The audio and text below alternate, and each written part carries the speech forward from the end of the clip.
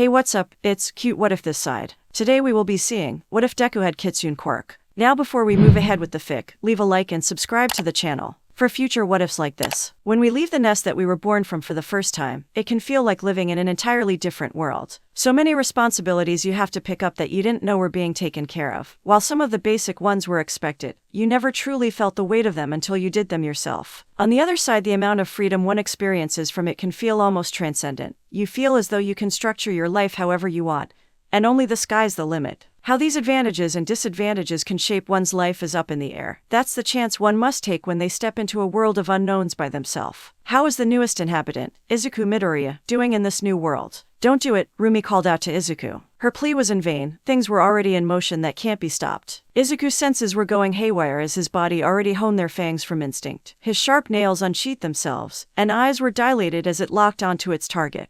What are you waiting for? Do it, Nezu told the boy, standing tall in front of him without being intimidated by his current condition. Please don't do it, Rumi pleaded once again. The fox boy's legs tingled as he felt the energy building in his muscles. I'm right here, Nezu shouted one last time. Just do it. In a final attempt to defuse the situation, Rumi tried to move between the both of them before issuing a warning to both of them. You're both going to regret it if you guys go through with this. Do it. Those malicious red bold words were floating around Nezu. Pray, food, eat. Do it. Kill. Don't blame me for what happens, yelled Izuku, quickly getting into a predator stance before pouncing toward the tiny man animal. Don't you dumbass, Rumi called out after him. The distance was quickly closed between prey and predator. How did we get here? Earlier that week. Gear up. That was what the voice that came from Izuku's gaming headset commanded. He was currently playing a video game in his room because he didn't have training today, and have only recently moved into Nezu's estate. He didn't know the area enough to want to go out. Not like this was anything new. Before his training sessions with All Might, he barely left the house. With the little to no friends he had growing up, he didn't have a lot of reasons to leave his home once he got there. The only exception to this being whenever he went to visit Hirazu Street on his way back from school to look around, and while he could waste hours there, the fun was only running purely off his obsession than anything else. Like most introverted people who didn't have a lot of friends due to some difficulties socially, they turned to gaming inside as an alternative to entertainment.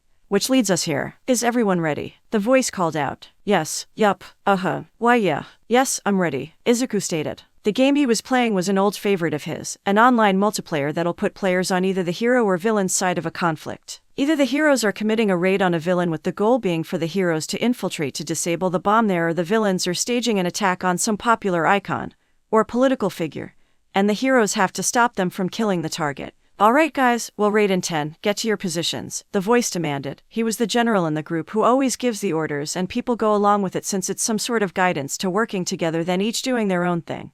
3.2.1. Go. I may get in close and flashbang them. I'll need some cover. I got you, using vicious scattershot as cover fire. Good, True 3S Ziranov alone might ego flank them from the back. The rest of us will charge from the front. Hold on, it's a long way around. I don't. Go, go, go. Oh gosh. Without having time to debate, Izuku went along with the plan. This was one of the few activities he genuinely felt happy from doing. A good gaming session that's overall fun. Unfortunately, everything in life has a risk of going wrong, and the online landscape is no exception. Sometimes a game won't go as expected. They're rushing me. Sit. Arg, I'm down. The general called out. Alright, revive me. Izuku was the first to respond. I don't think I can. Nah bro, come get me. I'm like, so far away. Also, there's a lot of enemies around and don't be a FC King flake on me now bro, I need you. I am not flaking, I'm just saying how strong it'll be to do your request. CRP, they're moving in to finish it. Revive me, revive me. Revive me before they kill me. Revive FCK. I'm done mate. Yeah, I'm gone too. Wait, is everyone else dead? Yup.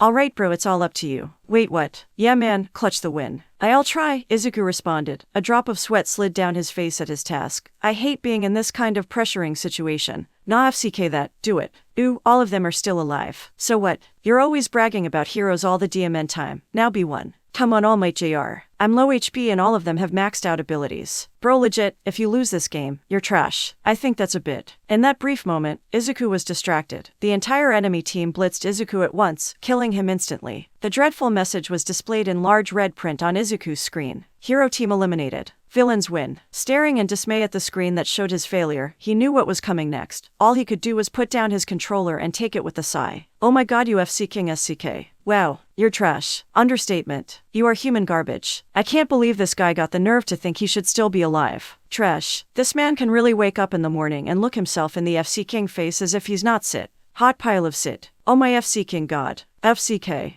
Izuku didn't say anything back. He knew there was no point. Now, most other people would probably just mute their headset or leave the team call, but Izuku was too used to being insulted that he didn't even think about the fact that he had an option to shut them out. Unlike other bullies in his life or Katsuki, he doesn't live with these people nor do any of them know him in real life. He also couldn't take it too personally. It's not like any of these people knew how his life was ... Also, they were the most reliable people he can play with in this game. If you don't have at least a few teammates you can rely on, this game becomes a lot less enjoyable. You have no worth in life. There's nothing for you here. Your mom made a mistake. That doesn't mean they didn't hurt to hear. If you ever have a girlfriend, I hope she cheats on you, and then busts your jaw. I hope she stomps on your ass with a spike boot beach 48 times in a row, just to make sure you can never reproduce, and then dump you. Now he's just being excessive. You should burn your tongue on hot soup. I hope you burn your tongue on hot soup, that way you can know how much of a burden you are to everyone around you. Hey, Midoriya. Rumi says once she enters the room. She was on her phone when she looked up to see Izuku was playing video games. Oh, are you winning?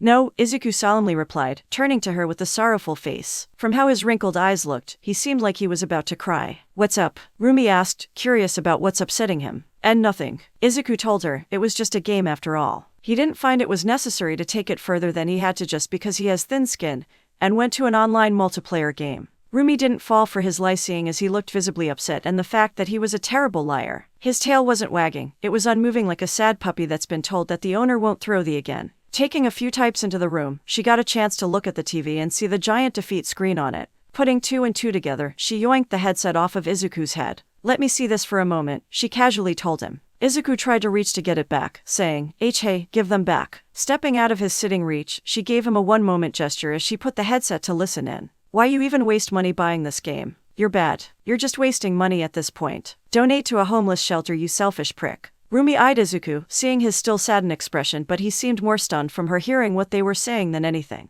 She gave him a very calm small nod before clearing her voice and speaking. Hey, this is still True 3S Ziranov alone might. I just wanted to say that I don't like what you guys were saying and y'all can go eat a DCK. That snapped Izuku out of his funk, widening his eyes at her comment. Yeah, you heard me. Go eat a DCKMOTHERFCKERS. Why, you know this is my account, right? Izuku reminds her, trying to get her not to say too much that'll end up getting him banned. UAI and sit. What you got, you butt beach. I'm going to be reported. I'm so going to get mass reported. So what if I'm his girlfriend? Wait, what? So what if we're FCKING? What's it to you? Huh? Izuku shouted. He skipped all the other phases of blushing and went straight to the entire body becoming a red-hot color. Rumi hushed him again with her finger before she continued. I said, what's it to you? What are you getting with your limp noodle DCK? Let me save you the lie. Nothing. Izuku could only mouth the words, oh my god. That's right, sit your butt down. Keep talking tough, go on. We're all waiting to hear you, your DCK, go on. Yeah, I thought so. Sit back down. Save your trash talk for when you actually do good in a sports. Alright, ready up, bro. Taking off the headset, Rumi tossed it back at Izuku with a satisfied smile on her. That settles that. When people talk shit to you, don't just take it. Throw it back. That'll teach them not to think you're sweet. I am sweet though, at least that's what my mom told me, Izuku replied, instantly regretting saying it in front of her. What kind of 15-year-old says things like that anymore? Rumi could barely hold back her snicker. He was already feeling down as it was and she didn't want to make it worse. PFFT, well that's fine and all, but that also opens you up to getting bullied a lot.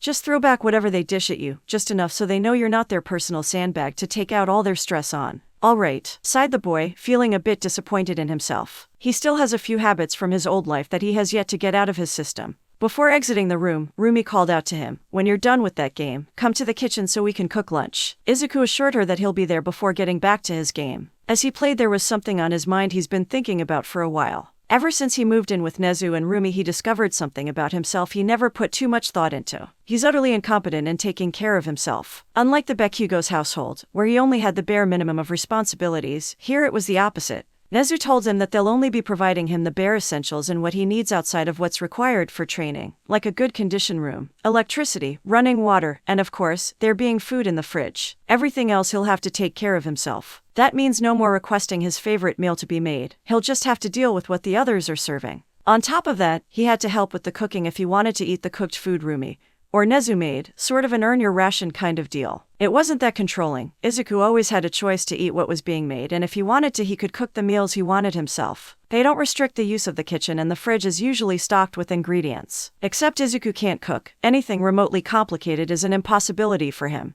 Not to mention that while the fridge may be stocked, it's only filled with ingredients the homeowners buy for their recipes, nothing else. Meaning unless he was lucky and what they brought that week could also be made into another dish, he'll have to buy the missing ingredients. Except he has no money, because he doesn't have a job.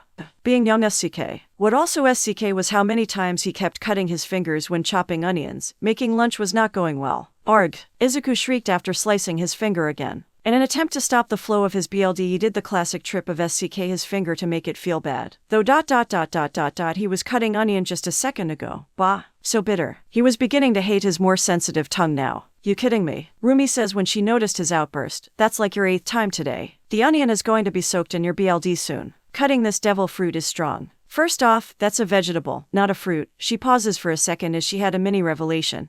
So that's how it feels to correct people for once. I know, it's just so painful to handle. Of course it's going to be painful when you're cutting yourself. Rumi exclaimed as she went over to him. Here, you're holding it down wrong. Grabbing his hand from behind him, she guided it into a half-clenched fist before placing it over the onion once again. If you keep your hand like this you'll hurt yourself less, which is preferable since we're not having vampires over. Try to keep that in mind, big guy. She gave him a little smirk, humored with herself. Despite finishing her demonstration, she stayed where she was watching over him. Her body was less than a centimeter away from his and she didn't release her grip yet. Izuku's tail was beginning to wag. Thud. What was that? The dark-skinned girl asked, looking around the room, confused to where the sound came from. Must have been in another room. Izuku quickly suggested to her, might be your dad. Can't be, he went out this morning saying he won't be back till dinner. Might have just come back quickly to get something he forgot then. That rodent. Forgetting something. Impossible. She states, releasing Izuku and going back to what she was doing beforehand. Not like it matters anyway. I already started cooking for 2 and so I'm only serving for 2. He can starve for all I care. While Rumi continued to ramble on to herself, Izuku let out a great sigh. It was very narrow but he managed to escape without being caught. During that brief exchange where Rumi showed him how to hold something while cutting, she got a bit close and her breast grazed his back. It wasn't as if she didn't notice it either, she wasn't ignorant of it, she just didn't see it as a big deal because it only lasted for a fraction of a second. But even a fraction of a second can feel like an eternity depending on the person. To Izuku, that was a long-drawn moment where her bust was dragged across his back, tickling him down his spike to his core. He doesn't think she was wearing a BR then because he felt her ass poking into him. That was enough for the young teen to get so aroused that his manhood knocked into the bottom cabinets. A bit ashamed, he looks down at his breath and thinks to himself, now isn't the time to get strong DCK. He was lucky Rumi was too distracted trying to figure out where the noise came from or else she would have noticed how much his fox parts were wiggling around. The rest of the cooking progress went by without issue, that's excluding all the other times Izuku messed up while cooking. The rest of his day went like this as well whenever he did something. When he attempted to do laundry, he ended up flooding the entire room with bubbles because he put too much soap in, and even then, somehow his clothes still didn't get cleaned. He even had trouble cleaning his own room, mostly with how to organize everything ... and how to properly use cleaning supplies ... and how to actually clean a room. Besides putting away his clothes and dishwashing, he was just about horrible at everything else when it came to home maintenance. He always knew that his family did a lot to take care of him, but he didn't think it was to this extent. When he was a bother to people, it was mostly from how much extra care he had to get compared to other kids because of his condition, like his earplugs or the situation with his mom. He was always focused on the big thing. He barely ever thought about the smaller details of everyday life, the cleaning, the self-maintenance, the around-the-clock timers one must set to get their life in order. He wouldn't say he was ungrateful or unappreciative of what was being done for him, but he did feel as though he was ignorant of how much was being done that didn't need to be. He's barely getting by taking care of himself. He can't imagine how chaotic it'll be doing it for another person on top of other things such as having a job, paying bills, and all the other responsibilities of life. It gave him a newfound appreciation for the people who raised him. It also deepened the guilt he feels for putting them through it for so long. Well, he's terrible at these things now. At least if he did them back then it would take a bit of weight off of them and maybe he wouldn't be as helpless as he is now. Even in his new life, his sins from the past still seems to haunt him now. He couldn't even train to take his mind off of things. Strangely, Nezu has been putting off his training for quite a while. It was understandable at first as he didn't expect to immediately be put through the ringer, maybe if Rumi was his personal trainer, but Nezu seemed like he'll be more sensible with his methods. Yet as days went back nothing happened. It wasn't as though Nezu was too bust. Izuku has spotted several times where Nezu was completely free and yet still refused to do any session with him. He doesn't even assign him a regiment to do to keep him fit. For someone who was so happy to accept him, he's being quite negligent to him. Later that night when Nezu came home, the trio would have dinner. Another vegetarian meal, no meat. For a fox or normal people like him, this was torture, but it wasn't like he had many other options to eat. He assumed they always ate like vegans because of Nezu. For a mouse-like creature it'll be pretty mortifying if he's constantly watching others eat his species. He knew it wasn't true, but he also felt like it's because they don't want to trigger him attacking Nezu if he tastes meat around him. Better safe than sorry. They can't purely rely on Izuku not looking at Nezu as they eat. You always eat so fast, dear. Be careful before you choke, the little animal said to his daughter. Eat a DCK, old man, Rumi casually responded, continuing to dig into her food. Nezu sighed before asking the fox boy, so how was your day today, Izuku? It was fine, Izuku answered. Do anything interesting today? No, I kinda just stayed inside all day. Crying over losing a game, Rumi silently mumbled. It was just loud enough for only Izuku to hear, so he could blush from it. The boy gave her a small pout, telling her it was only one time it happened. Nezu continued, I hope you're settling in okay. You should walk around the streets here and get used to this area. Oh okay, Izuku replied, stirring around his food before saying, but I would much prefer if we start my training soon. Sure, really, I'll get to it eventually, but not right now. Oh, Izuku would spend the rest of supper being non-talkative. Since Rumi cooked or was the main one cooking, it was left to Izuku and Nezu to take care of the dishes. There Izuku decided again to poke him about his training. Mr. Nezu. Just Nezu will be fine, we are living together, Nezu told him. He had the usual calm unmoving smile on his face. Right, Nezu. I was wondering what you have planned for my training, once we actually get to it. No idea, I haven't thought about it. Give me a little more time. Okay. He wouldn't bring up his training again till after they were done with the dishes and catching him as he was on his way out to ask. Mr. N, I mean Nezu, are you going anywhere? The white animal stopped to turn him, responding, yes, I'm just heading over to my studies. Your studies? Oh, I guess that means you're busy. No, I'm just going there to relax and plan some things. I'll like my training program. No, I meant for some of my more personal hobbies, like making tea reviews online. I don't want to be rude, but I don't get it. At this point Izuku had enough. He actually raised his voice a bit when he spoke. It got Rumi's attention enough that she left the room to see what was going on. Why haven't I been doing any sort of training by you? You agreed to take me and yet it seemed as though you would rather do anything else, but... The smile that was plastered on Nezu's face began a bit wider after Izuku said that. He still spoke in his calm but kinda high-pitched voice. Do you really want to know why? He says, taking a few steps forward before standing tall a couple of feet away from him. Then come at me. What? Said Izuku, confused by what he meant. What? Exclaimed Rumi, surprised her dad would say such a thing. Why would he tempt Izuku like this? It's madness. You didn't mishear me, Nezu continued, looking as calm as ever. Look me in the eye and attack me. And that was how it all started. Don't do it. What are you waiting for? Do it. Please don't do it. I'm right here, just do it. You're both going to regret it if you guys go through with this. Do it. Do it. Don't blame me for what happens. Don't you dumbass. How will this encounter between predator and prey play out? Gahhh. That was the BLD curdling screams of Izuku because the moment he swiped his claws at Nezu, the man nonchalantly pulled out a black object from his pocket, backstepped his swing, and pressed the object against his neck, which shocked him, quite literally. Falling to his knees, Izuku looked down at Nezu to see the object in his hand and recognized what it was. Is that a taser? Good eye, it's a bit small but custom made to work for someone my size, Nezu calmly tells him before pressing the taser against his shoulder. Brzzzz.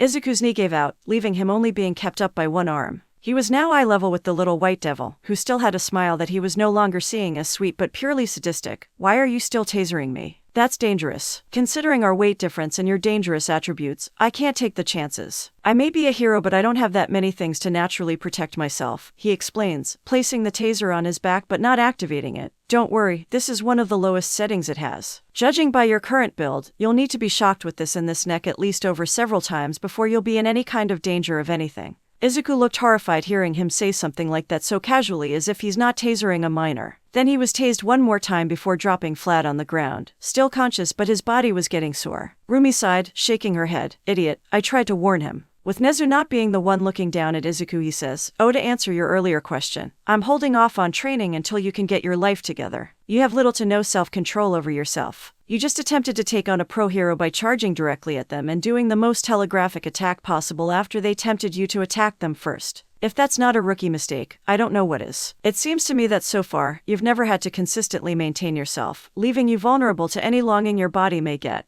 Hopefully, after some time, you can use the responsibilities from real life like getting a job, being able to do chores, and taking care of yourself to get better control of your body. You couldn't just tell me that normally, Izuku shouted from the floor. This way I can get the lesson across easier, Nezu told him. His voice was beginning to sound more and more sadistic. Besides, we don't learn lessons as quickly as we risk our lives learning them. The fox boy was left speechless at his demeanor, and he thought Rumi would be the insane teacher. Oh, and Midoriya, Nezu continued, right now your body still sees me as prey, seeing how despite my daughter or Mr. Yagi being here you never had a problem with them. We'll know your responsibilities training is complete when your body realizes that I'm the predator in this relationship. I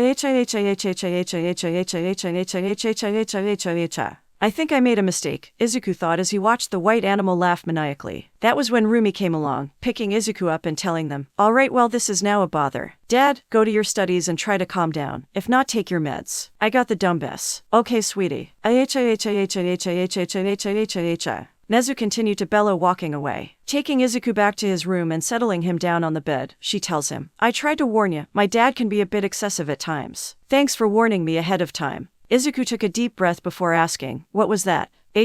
"Oh, that. According to my dad, he got experimented on when he first manifested his quirk. So he, kinda has a grudge against all humans, leading to some sadistic tendencies. That's horrible on all sides." "Yeah, I know, but SCK. Just a vicious cycle of hate and abuse." "Yeah, sure, whatever. The most annoying part is that he'll stay like that for the rest of the day unless he luckily calms down. Imagine hearing that laugh at 2 a.m. when you're trying to sleep. It's annoying. That's why they gave him those pills, so he can sleep easier, or else he'll be up all night. I'm troubled that we're worrying about two completely different things." "Meh, you're caring too much, as if he's a threat. He's practically harmless. He TASE'd me multiple times. If we're being fair, you did technically attack him first. I in his own home. I in front of his daughter. Yeah, the law is not on your side here." Continuing this conversation was utterly pointless, seeing as apparently he was in the wrong despite being ordered to by Nezu himself. He laid back in his bed, letting out an exhausted groan. Seeing this, Rumi told him, "Don't worry about it. After a while you'll get used to dealing with his insanity. Trust me, getting tased is the least crazy thing he can do to you." "No, not that," Izuku replied, putting his hands over his face to rub it. "Actually, that last part only makes me even more concerned about your sanity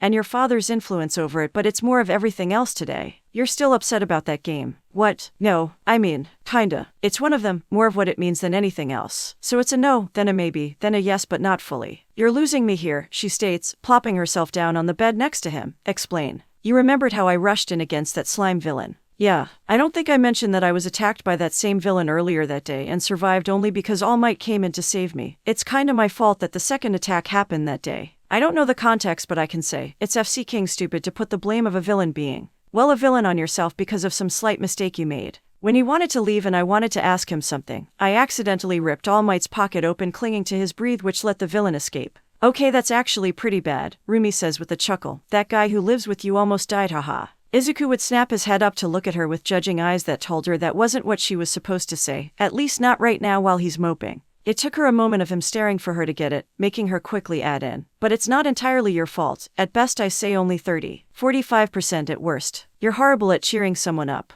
You only got of what my dad does and you're surprised I have issues. Fair point. Anyways, I was thinking back then and how when my back was against the wall I pushed myself above and beyond my limits that surpassed my expectations. At first, I thought that was a sign of me finally growing out of my shell and being brave, but I'm starting to doubt it." "Why so?" "It's pretty clear-cut what happened. You showed what you truly were at your most needed hour. I thought so as well, but then today showed me I really didn't have a lot to do in my life besides just existing. I can't take care of myself because I haven't ever held any responsibilities. People are more willing to do something when they feel as though they have a lot less to lose. That's why most people who do super dangerous, reckless stunts usually aren't married compared to fathers who will think quadruple times think it over whether they want to do something or not." "Okay, stop. What are you getting at? Because you're getting as annoyingly wordy as my dad. I think I was only brave then because I had nothing to lose. Not that I didn't care for my family, but the fact that I had so little to think about what they'll do if I disappeared one day that maybe I jumped in because I thought, well, what else am I living for? It's pretty easy to risk your life when you don't think you had anything holding you back." Rumi didn't speak. For once she seemed to have gone completely silent in response to Izuku's words. "Too deep?" Izuku asked, worried he might have gotten a bit too nihilistic to completely kill her mood. "Sorry, I just... Take off your shirt." "What?" was the word Izuku responded with, not sure he heard her right. "I said take off your shirt," she repeated. "Why? Just do it. I'm terrible at this sort of thing, so I got one chance to get my point across." "What point?" That was when Rumi demanded, "Either you take off that shirt or I'm ripping it off myself."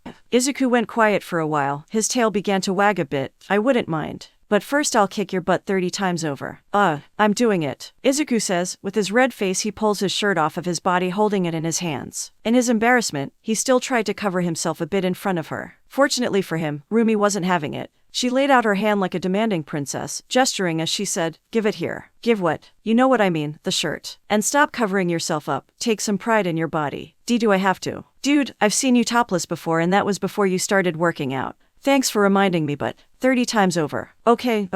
Finally giving up, Izuku handed her his shirt and left his bare chest and stomach exposed to her. His face was turning redder every second as he felt her eyes glaring over him. He prayed she wasn't going to ask him to take off his breath next. He read enough stories to know where that was going. Now look at yourself in the mirror, Rumi commanded, turning his head herself so she didn't have to waste any more time. You know what I noticed? What? Izuku asked her, a bit more focused on the close contact she was giving him. You've been here for a few weeks and without us even telling you to train. You've kept your body looking the same since the day you moved in.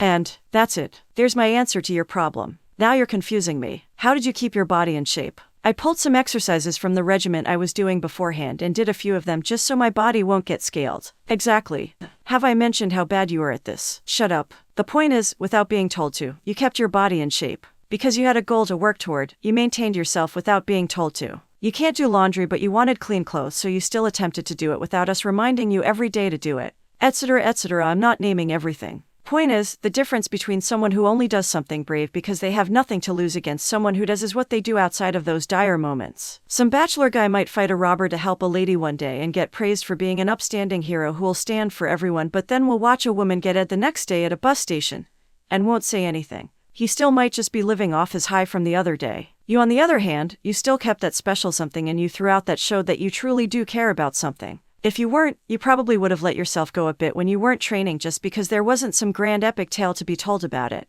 She was right, while he wasn't the best person before the slime fight, his true character showed when the spotlight wasn't on him. He could never forget that no matter what. I wish you would say stuff like that first, Izuku tells her. Rumi snickered, well it's who I am so bite me. Please don't tempt me, Izuku thought. Bite, not now buddy. And why were the words pinks this time? It was then that Rumi hopped off the bed, stretching before telling him, moral of the story, stop moping about the past like a beach. You may have been as valuable as a cup of water in the middle of the ocean, but as long as you got the drive to improve yourself, do it. Wait, I think your idiom was off. Having even just a cup of fresh water while in the middle of the ocean can actually be a lifesaver if you... I don't care you nerd, she bluntly told him. I'll be in my room. I was talking to some friends. With an aura of depression surrounding him, he mumbles, okay, I understand. As she was walking out, she stopped at the door before suddenly turning back to the boy. At first, he thought he had left something, but then she grabbed his head and lifted it up toward her, making their eyes meet, finishing him off by giving him a small embrace on his forehead. That's called my lucky embrace. I do it to myself whenever I want some extra luck doing something, such as running a marathon. I'll peck my thighs so they'll keep up with my demands. Hopefully, that'll help clear up whatever's going on in your head, she tells him with a smile before leaving the room for good. On her way out, she called out one last thing, and keep working on that body of yours. You're going to need it soon. A speechless Izuku sat at his bed, stunned and not moving at all. He doesn't think she realized her bubs brushed against him again for a moment when she embraced his forehead, and she has yet to put on a BR. Let out one last sigh before looking down between his thighs. Okay, now you can get strong. There's more than one way to achieve a goal. While there's usually a clear-cut path one could take to get where they want to go, sometimes it's better to take a shortcut to arrive there faster. Not underhanded cheats, or illegally bypassing certain requirements to get an unfair advantage, but a gnarly detour that results in you beelining toward your goal in exchange for higher difficulty. I.cu. Those were the soft words spoken by the maiden. You're cute when you're so vulnerable. With his back against the gray bed sheets, Izuku stared up to the black sky, watching the stars that hung above them before drawing his attention back to the woman that had mounted him. He couldn't see her face, it was covered by the strands of her lavish white hair, yet, Izuku still found her immensely attractive. From her glossy poised lips that utter the most seductive of words, to her silky brown skin that marvelously contrasts with the snowy color of her hair, and the shapely figure of her body that was grinding against his own. The term a fine woman would be an unforgivable insult to describe the person who was on him. She was nothing short but an exquisite gem. It was electrifying being near her. Her smooth motions and grinding only served to invigorate the boy. She softly planted embrace on the boy's defenseless neck. Each one had an absurd level of care put into them that added an extra layer of intimacy. At the same time, she was stroking his midsection with one of her legs. The circular motion she did it in slowly stimulated him. He swore when he looked down he saw a marking of some kind on one of her thighs that reminded him of someone, but he wasn't sure who. Not like he had the time to think about it. There were more alluring things that were taking away his attention. After along Izuku's neck, the woman sat up, looking down at Izuku.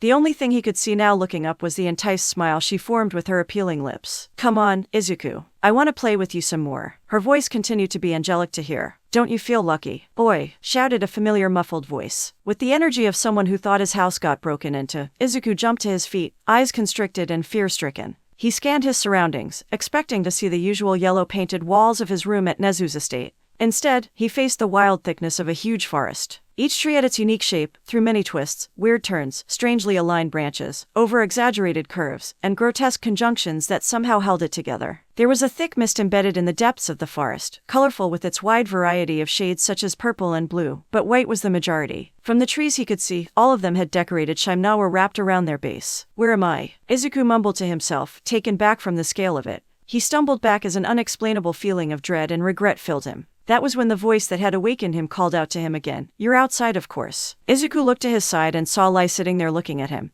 He knew he couldn't see his face because of the mask, but he looked completely calm despite what's in front of them. Finally, you're up. Always troublesome, kiddo. There's a mess to clean, Lai continued. Despite the unhelpful answer, Izuku knew that seeing him here meant one thing. I'm in the dream world, Izuku mumbled to himself again. Wait, have it been a month already? It doesn't feel like it. Time moves regardless of one's feelings. That's why it's important and to make the most of your life. If you're not careful, a lifetime will pass off before you know it, Lai answered, being unnecessarily poetic as usual. He turned away to attend to the teapot he had set up before the boy had awakened. Right. So where are we? I meant this place. What is this forest in front of us? We're at the outskirts of an essential landmark in this land. The forest of Zeaku Kodama, or Zeaku Forest if you wish to shorten it. Zeaku, doesn't that mean guilt? Yes. What you are looking at is the place where all your guilt lay, from the past and present, dead or alive. Izuku took another look at the forest, taking a deeper look into this new place he found out about. Abnormal trees, thick strange mist, all these attributes combined to form something distorted. The trees that were deeper in the forest were covered by the mist and their silhouettes took the form of what looked like a deformed monster straight from hell itself. He didn't know what to make of the sight he witnessed. It seemed like the essence of a specter was amalgamated with nature. The fox boy's chest felt heavy just by looking at it. How vast this forest is was intimidating. Trying to escape the eerie feeling, Izuku turned toward Lai and asked, Wait, you said this was essential. Does that mean we'll be returning here? This will be one of the multiple places you will train when we can finally begin. Training, Izuku thought to himself. Lai flinched at his slip of the tongue. It only lasted for a moment before he relaxed. Exhaling, he scratched the back of his head before muttering, maybe a bit too soon to mention that. Oh well, there's a time where a secret becomes trivial to hold and unnecessarily destructive to the bearer. Judging from our last discussion, you know this place holds more importance to you than just a dream, and my discussions with One for All are progressing smoothly. We should be coming to an agreement soon. You'll start getting some answers soon. Take your time, Izuku tells him, sitting on the ground as well. As I've said before, I got a lot on my mind right now. I can tell. It wasn't easy learning how to take care of myself, but it was during the darkest of times that I found one of the priceless treasures of modern society to assist me in. Oh, I wasn't talking about that. What I was referring to was that RTC fantasy you were having with that maiden a few moments before I woke you up. Like most dreams, Izuku didn't remember all of his after waking up. It took him a moment to realize what he was referring to. Better said, it took a moment for Izuku to remember being with that white-haired woman. You saw that. Izuku's mighty shout echoed throughout the field. Its volume was only equaled by his embarrassment. The masked man calmly rubbed one of his ears to take care of the ringing in them, saying, You do remember what I said about us being connected here. Not to mention the I art thou and thou art I part. I know I pushed you into the lake after, but I still expected you to remember at least that part. But that was a dream. A very indecent dream that says a lot about your longing, but still a dream. And I am your guardian who is supposed to look after you in a place called the dream world. Of course, I'm going to know what you dream about. I could always look into what you dreamt about. Why wouldn't I, especially since it can affect this place so much? That's an invasion of privacy, Izuku exclaimed, jumping to his feet again. He stammered over his words as he tried to hide his shame. What you saw wasn't something I usually dream about. It just happened and was a poor representation of who I usually am. I'm not a pervert. I try to strive away from any such action that would imply it. I haven't even touched myself before just to keep myself from falling into the addictive nature of. It wasn't long until Lai tuned Izuku's words out. Baffled, he told the fox boy, Why are you making excuses to your own cognitive being about some lewd dream you had? I honestly don't care since I know the answer regardless of what you say. I'm surprised you're not questioning how you just woke up from a dream into a dream. Right. How does that work? Wait, shouldn't I be in the lake right now? Why are we just standing here anyway? Took you this long. Baka. Let's see. Lai scratched his mask as if he was doing it to his cheek. Nana got mad at me for tossing you into the lake again, so she made me fish you out. Thank goodness for her. Honestly, I have no idea the limits this body of mine has in here, but I don't think it's healthy spending so much time in the water. At least I know someone will make sure you'll pull me out. I didn't pull you out, I fished you out. Hauled you out of there like a fish, pole and everything. It was immensely humorous. Nana was furious about it, which only made her look more adorable in my honest opinion.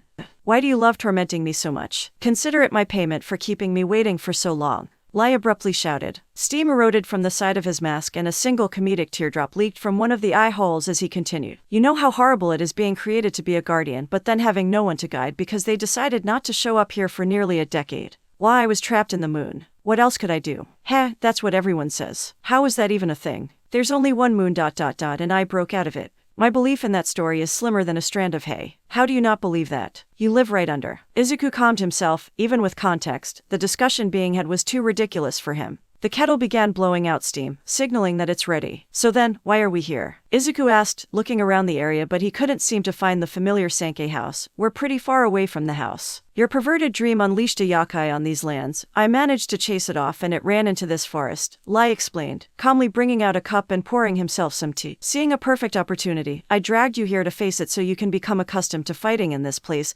But Nana objected, going in herself. We're waiting on her to return. A completely separate dream can cause something like that. Wait, and Nana went in by herself. Shouldn't we go in and back her up? She'll be fine, Lai states, taking a sip from his tea. OFCK. The mouth of Lai's mask curled a bit into a smile, putting down his cup and getting to his feet. Maybe not. Dumbstruck, Izuku pointed to the forest as he asks, was that? Before he finished, being flung out of the forest was Nana herself, back in her hero outfit. She skidded against the ground before coming to a rough stop. Breathe heavily. Nana, Izuku shouted, running over to her. Calmer with his approach, Lai walked over as he spoke. How are you doing there, Miss Nana? Taking care of it in a 5-minute flat just as you said you would. He was sure to add an extra form of obnoxious to his voice when repeating Nana's own words to her. He took a taunting glance at her body top to bottom, nodding before saying, seems to be on the right track. Nana grunted as she tried to pick herself off the ground. Giving an annoyed stare at Lai, she said, you know all the other predecessors of One for All find you annoying. That's why they constantly make me be the spokesperson for them. For a bunch of heroes, you guys are incompetent at dishing out justice. Having you around more is more of a reward than a punishment. The curled lips of Lai's mask continued to grow into a wide grin. Nana was about to say something back, but then something shot out from the forest. A giant yellow tentacle wrapped itself around the woman before yanking her into the air. Slithering to the outskirts was the being that had grabbed her, a beast with snow fur in a humanoid form. Its multitude of razor-sharp teeth seemed too many to be contained by its mouth, exhaling smoke with every breath it took. Its eyes were only red with no pupils in sight, looking blind to the world around it and only rushing toward his goal in a frenzy. It didn't even have hands, instead they were replaced with nearly a dozen of its weird tentacles. An unholy amalgamation. As it stepped out from the forest, it wrapped one of its legs around the base of one of the smaller trees and crushed it just by flexing its muscles. A black shadow emerged from the tree before quickly dashing away deeper into the forest. Its tentacles clenched themselves before they began wildly whipping around, slamming the ground and trees in the area. The strikes rumbled the ground Izuku stood on. Looking up to the sky, the monster unleashed a ferocious but abnormal roar.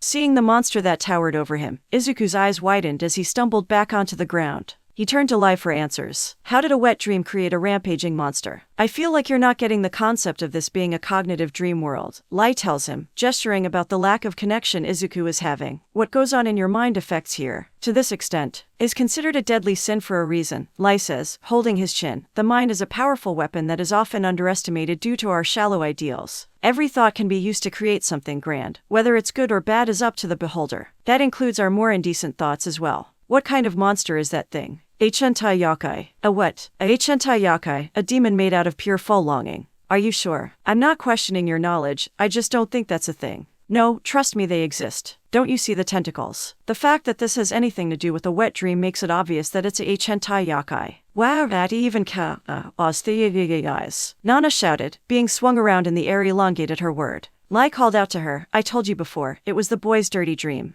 Remember, when he suddenly got a beaner in bed and you asked why? That happens here too. Izuku asked, his face turned red extremely quickly. Yes. When are you going to get it? Things in your mind can manifest here. Lai shouts, aggravated at the boy's refusal to accept such a simple concept that was explained many times. He continued to scold the boy. You get a beaner in real life, you most likely got a beaner here, and it's because of your DMN beaner that we're dealing with this Chentai Yokai. I'm never telling anyone about these dreams. Ever. Thought Izuku. He didn't want to say anything else out of fear that the situation will become even more insane. Gooies, I'm still idying on it, answerer. I just told you, the kiddo's DCK was the problem. Lai told her, is everyone strong at hearing today? Not feeling comfortable about how his manhood is being discussed, Izuku stammered, can you guys not talk about my thing that way? I meant what caused that. Nana stopped, luckily getting a moment of clarity as the monster stopped shaking her. Ooh, that, Lai says, giving a tiny chuckle before turning toward Izuku. All you, kiddo. I don't want to say, Izuku said, furred about the whole thing and the girl who caused it.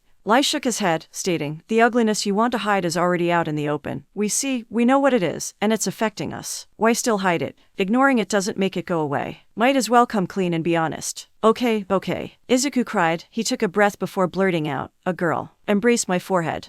Are you kidding me? Shouted Nana. She wasn't angry at Izuku, more so mad about the catalyst that led to the position she's in. This is honestly the best way to sum up PBRTY, Lai added. Unexplainable and devastating. You can say that again, Izuku sighed, taking another look at the monster. Each breath the monster took looked like it was breathed heavily, and the red coloring across its face made it seem like it was constantly blushing. The weirdest part was how human the form was, at least the lower sections. The body looked extremely feminine, with a gracefully humongous chest, and strangely marbled legs that were shown to break a thick tree in half. Why do I strangely find that thing attractive? Lai shrugged, saying, hey, they're your K&K, so you tell me. Izuku looked at the top of the RTC monster's head. Seeing the long white ears, he mutters to himself, I'm going to have a strong time looking her in the eyes later. Judging from the yakai's appearance, you probably weren't looking her in the eyes all that often. Can I get some help here? Nana called out again. This thing is sticky and is reaching everywhere. I mean, it's called a hentai yakai for a reason, Lai nonchalantly states. While the two were talking, the monster tightened its grip on Nana. The way the tentacles were wrapped around her were suggestive, to say the least. It tightening itself only served to look more RTC than it already was. The slimy appendage squeezed her, making her breasts look like they were barely being contained by her costume. Something the two males paid real attention to instead of helping. Stop watching and help.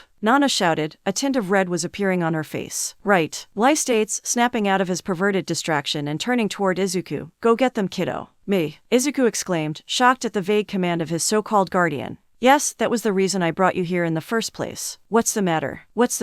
I expected the first thing I'll do here was some kind of spiritual bodybuilding training like in those old martial arts movies, not fight a giant tentacle monster. Hentai yakai. Does it matter? I know we technically don't exist in your world, but even demons don't like to get mislabeled. Now go strike that monster. It'll be easier to scale your abilities after witnessing you in combat. About that. Before Izuku could finish speaking, Nana seemed to have flown up in the air, carrying the monster with it. Worried, the monster released its grip on Nana so it wouldn't go airborne, but Nana grabbed onto its tentacles herself, lifting it high into the air. With a quick toss-up and a heavy punch, the hentai yakai was sent flying back into the forest at high velocity, disappearing into the mist. Damn it, woman, shouted Lai, shaking his fist in the air. Now what can I use to test the kiddo's abilities? The Byakuya chamber is only useful for practicing technique than anything else. It'll just be a waste of 100 days. 100 days. Izuku repeated in his mind. At this point he was in no mood to question anything any further. He was getting a headache from all this. Lai continued to berate the raven-haired woman. First you ignore me and go in alone. Now you ruin a great opportunity. It's like you want to ruin my life here. Be quiet, Nana demanded as she softly landed on the ground. Her eyes were stern and form was DMNT as she strode past Lai. He knew it would not be smart to comment.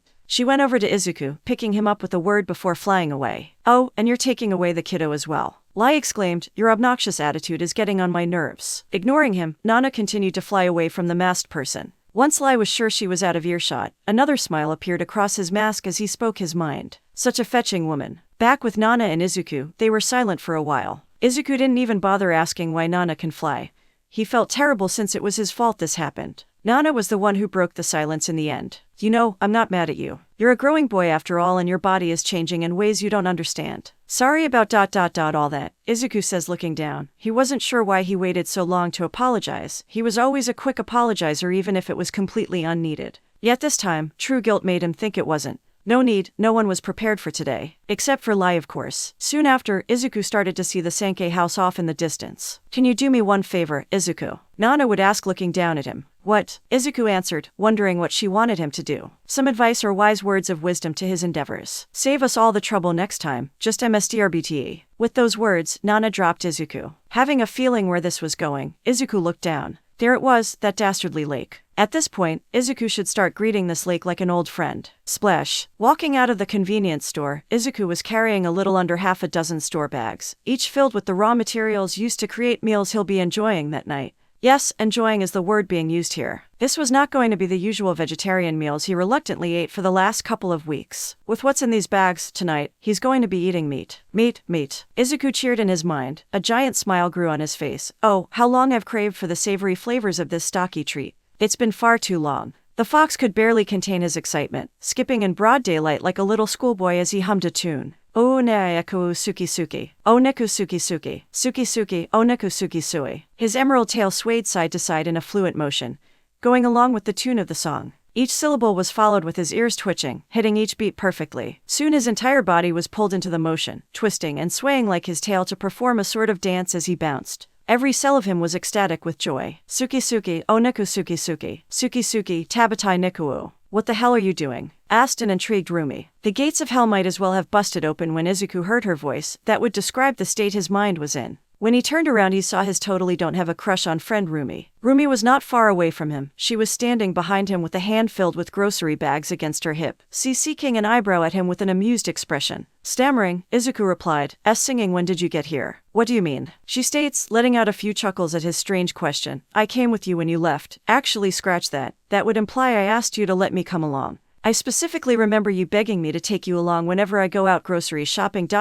or going out in general. Oh, right. Rumi let out another snicker, this time being courteous enough to cover it up a bit. I swear it felt like a little brother that didn't want to be left home alone, so I had to drag him along all the time. A blush spread across Izuku's face. Of all things, why did she need to make the little brother comparison? That's a nut shot to any boy with a totally doesn't have a crush on friend, and sank his heart a bit. He quickly tells her, that was only because I wanted to get used to where all the stores were. And you didn't even take me all that often. Shrugging, Rumi began walking in the same direction Izuku was going as she said, got my own life to attend to. I can't always be guiding you through the streets. You might end up being too scared to walk the streets at night without holding my hand. Following her, Izuku responded, it would never get to that point. Looking back, Rumi gave the boy a wide smile that was as CCKY as she was aggressive. She said her next few words in an exceedingly suggestive voice, you sure about that, big guy? It almost feels like taunting when she says the last part, considering the fact that she's still taller than him. She's been acting like this for a while. It felt like she was constantly testing him, almost like it was a game to her. You wouldn't take the chance to hold my hand. Izuku glanced at her before quickly looking away. Memories of a certain dream made it strong to look her in the face for long PRD. Her current outfit didn't help either. Seeing her fluffy rabbit tail sticking out of her blue jeans with the long-sleeved yellow CRP top was overkill already. With how she moved, the way she looks at him, and the tune in which she speaks toward him, Lai and Nana better be prepared to deal with a lot more yakais. Yes, yes, yes. No, Izuku replied, going against the words he was seeing. Ah, I'm just messing with you, she laughed, though you did do that look away thing you do to my dad.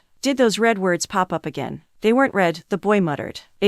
And nothing. Heh, don't tell me you're starting to think of me as viable prey. Of course ... not, Izuku told him. Prey isn't the word I'll use. Are you going to pounce on me one day? Yes. No. Good, Rumi states, puffing out her chest in a proud manner. I never let down my guard, so don't think you can pull a sneaky on me. Cause you think what my dad did to you is painful. You'll be in a whole new world of pain if you try it with me. I wouldn't expect any less from you. Though, I wouldn't mind if you tried to mount me, at least once. What? Just to see what it's like, of course. It'll be fun seeing what happens if we fought each other. Right, of course. Fighting, Izuku mentally kicked himself for his hormonal brain. What else would I be referring to? Nothing. You're a strange one, Rumi states, still smiling. I'm not that strange. You wash your bedsheets like every other day. Who else does that? And my mom was a huge clean freak, Izuku lied. A trail of sweat dripped down his face, and I only do it twice a week, 3 at most. Whatever, Rumi replied, not caring about the details. Then there's how you jump out of bed sometimes. I had a bad dream. After hearing about just one of your dreams, I'm not surprised. It sounded like an acid trip without the acid.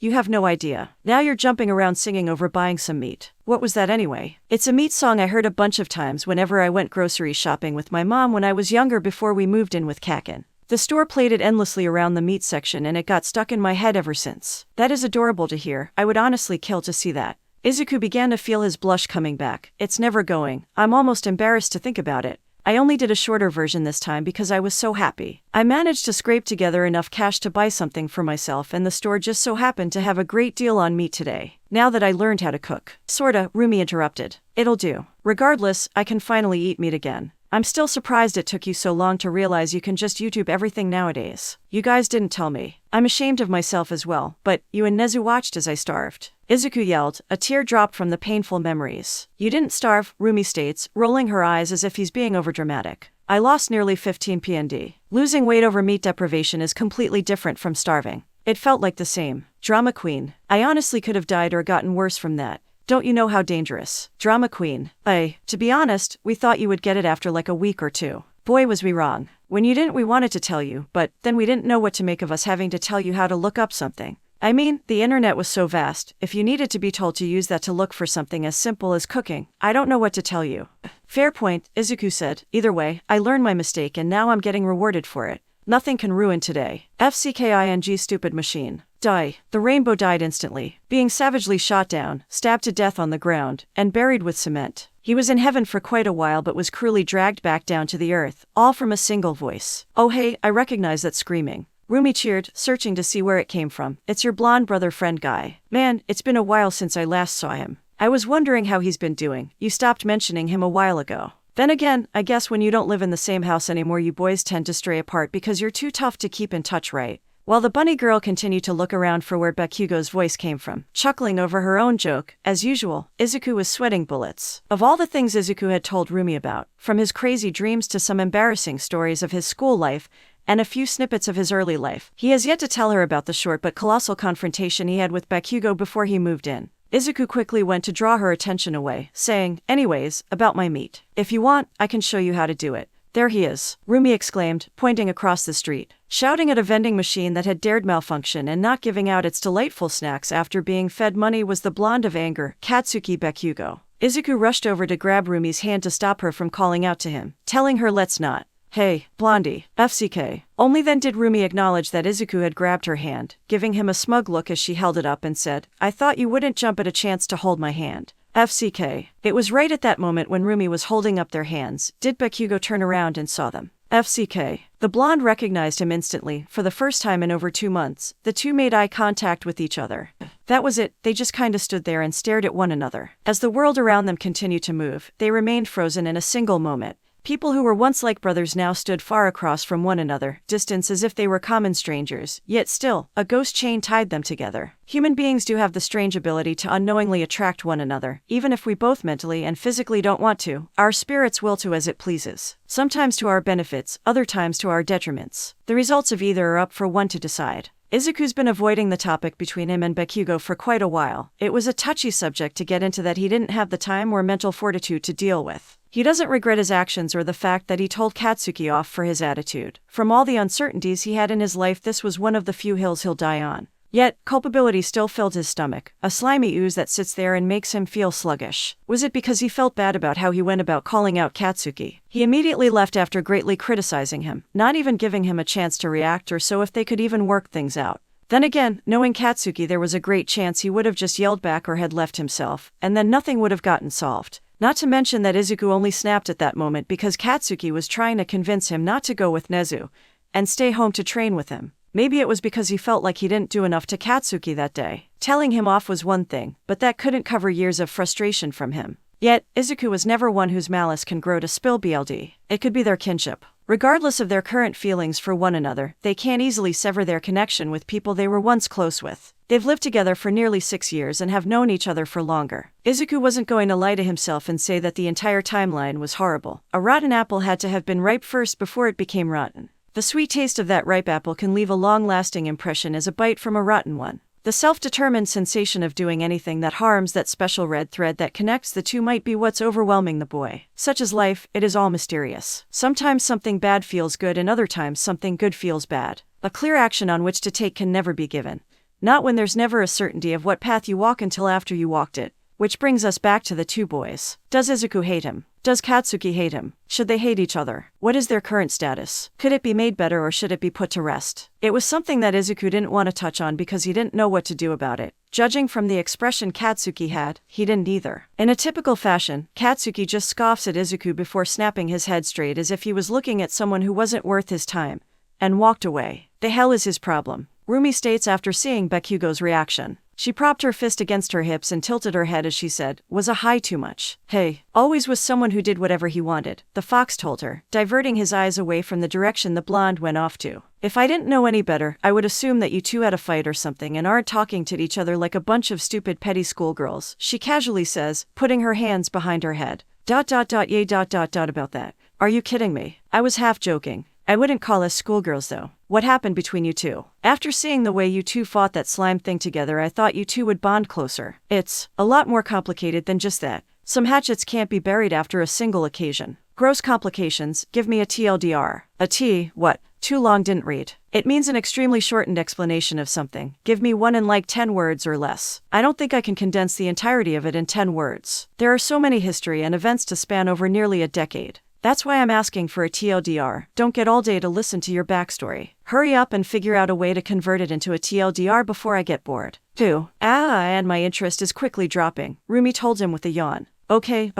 You can sum it up as you spent a lot of time putting me down and our argument was that issue peaking. Argument. Oh, so it wasn't like a fist or wrestling match. No, despite all the bullying Kakin did to me, I could never bring myself to physically fight him. I'm not sure why. Even on that day, I really was angry at him, but I just couldn't bring myself to want to do physical harm. So instead I settled on telling him off, Izuku explained, unknowingly squeezing Rumi's hand from his mixed thoughts. Feeling the tension in his hand, Rumi eyed Izuku with her fierce red eyes. She frowned seeing his conflicted face, a look she was unfamiliar with, nor was it one she'll ever like to see on him. Seeing the benevolently feeble look grim then uplifting, it digs deep to make her uncomfortable. She thought to herself, people like you should always glimmer with hope. With determination, she tightened the grip of their held hands and dragged Izuku along as she rushed off. Surprised, both from Rumi's sudden movement and him realizing that they've been holding hands for over a full minute, he stammeringly asked, "Where are we going?" "Finding Katsuki," Rumi proudly declared. "What? Trust me, I know what to do." Before Izuku had any other time to react, they suddenly came to a halt. With a quick look, both were easily able to spot Bakugo. He was doing one of his broadest strides down the street. Rumi released her hand from Izuku's and points toward Bakugo, nonchalantly saying, "Now, go punch that guy in the face." "I'm serious." "What?" Izuku shouted, after having a mental reboot from the bunny girl's request. Her confirmation of it allowed him to have the proper reaction. "Yes, go punch him in the face as strong as you can," Rumi commanded again, this time propping a fist against her hips to look more demanding. She has yet to know how weird Izuku's mind was right now, and her trying to look more commanding in that outfit only served to almost ensure that another Yakai was going to appear. Dragging his shriveled mind out of the Grand Canyon-sized gutter that it fell into, Izuku told her, "No, why? Because it'll solve you guys' issues with each other." "How? Randomly punching someone just because I have a problem with him isn't going to solve all our problems." The frail little lion. The what? It's a kid's story that was read to me as a child. It was about a bunch of baby lions in a den, and the youngest of them was always bullied by the others for being the weakest. Until the day he fought them over a piece of meat because he was sick of getting scraps. Since then the other lions treated him with equal respect. This story was made for you. You're frail and I'm pretty sure baby lions are called kin. You're a foxoa, yeah. Rumi gestures to the comparison between the two before, again, pointing toward Katsuki and continuing. "Now go earn your right to eat quality meat and punch your brother in the face." Taking a deep breath first, Izuku replies, "First off, I'm going to look into that baby lion being called kin thing later because I'm not sure. Second, Kakin is not my brother. And third, I'm not punching him in the face." "Punch him in the face." "No, do it." "I don't want to. Of all the times I've seen you be so passive about something, I'm surprised you're so adamant here of all times." Ironically, it's against doing something adamant instead of being passive. "You're adamantly being passive here, Izuku. It feels weird to see, and that feeling is PSS me off. I just don't want to hit him." "Why? It's one punch, he's not going to die from it, and in return, he'll respect you forever. Why not do it and see what'll happen? Not like you guys have much to lose with each other considering how you're currently treating each other. I just feel like there's a better way to handle our issues. Look, I won't waste my time marshalling what you guys' past is and how you feel about it or whatever. All I know is that you've never tried solving it through punching him in the face. What's the worst that can happen?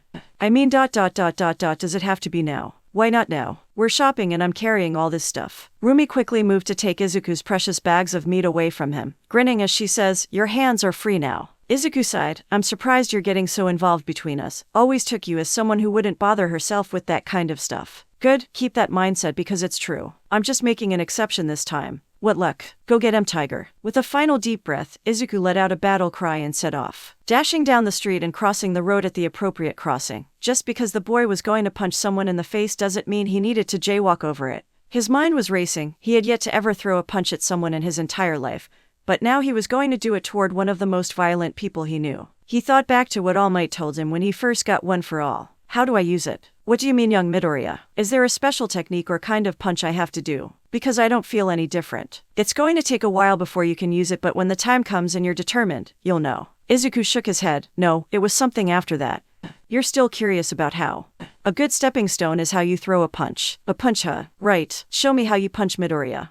"That's not how you throw a punch. It lacks any sense of wanting to accomplish something. An aimless punch won't help anyone. No aimless action will do any good. When you throw a punch it should have a determined goal in mind. As Izuku closed the distance between him and Bakugo, he yelled out, "Kaken." The blonde only had enough time to look back when he saw Izuku with the CC back fist. Like instructed to him, Izuku grit his teeth, clenched his buttocks and yelled those famous words. Smash! His fist collided with Bakugo's cheek. The feeling of hitting bone vibrated throughout his entire body. A unique feeling he hasn't experienced before. The searing pain stung, but it wasn't the same feeling he felt from the multitude of times he's been in pain. There wasn't any angst in his pain. It was different, exhilarating to put it into words. Finally confronting someone he viewed as so strong he could never come close to and should never bother trying. All of Izuku's training and strong work had built himself up to this moment, accumulating strength in his body which gave him the power to not just disorient Bakugo's balance, but launched him off his feet and slam into the wall of a nearby building. As Izuku came to a stumbling halt, he looked down at his fist in awe. Did I really do that? He asked himself. The excitement from what just transferred made him want to chuckle. I actually did it. Right. His victorious shine didn't last for long. The eerie cold voice grunt rang out that sent a shiver down the boy's spine. He didn't realize that Bakugo had already recovered. With a big mark on his cheek, he staggered back onto his feet, still feeling the shock from the hit but wasn't close to staying down. The eyes that looked at him might as well belong to the devil for how ferocious and red they were. With his quirk erupted in his hands, he let out another frightening growl. WRRYYYY. Bail, get away, avoid, flight, run. The yellow bold words surrounded themselves around the enraged Bakugo. Stepping back, Izuku tries to talk to the fuming Katsuki. Oh, let's not get crazy here, Kaken. I only meant to give you a light hit to show how much I've grown, haha. I guess I didn't know my strength. His nervous laughter showed how much he was panicking. To his surprise, Bakugo did stop using his quirk, stating, "You're right." Did that actually work? Rumi was right in this. Izuku thought. He was almost relieved he managed to come out of this unscathed. Almost. Cracking his knuckles, Bakugo gave him a crooked friendly smile that looked innocent enough at face value, but the demonic aura radiating off him would tell you a different story. Izuku felt chills when Bakugo opened his mouth and spoke in such a calm, cool voice as the blonde stepped toward him. Let's see how much you've grown. Run. Izuku called out behind him, Rumi, help. What do I do? What do you mean? She shouted back. We didn't plan past this. Fight. Crack. Oh, that wasn't part of the agreement. What are you doing? Put up your guard. Haven't you been in a fight before? About that. Crack. Oh. OWWW. Fight back. Do something. Don't just take it. Rarel. FCK. Lecco Deku. Why are you biting him? Muffled I don't K. Now what else to do? Oh, okay, now this is just embarrassing, Rumi stated, staring at the chicken scrap in front of her with disdain. All right, I'm coming. Why didn't you tell me you've never been in a fight? Rumi asked, bandaging up Izuku's bruised face with equipment she brought from the store. It was embarrassing. It's not easy confessing to someone that the entire time you were bullied you never once fought back, Izuku answered, looking down at the ground. It was a lot easier making it ambiguous on what happened. You said that you didn't have bullies anymore. Unless they had the greatest character redemption arc ever, I doubt they just decided to leave you alone. Who took care of them? Kaken. FCK, are you kidding me? I know when I'm not. Talk about there's always a bigger fish. Either way, I call this a success. How? If I'm being honest, I expected you to get knocked down or flat out lose. Just not like that. So you purposely sent me to get beat up. I was testing you. You wanted to see if you were brave enough to do something when you're not in a forced life or death situation. So you confess. It worked out in the end. You took a strong loss, but that punch is going to leave a mark on the blondie. He's not going to forget that feeling anytime soon. The biting part was a bit weird though. I couldn't think of anything else. No one taught me how to fight yet. They just kept telling me to work out. How did you do so well against the slime villain? You weren't perfect, but for a guy with no training you made it pretty far. I don't know. I just kept flailing and it kept working. It still amazes me that I didn't die either time I ran into that thing. I swear something happened to me that day that gave me a godly amount of luck. Probably me. That was the day you first met me and I saved you with these bad boys, Rumi states, slapping one of her mighty thighs. Must have the ability to bestow extreme luck with them. As if, Izuku exclaimed, and I thought girls usually call their muscles girls. No, a lot of us call them boys as well, Rumi answered. She then directed Izuku's attention to her chest. These are my girls. Izuku went, looking away with a blush. Admit it, meeting me was basically the best thing to happen to you. My thighs changed your life forever. That's impossible. Way too much happened that day that you weren't even there for. That's why it's called luck. I call it a coincidence. You can tell yourself whatever you want, but we both know what happened. Izuku didn't answer, but he did a mental eye roll at her boastfulness. No matter what happens between them, she was a blessing to his life and he'll never forget that.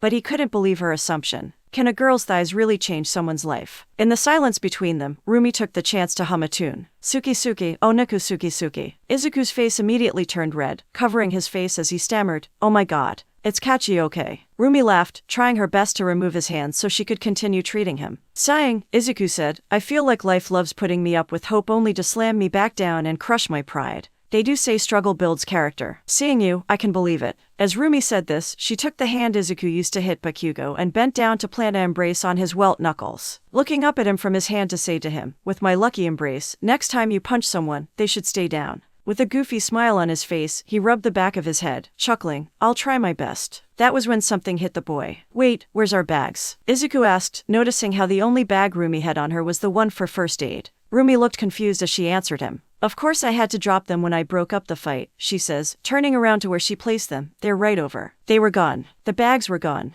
Oh, am I meat? Izuku shuddered. His body was shaking as if he was about to cry. Rumi was more casual about the whole thing, stating, DMN, whoever did it must be fast and I'm kinda impressed. I'm still going to kick their butt 30 times over if I find out who did it. Please do. Those thieves won't get away with stealing my meat. That was when a porky-shaped police officer approached them to talk. Were you kids victims as well? The officer asked. Oh God, not this pig again. Rumi groaned. Rumi, Izuku shouted, surprised at her rudeness. No, it's okay son, the officer said, putting a hand up. I knew what I was getting into when I joined the police force with the warthog mutation quirk. That was an insult just waiting to happen. On the second look, the man did have a lot of resemblance to a warthog. He had the snout and tusk to match, and despite his porky shape, Izuku's instinct has yet to consider him easy prey. He must have more to him than just his shape for that to happen. Izuku continued, well, sorry anyway for my friend's rude behavior, officer. Oinks. It's pronounced oinks, Officer Oinks explained. Don't let the fancy markings fool you. It's literally just saying oinks. Honestly, I question why I ever thought this career path was ever a good choice. Okay officer. Oinks. Anyway, so you kids got robbed as well. Rumi doesn't answer, she just gave one of her more steely looks. Izuku, on the other hand, immediately answered, yes, someone stole the meat I bought. We've been getting reports of a lot of thieves in the area, the officer explained. Someone is yanking a bunch of people's things and disappearing before anyone can get a look at them. Nothing dangerous has happened yet, but, based on witnesses, we're suspecting the culprits are a group and have some sort of snatching or invisibility quirk. That'll explain how they were able to make as many hits as they did while still not being seen, so please be careful with your things. I will, sir, Izuku told him.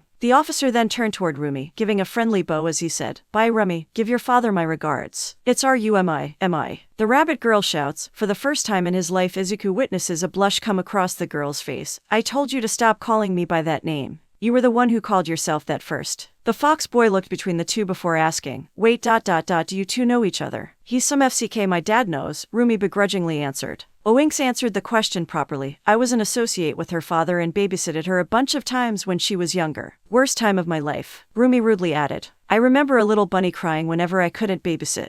That was because the replacement was always the worst. It was this guy who looks like he wanted to die that always complained about his eyes, and his stupid girlfriend who never shut the hell up with jokes. And I'm not a bunny. The officer chuckled. Oh little one, despite your mysterious resentment toward me, it warms my heart to see you're well. Officer Oinks then checked his watch before stating, I have to get going, you kids be safe now. Keep your things well secured until we take care of this snatcher business. Yeah whatever, go eat some donuts you fat f***, Rumi told him, crossing her arms and looking away. Her face has greatly decreased in tension since Oinks' arrival, now sitting at a more childish pout than anything. When the officer had left, Izuku turned to Rumi and asked, he seems so nice, why were you so hateful toward him? Because I hate authority. That'll explain a lot. Okay funny guy. Come on, let's redo our shopping. CRP. Izuku shouted, his tail spiraled out of control. What? I can't. Can't what? Buy the meat, I'm all out of money. Okay, you made it sound like it was the end of the world. It is to me. I'll die if I go another week without meat.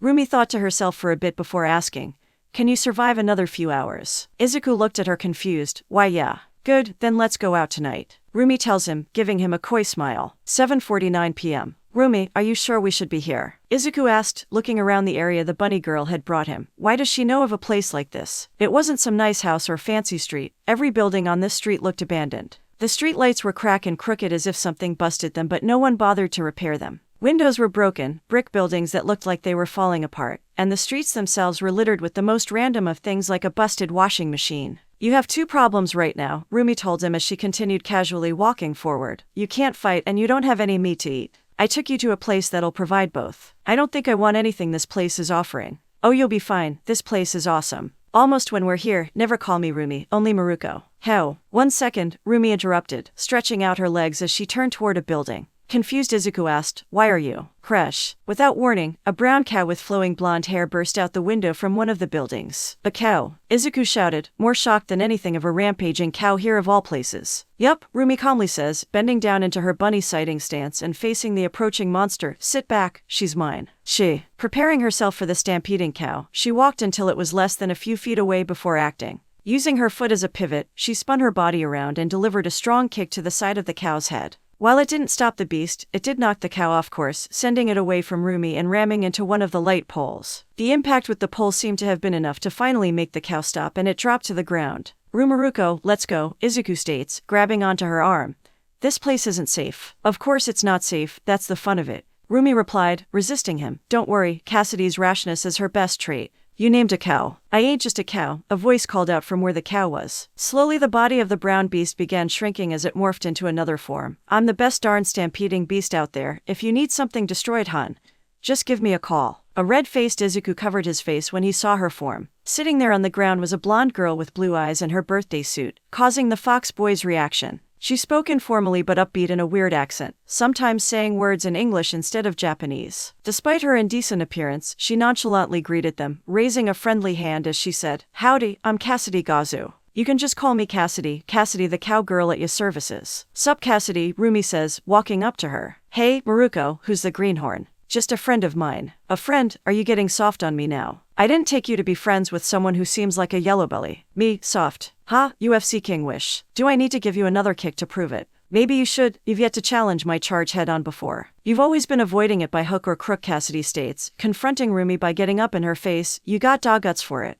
Meeting the brashness with her own, Rumi bashed her forehead against Cassidy's and gave the blonde a close look to her aggressive smile. "I got the guts for anything," she growled. It was similar to watching two bulls charging at each other, heads repeatedly hoping one would give an inch only to be left in a stalemate. Lightning sparked between their eyes as they stared each other down and the trash talking began. "You're going to get trampled. The only person who's going to be slammed on the floor is you, cowgirl. I'll send you flying into next week. I'll smack that stupid accent out your mouth. It's sweet you think you have a chance against me. It's funny you think your bloated beefcake of a body can do sit. At a dime, I can stomp you out. Why not right now? You scared of a little rabbit like me? Are you going to scurry away again? I'm right here. Can you put some clothes on?" Izuku shouted at the busty blonde, trying his best not to peek through his finger to get a look. He was failing horribly, but it's the effort that matters. "The new guy is right," said a voice behind Izuku, causing the fox boy to look behind him. Walking past him was a boy a bit taller than him. His green hair was lengthy and messy, with most of its length being put into a braided ponytail he left hanging on his right shoulder. Most of the right side of his face was covered by his hair as well. He took one lazy passing look at Izuku, staring at his cold blue eyes that seemed to sparkle before turning back to the girl without so much as a greeting. He wasn't the only one who appeared. From the other buildings around them, 4 people stepped out from the shadows to approach them.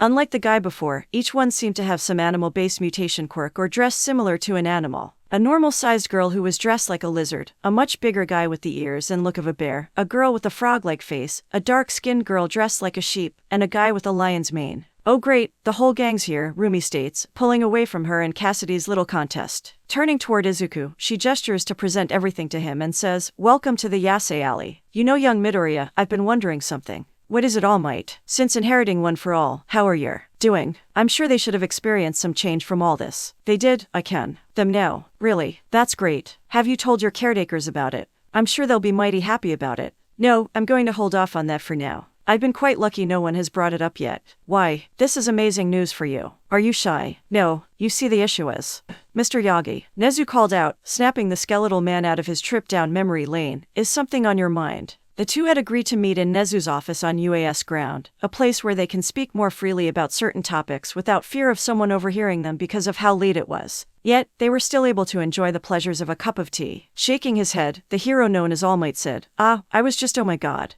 The eyes of the hollow-cheeked man almost bulged out of his eyes when he saw a grenade live in the air, coming right at him. Instantly, All Might went into his buff form and completely encapsulated the bomb with his muscular body. He already used up a lot of his time for today, but he only needed a moment to tank the explosion. Except it never came. Chuckling to himself, Nezu informed him, "Don't worry, it's a replica. The modeler is actually quite talented, don't you think?" Going back to his Small Might form before he starts spitting up BLD again, All Might shouted, "Are you insane? You can't go around dropping bombs on people like that." "Yes I can, and I'll do it again. I'm not ready for it. You'll be fine. Now, let's chat." Our tea is getting cold. Izuku and the rest of Miruko's gang of friends had settled themselves inside of the abandoned buildings that seemed to have furniture left over. The furniture looked cleaner than Izuku expected them to be, meaning someone was taking care of them, which is good because being the sheltered child he did not like things that are just an abomination to the basic standards of hygiene. Miruko had Izuku sit by her, trying to make him feel more at home as she told everyone else to introduce themselves. Luckily, the others made it easy by going by tallest to the shortest. With this and the fact that everyone here seemed to have a quirk based on an animal, Izuku was easily able to remember and compile everyone's profile. The first to speak was by far the biggest in the group, both in height and girth. The guy who looked like a bear. He had light beige fur that could spread over his forearms, ears, and chest. His hair, which was the same color as his fur, was covered by the red beanie hat he wore. He seemed to have cut holes in his beanie to allow his fur-covered barriers to stick out from them, leaving most of his medium-length jagged scruffy hair to flow out through the back, and a green scarf wrapped around his neck. His most noticeable feature was his triangle black nose and small round eyes. From far away his eyes looked like dots, only when Izuku paid real attention did he realize that the guy's eye color was red. He spoke in such a nice and humble tone. "I'm Yogi the Grizzly. Don't let the fur color deceive you. I'm not a polar bear. I'm just albino. Albino bears exist." Izuku asked. He remembered the question popped once before in his youth, but it never got an answer. Everyone just yelled at each and went home, mostly because Bakugo was a part of the conversation.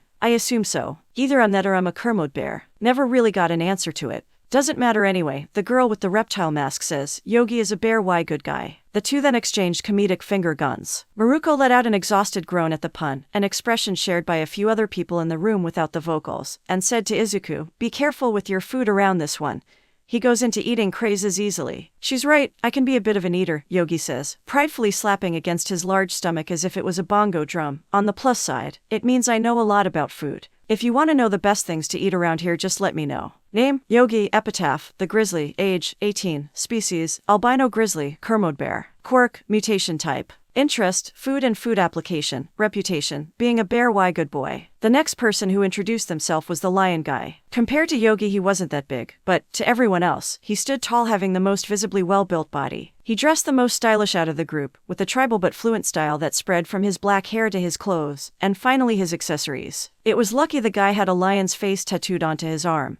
Besides his bushy ears, it was difficult to determine what animal he was at first. The bright yellow fur of his black LTHR coat was mistaken as a golden lion's mane on first look. He spoke in a more fruity voice, which, accompanied by the sharp look he gave with his green eyes and his grin, gave off his assertive demeanor. "I'm Simba, the Lion King of the jungle. I'm the leader of this ragtag group." "Leader is a harsh word," Miruko bluntly said. "More like, the guy we all usually meet up with, since he's the most connected with what goes on here and can make things here 100 times more entertaining. Like a good leader should. Save your boastfulness till after the new guy actually gets settled. Your epitaph is the pride, not the Lion King of the jungle. I'll get there eventually. Whatever. Either way, I'm the one with the best resources here. If you need help fitting in or finding something, let me know." Name: Simba. Epitaph: the pride. Age: 19. Species: lion. Quirk: mutation type. Gives the user physical traits and strengths of the fierce predator. Interest: getting to know others and networking. Reputation: known to be the noble ruler. Stepping up to introduce herself was the dark tan girl with purple hair, who was dressed in clothes that were composed almost completely of sheep's wool. The most interesting thing about her was the contradiction between the way she dressed and how she acted. She opted for a small CRP top that only covered her moderate-sized chest with black straps to make sure it won't fall after the slightest of tugs, and a mini skirt that looked like something an office lady would wear, except it was completely covered in wool. Yet, her posture was very modest, reserved even, and never gave off the impression that she was a person who was close to being wild or confrontational like Rumi is. A noticeable feature Izuku saw that made the animal she was based on obvious was her rammish horns, that were also well-trimmed and shaped to be small with only a bit of curvature. It made her black spikes look like they were a cutesy headpiece that cosplayers buy for anime conventions. "Pleased to meet you, I am Mary the All-Caring. I'm not into roughhousing or getting into shenanigans like all the other troublemakers here. I will tend to all their woes and try my best to make sure they don't get themselves killed." Miruko nudges Izuku's arm to get his attention before stating, "That's why we call her Mary the Mom." A blush came across the lamb's face, quickly retorting, "Can you not tell others of that nickname? It's already strong enough getting you all to stop calling me Mom. But you're a great mom." Yogi says. He had such a wide, honest smile as he spoke. "The best I've ever had. But it's embarrassing to hear. You've suffered worst," the reptilian mask told her. "You've dealt with us bad kids for far too long to have that be the worst we can do." Another painful groan at the pun was shared among most of the room. Even Mary had to divert her eyes to avoid people seeing the look of cringe she had on. It took a moment before she could get back on the subject. Thank you for the kind words, but she collapsed her hands onto her red cheek as she spoke with the shyness of a schoolgirl before she confesses. Whenever I hear myself being called the word mom, I get a bit anxious thinking about it. For most of you guys, I would only be a year grade older. Do you all really see me as that kind of figure? It is not just a tease. The room, excluding the guest Izuku of course, gave their own varying degree of a nod. Well, in that case, physically or mentally, don't be afraid to come to me if you need something taken care of. I'll do my best. How can one dress so immodestly yet seem so docile? Name, Mary, epitaph, the all-caring, age, 17, species, sheep, Quirk, tending wool, emitter type, user can emit special wool throughout most parts of her body. The wool is generated based off of how much protein she eats. Interest, NRSNG, reputation, known to be a total mom, even if she denies it. Alrighty, I'll be going first if you don't mind, a certain cow-transforming blonde said to the cold-looking boy with green hair, who paid little mind to Izuku's presence earlier. The group has been introducing themselves in terms of tallest to shortest, and these two seem to be the same height.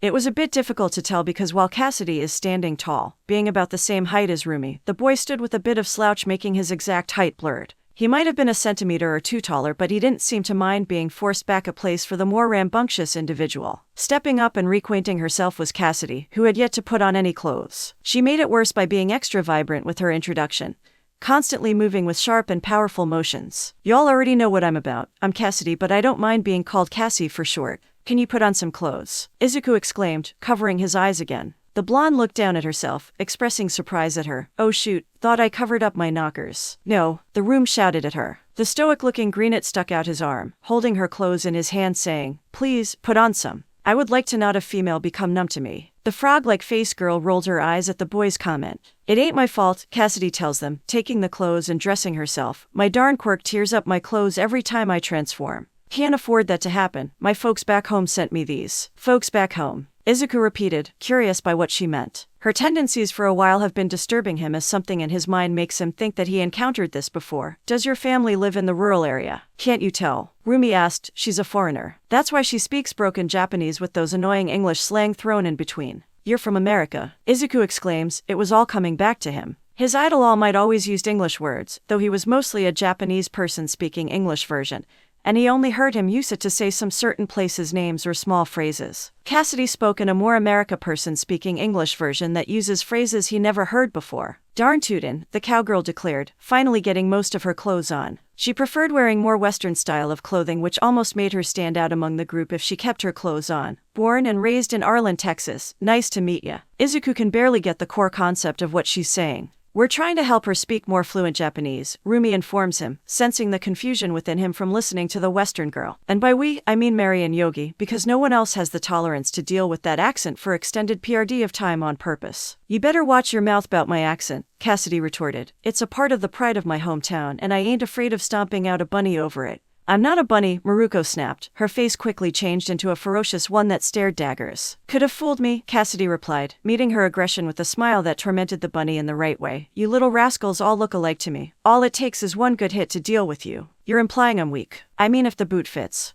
Simultaneously, Rumi kicked the closest table away while Cassidy effortlessly tossed a chair that was behind her aside, making space for what's about to happen next. How about we settle things right now? Way ahead of ya. The two declared this before charging at each other. Luckily they were stopped by Yogi, and Mary got in front of Cassidy before she could take her clothes off again to transform, while Rumi was held back by Simba and the green-haired boy. The others tried to tell them that they didn't have time for this and that they had plans they needed to get to later. Although a total of 4 people were between them, the two struggled to reach around the group to get at each other. They were 2 cats clawing at each other from their separate cages. Come here. I'm right here. These guys are just in the way. Your charge can't even topple a mailbox. Your stubby little kicks are mosquito bites to me. Something told Izuku that destruction between these two was extremely common. Name, Cassidy, epitaph, the cowgirl, age, 15, species, cow, Quirk, cow, transformation type. Quirk grants her the ability to transform into a strong cow. Interest, exploring, reputation. Her rowdy antics makes people think of her like a wild animal. Rideru is my name, said the greenet, who's been impassive throughout this entire roll call. That was it. That was how the boy decided to introduce himself. Simba called out to his fellow member, come on Rideru. Put a little bit more effort into it. I did, Rideru calmly replied, scratching the right side of his face which his hair hid. Told him my name. That's all he really needs. Tell him something interesting about yourself. Rideru spared Izuku a short glance before stating, I hate jarred food. This response was unsettling for Izuku to hear due to how off it was. Did the guy hate Izuku already even though they just met? Rumi assured him by putting an arm over his shoulder, which only really served to slightly distract him from her words, sighing before telling him, "He's a difficult one." "Agreed, Ribbit," the frog girl added in. "FC King, bite me and see what happens," Raidaru muttered to the two calmly. With that and his introduction done, Raidaru retreated to the wall, distant from the gathering. It was only later that Rumi told a bit more of Raidaru's, mostly just his age. Name, Raidaru, epitaph, age, 16, species, quirk, interest, reputation, being difficult. The girl with the reptilian mask introduced herself next, Setsuna the silver-tongued. With her more noticeable features being her hair that looked like seaweed, that mask of her made out of what looks like the skin of a lizard, and her honeyed smile that showed off her sharp teeth. Rumi pulled Izuku real close to her as she informed him, "Be careful with this one. She's not to be trusted, and any favor she'll do might as well come at the cost of your soul." "I bet Setsuna isn't even her real name." "Oh, it is," Setsuna told her, giving a coy smile. "Instead of going through the trouble of creating another fake name and trying to maintain that secret, I thought it would be a lot more fun to tell people my real name. With my reputation, they'll assume I gave them a fake name and will assume every other name except the one I gave them was my real name." "See," Rumi exclaimed, gesturing toward the ambiguous-sounding girl, convincing as FCK. "Who'll think of doing something like that?" Then again, the sharp-toothed girl continued, "I could have just said that so that you'll believe the fake name I told you by revealing a believable truth of how I could have lied." "Oh my god, why would you say that?" "Now I'll think about it all week. Maybe it's because I want to instill a constant sense of doubt revolving around my name. You'll never be sure if you have the real name that I told you guys, so you'll never guess it, or a fake name I'm making sound real by pointing out a very obvious trick I would most likely use. Arg, my brain hurts. Overall, you're just going to constantly think whether or not the conclusion you came to is the one I planned for." Shut up, shut up. All right, I'll stop for now. You've gotten enough of a," Setsuna snapped her fingers before getting close to Rumi, and pointing toward the aggravated bunny's long ears, "Earful already. Argh." In her frustration, Rumi used his leg to swipe at the sharp-toothed girl to make her back off. The greenette's eyes then set its predatory sights on the fresh meat in the room, Rumi's guest. Holding out a friendly hand toward the boy, she greeted him, "Despite my habits, I do hope we do become good acquaintances. If you want, I can even teach you a few tricks." The Izuku stared at the hand, straying away from taking it. Instead, the green fox took a quick glance at his friend for a second opinion. She obviously shook her head at accepting it, advising against it. His stomach felt queasy about his decision, but he accepted Setsuna's hand with open warmth, thanking her for her generosity. "That'll be great. You sure you want to give out your secrets like that? Not like knowing my tricks will do you any good. Besides, I don't like using them against friendlies." "Well, that's Gria. Pup." For some reason, the hand Izuku sent out to shake Setsuna's hand felt weird. Slowly he looked down, seeing that he was holding a detached human hand. The boy promptly freaked out. Chuckling as she brought her detached hand back onto her wrist, Setsuna said, "Except when I need a good laugh, of course." "Warn ya," Rumi told Izuku, who was still recovering from the mini heart attack he had. "She's like a snake." Name, Setsuna, epitaph, the silver-tongued, age, 15, species, reptilian. Quirk, lizard tail splitter, user can split up her body into many pieces. Each split piece is able to levitate and move freely through the air. Interest, magic, reputation, nothing about her can truly be confirmed due to her lies. Finally bringing up the rear was the girl with the frog-like face, who, like Raidaru, made her introduction quick and to the point except less awkward. "Kiro, I'm Tsuyu, but just Tsu is fine. I don't need anything extra around my name. I like the rainy season and jelly while I don't like the cold seasons. So don't worry if you don't see me often around winter. If you decide to come back here often, I'll most likely be at home, Ribbit." "Nice to meet you," Izuku said, happy to get a more regular introduction. His tail and ears became less tense thanks to her normality. Name, Tsuyu, epitaph, none, age, 15, species, frog, quirk, frog, allows her to do anything a frog can do, interest, swimming and reading, reputation, none. "You already know me, Miruko the White Whirlwind," Rumi told him, unsubtly putting extra emphasis on her name to remind him not to call her by her real name. Izuku felt nice meeting some new people. Between moving into a new house and all his nice changes, his circle of people he can talk to was very limited. Now there's a whole new group of colorful people, who almost all have some animal-based quirk he can talk to despite his fox attributes technically not being a quirk. Best of all, none of them, excluding Rumi, knows about his past. It's a fresh slate without stigma to bully him or think lowly of him. Some of them seemed a little rough on the edges toward him, but at least they were kind enough to greet him without any unneeded insults. That's all he could ask for. Now all he had to do was prevent himself from doing anything embarrassing in front of this new group of people, like trying to eat any of them. Mostly toward the girls, since 3 out of 4 of them have animal-based quirks that are easy prey to a fox, and the remaining one is going to trigger a different bodily instinct if she keeps taking off her clothes. Though he did wonder, what would Rumi be doing in a place like this? He was about to ask her this himself, but then Symbol looked at his watch with shock and called out to the group. "Oh shoot. Guys, we're going to be late to the X Games. We better get moving then," Yogi tells the group, grabbing a nearby crate and lifting it up by himself to take with them. The rest of the group started mobilizing to leave as well. Is the X Games some kind of sports event? Izuku asked Rumi, following behind her because he had no idea what he should be doing. Sorta, Rumi responded, grabbing the bag they brought here when they left the house. I'll explain on the way. You brought what I asked you to, right?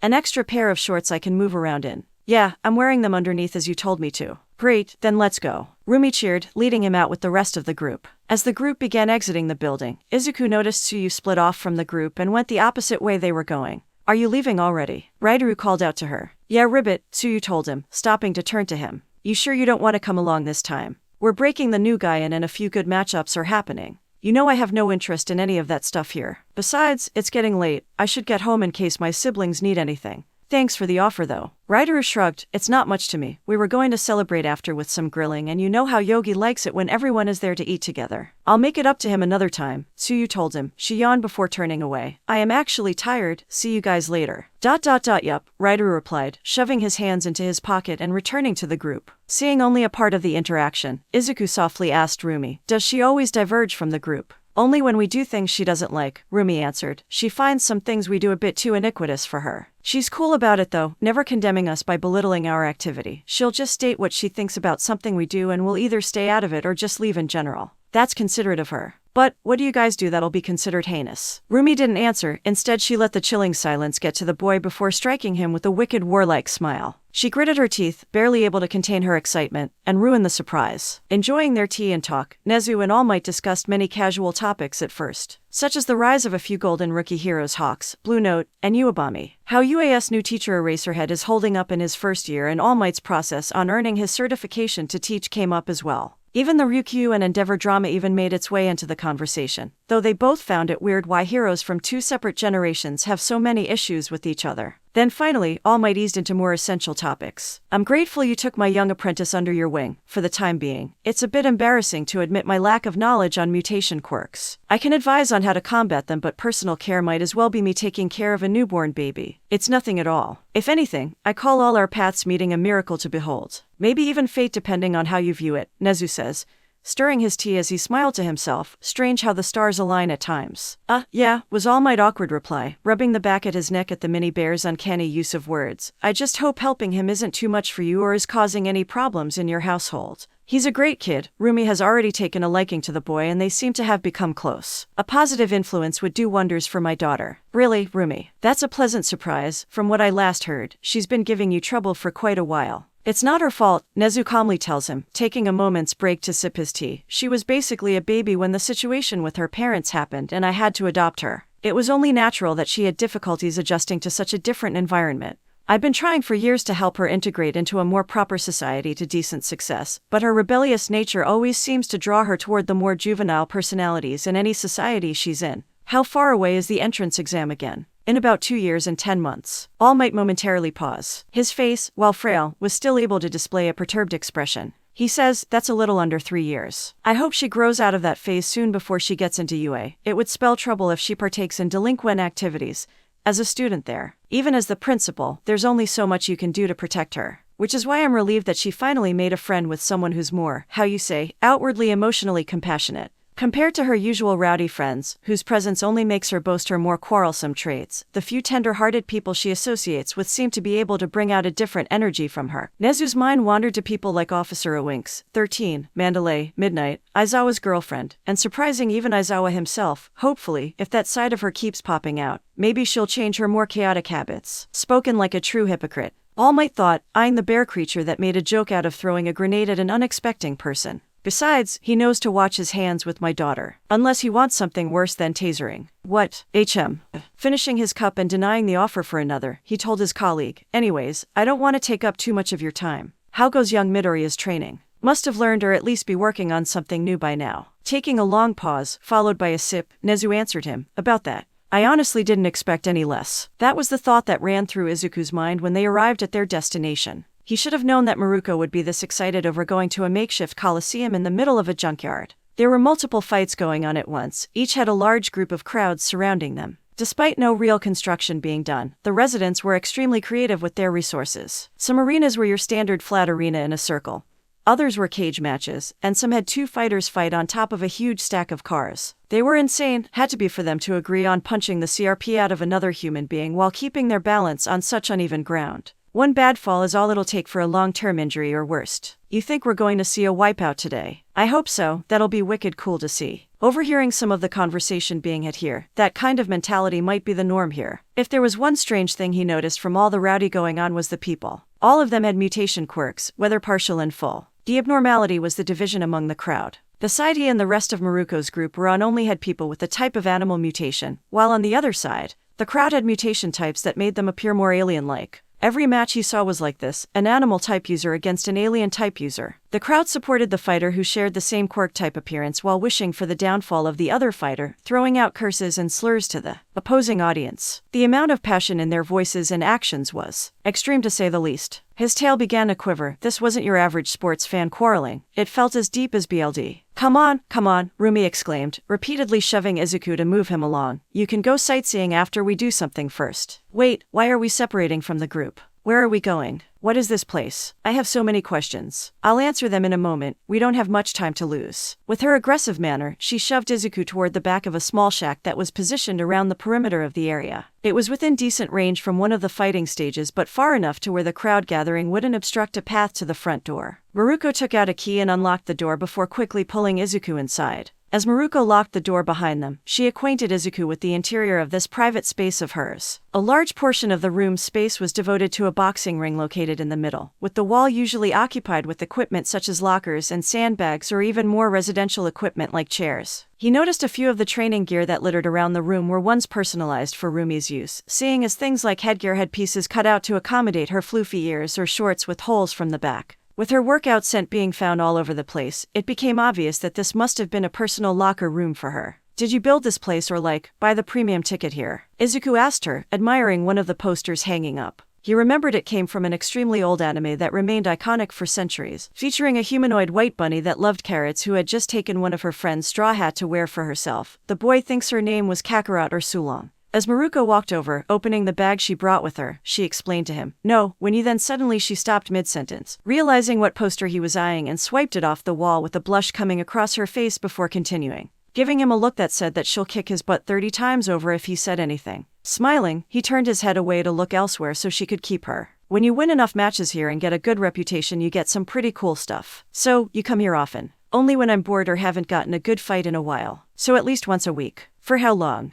Over a year, I guess. I don't know, never really kept track of it. How do you forge AAA? Izuku almost shrieked when he turned back and spotted Rumi bent over pulling down the jeans she was wearing. She looked up at him, confused as to why he was standing there making weird noises. When he didn't say anything, she told him, "What are you waiting for? Drop them trousers and get in the ring. We're going a few rounds." The Green Fox's PBRTY infected mind as always went to the most depraved conclusion, which conflicted with his slight Christian morals from his Buddhist faith, and made him instinctively cover his groin. "What? Why? I'm going to show you how to box. You said you're wearing your shorts underneath, right?" She casually told him, showing how she did the same, choosing a black tight-fitting sports shorts. It went along with the black sports bra she also wore underneath her top.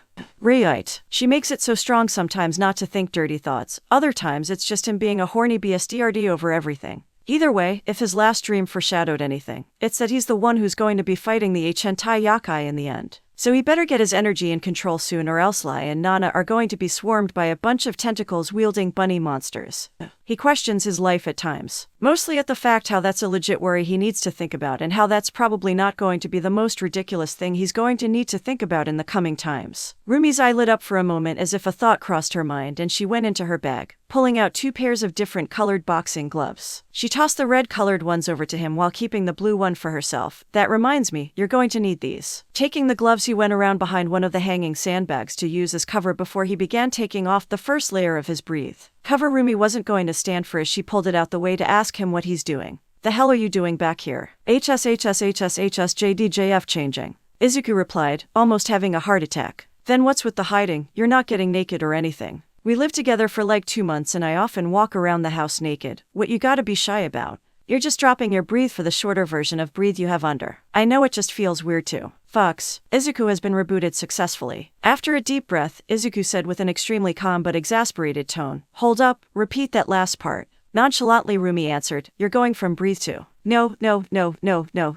right before that line. Oh, I walk around the house naked sometimes. Since when? This isn't news. To me it is. How? I do it at least twice a week. If you catch me when I decide to take a shower right after waking up, sometimes I just forget my towel or was too tired to be bothered to take one. How did I miss this? You're asking me. I'm surprised you care so much to see me naked. Ugh, no, oh, so my body isn't good enough to be peeped on, the bunny told him teasingly. Course not, but wait, no, I meant not that I'll like to, but just because there's a gold-plated box on the top of the shelf doesn't mean I always want to see it, but it's interesting to know that the producers took time. What the hell am I talking about? He screamed, internally of course. Breaking the bumbling mess that he was, Rumi groaned as she told him, "You can stop now, I know what you meant. You're not the kind of person who will be like that." Izuku wasn't sure, but hearing those words spoken in that way felt more like a wound was being inflicted on him than anything else. It was a compliment, right? Compliments from close friends are a good sign of a healthy relationship. Why does it only make him yearn as if he's being dragged far away from what he wants? Rumi then suddenly states, "I really gotta put a bell on you." Izuku gave her an exceedingly off-settled look. He wasn't one to K&K shame someone, but at least give them a warning before you drop a bomb on them. She must get that from her father, well, adopted father. Seeing his expression, Rumi quickly went to rectify her previous statement. "Oh no, not you, Izuku. I was talking to the morbid sack of human flesh behind you." Izuku looked behind him to see the green-haired Riduru there, who greeted him with a lazy hand gesture and a nonchalant, "What's up?" "Oh, I'm doing good. How are you, Waha?" Took a bit for it to hit him that time. "When did you get here?" Izuku shouted. "Like, half a minute ago," the greenet replied. "I came in from the front." "Oh, sorry I didn't notice you." Your response is like a grain of sand in an hourglass. Definitely not the first, nor will it be the last time that it'll be dropped. It happens more than I want, so any repentance over it is meaningless. The green fox stares at the older male with a deadpan look for his overly long response, thinking to himself, You could have just said it's fine." Riduru then nudged his head toward Rumi before continuing. "She's the only exception, mostly because she never lets her guard down. Demonstrate." "Oh, if you're here, that means you got it set up right?" Rumi asked him. Riduru nodded as he told her, "The guy's match is in about an hour." "An hour? Talk about lucky, that's plenty of time. Are we waiting for a specific match?" Izuku interjected. "Who's fighting?" "You are," the two said in unison. One last round of applause for that great act. The stage announcer exclaimed, motivating the crowd to cheer louder. "Now let's try to end this junior high talent show on a high note. Let's see, our last talent is Izuku Midoriya. Come on stage." A younger green fox spat out the water he was drinking when he heard his name. "Why did my name come up?" he shouted. "I never signed up as a talent." He remembered volunteering to help with the stage since his mom suggested it'll be a perfect chance to make some friends, but he never dared think about actually applying to perform on stage. Right as he thought about slowly creeping out the back and pretend like he had to go home early, he felt a cold arm come around his shoulder. Izuku looked to his side to see one of his larger classmates next to him. "Oh, don't worry about that," his classmate said. "We took care of it so you can finally express yourself freely. You're always so quiet since Katsuki is always hovering around you. Since he's homesick, why don't you finally show the school what you got?" Without giving the green fox time to even object, the boy and a few other of his friends grabbed Izuku, looking as if they were some cheer crew, and they brought him toward the stage. Wait. I shouldn't be on the stage. I don't know what to do." Don't worry about it. Do the first thing that comes to mind." "No, stop it. Get off of me. Stop. Are you kidding me?" Izuku asked after taking a deep breath. His voice was calm, but his tone completely changed again. Chilling and stern, with eyes that matched the tone. Mentally waving off the boy's abrupt inflection, Rumi tried to talk to him in her usual chaff tone. "Don't worry, it'll be fun. All we gotta do is..." "No," Izuku shouted at them, "I'm not getting my butt kicked again because of you." Taken aback by his outburst, the bunny girl's voice unconsciously turned a bit softer as she spoke to him. "It's not that I just what?" Izuku snapped at her. "Wanted to drag me by the arm without telling me anything and tell me to go fight someone just so I can get beat up again. This time in front of a crowd of people and all your friends, so now there's a new group of people that can laugh at my flaws. What am I, a clown to you?" The meat-deprived hunger mixed with being tired of people doing whatever they wanted with his life was getting to him. Something like this that comes greatly and solely at his expense to this extent should be consulted with him ahead of time, not already arranged with him being the last person to find out what's being done to his own life. As if everyone else has more right to his life decisions than himself. It reminded him of how Katsuki tried to shallowly convince him to stay home to train with him by just telling him to do it as if he'll just oblige and miss out on a wonderful opportunity. He only lets the situation with Lai slide because first off, it's a dream, and by the way things look it seems more real-world events affect that dream world and vice versa. Second, it's a more private event in a world he has near zero understanding of, not a public event where literally dozens of people will see him get his butt kicked. Third, Lai actually started giving him some insight about the thing he wants him to do or what's to come despite being on a once-a-month meeting cycle. He couldn't imagine if during his last visit to his dream World. He woke up inside Zayaku Forest with the Yakai being right in front of him. And then Light told him, hey, this thing popped up because you were horny, good luck. Rideru looked more shocked at Rumi's reaction. Her eyes lit up like a deer in the headlights. For once the confidence and vainglorious attitude melted off her facial expression. Almost as if the bravado she's been showing off since the day they met was made out of glass and got shattered in an instant. He only saw this side of her on a few occasions, which could mean only one thing. But for a moment he thought it couldn't be with this kid. Her usual brash way of speaking had begun to fade away as well as she spoke. I just wanted to help. We had all day. You could have taught me something before we came here, not an hour before I go into a match I didn't even know I was going to do, Izuku told her, swatting his hand into the air in frustration.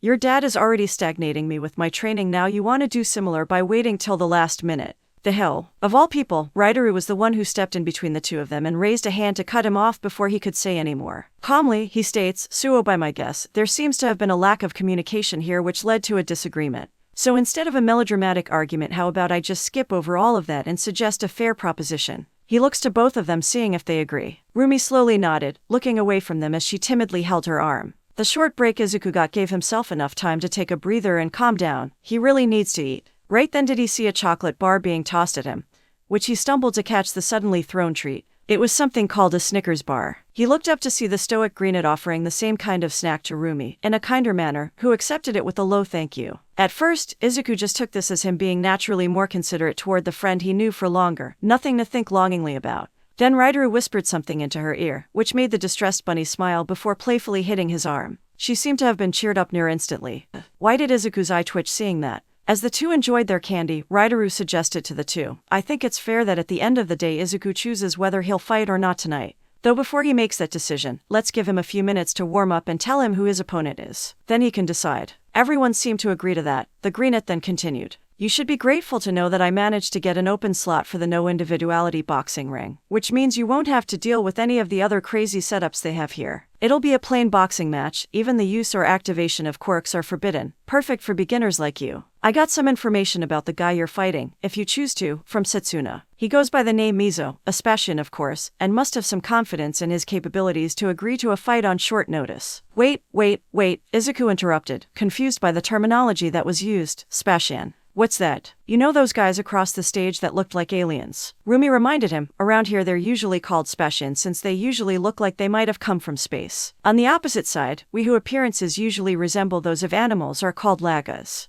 I feel like I remember that phrasing from somewhere. It's probably from Save the World Building for the guy who lived on this planet for over a decade after my exposition. We got an hour, remember? And by the sound of it you're going to need as much of it as possible, Rideru told them, having no interest in watching the two talk. He had a feeling he wouldn't enjoy it. As I was saying, Mizo is new as well in this community scene, as he doesn't have an epitaph nor much of a reputation. My guess is that this will be his first match as well. It's a tradition for everyone here to fight at X Games Arena at least once for initiation to being a part of Yasei Ali at age 14. If sources are correct, he should be 15, which means he's completely new like you and hasn't had much experience fighting in these parts if he's doing his now. Sinking in this information, Izuku thought to himself, well, at least it sounds like there's an age limit to who they get to fight here. Along the way here I saw a couple of people walking around who looked a bit young to be involved in activities that were hazardous to their health. Unless you have sit luck, his combat skills should be no better than an average teen picking a fight on the streets, Rideru continued. As he was spoken he dragged out the drawing board that was in the corner to give them a visual as well. Surprisingly, his drawing skill wasn't the worst. It actually seemed pretty good in terms of visuals. The most common mistake I see for first-time fighters that joined after the age of 14, like you two, is an over-reliance on pure power. Most from that category come off of being the strongest among their group of friends and never had to worry about anything else, leaving their other stats unattended. So what do I do then to win? Izuku asked him. Rumi looked at him surprised by his response, which made him quickly add, if I decide to fight, that is. There's not much you can learn with the time you have left, but you won't need much since you're battling a novice. Do you have decent strength? It's all right, Izuku told him, being modest as always about himself. Rumi wasn't having that and yelled out, yes. Last time you punched someone you sent him flying off his feet. Feeling a bit embarrassed, the green fox looked away, rubbing the back of his neck as he replied, oh, it wasn't that impressive. Just don't stand there after the first hit and get your butt kicked. Besides that, you were pretty alright. The boy continued to be bashful to his crush friends' continued praise of him. Seeing them together made Rideru squint his eyes. He scratched his hidden right eye again before reminding them of their limited time. Then all you need to do is strike his vitals for critical damage. He draws attention to a human body's most famous weak spots, consisting of the liver, head, and groin, so I suggest you be smart and see if you can cramp the basics of boxing in before the fight. If not, then well, you better sneak out quietly because 9 out of 10 a riot might happen, and if you're still around, you will wish you would have just lost the match. A riot. Izuku repeated in his mind. In retrospect, that shouldn't be surprising. The same thing would happen if this was a legitimate sports match. Curious, he asked, what happens if I lose? Not much, Raideru replied. Think about it for a second. Around half of all first-time fighters here have to lose their first match. Can't really do anything about those odds, so losing your first match ain't bad. Most of this is for group pride anyways. As long as you show spirit and give a good match, no one would give you any trouble. Oh good. Though all your friends will hold it over your head for the next week or two ... or 5 depending on how bad you lost. There it is, Izuku sighed. There was never an easy moment in his life. There's always that'll rattle his life. In many ways he liked it better than his old life of constant sulking. On the other hand, it can get old real fast without any breaks. If you really don't want to, you don't have to fight, Rumi offered. Her eyes diverted its sight to everywhere except Izuku, scratching the back of her head to appear more casual. We can do this another time or not at all if you're against this or whatever, I guess. It was clear to Izuku that Rumi still had some intention for him to participate but was still unsettled from his earlier outburst, and was being more considerate of his well-being. If this was in some kind of martial arts dojo, then he would have been fine with trying it out once, but with its location being extremely shady, he feared he might be entering into a brutal underground match. By the sound of it, this seems to be a more light-hearted fight club a bunch of kids in their free time will create. But then again, this is a place Rumi seemed to love. She's a bit crazy ... and excessive ... and radical ... and insane ... and extreme with a lot of her daily activity. A deathmatch could look like a casual sports match to her for all he knows. With her only backup being the phlegmatic guy who sometimes speaks weird he just met, it wasn't the most convincing deal. But taking wild chances when being around Rumi has been beneficial to his life multiple times, and now there's an established objective he was involved in that wasn't him just being dragged into something like a child. I mean, let's just see how quickly I can pick up the boxing, okay? Izuku tells her, rubbing his neck. Springing into life, Rumi slammed her fists together, declaring, I'll be the best DMN couch you can ask for then. This is going to be more painful than productive, ain't it? Izuku sighed. Sweat dripped from his face seeing the girl's old enthusiasm propping up again. That's a sign of oncoming recklessness in the future. Nothing harvests the results of training better than pain. BLD, and more BLD. Wait, why are you double downing on spilling BLD? Shouldn't sweat or tears be in there instead? Meh, there it is. Anyways, come on, let's get started already. We got so much to learn that I gotta beat into ya. Rumi states, fully prepared to spare in her black sportswear. She tied her hair back into a ponytail as she stepped into the ring. It was at that moment, Izuku realized, he chose the worst choice he could to express his discontent by literally putting himself in the ring of the person he yelled at right after the occasion. In other words, he FC'd up. Better get to it, he thought, preparing himself as well to get into the ring with her. Then, in that short time that Rumi wasn't paying attention to them, Raideru walked by Izuku and whispered an ominous message to him. It'll be easy to steal Rumi's heart from you, the way you are now. Was that a threat? That was the question that ran through his mind. He felt like he should have acted on it, but he didn't want to jump the gun too early, especially since it seems like the guy is close to Rumi. For the moment, all he could do was watch as Raideru walked off without another word and began casually chatting it up with Rumi. Putting on the boxing gloves given to him, he got in the ring. Stomp that guy into the ground, yelled Cassidy at one of the rings where a blue hedgehog was battling against a weird purple dragon reptile thing on the alien's side. She thought she heard one of his friends call him Ridley or something like that, and tear off his darn head off. Oh my gosh, Cassie, a wide-eyed Mary says. Yeah, it's just a nib. They're not allowed to use quirks and they're just boxing. Very little chance that we'll see something that gruesome, Setsuna added, mildly getting entertained by the fight, sadly. What do you mean by sadly? It's a good thing that these kind of matches are low risk or else Miruko's new friend would be in some serious danger for his first time here, Mary stated. Also, where's your left ear? Oh, you know, around. Nosy as usual. Though, violence might not be the Rumi's friend we'll have to worry about, the green-haired girl stated. He seems to be fresh meat to this culture. The divisionism here might spook him off. The cowgirl then popped a question. Yeah, what's with that? I've never heard about it in my hometown. I don't need to snoop to figure that out, Setsuna mumbled to herself. What? Nothing, just wondering if I made the right bet on this match. Entering into the conversation, Simba asked, wait, no one told you yet. I'm pretty sure we explained it to you once. Sitting next to all of them but still being able to watch the match comfortably because of his size was Yogi, who answered Simba's question. Nope, never have. Are you serious? I remember telling someone this a few months ago. That was Sue and she left midway because she had little interest. Oh yeah, The blonde then barges back into the conversation to re-ask her question. Suo, what's the deal? Simba cleared his throat as he gave Cassidy a quick rundown. It all started when quirks began manifestations. Obviously, people suddenly gaining amazing powers that came from genetics brought up a lot of, caused a great amount of stir about if they were humans or unholy creatures that infiltrated society. Luckily, due to their human appearance, the discovery that quirks are more of a genetic evolution if anything, and the fact that many people that once thought of them as monsters suddenly developed quirks later on in life or had children that did even though they were supposed to be pure BLD. The conflict didn't last too long and ended in less than a generation. For emitter types anyways. Oh, Cassidy went, why only them? Like I said, emitters mostly having regular human features made it a lot easier for the quirkless to accept them as humans. Not to mention it was a lot easier for them to hide who they were, so if they ever got discovered, the people they lived with for years might still accept them.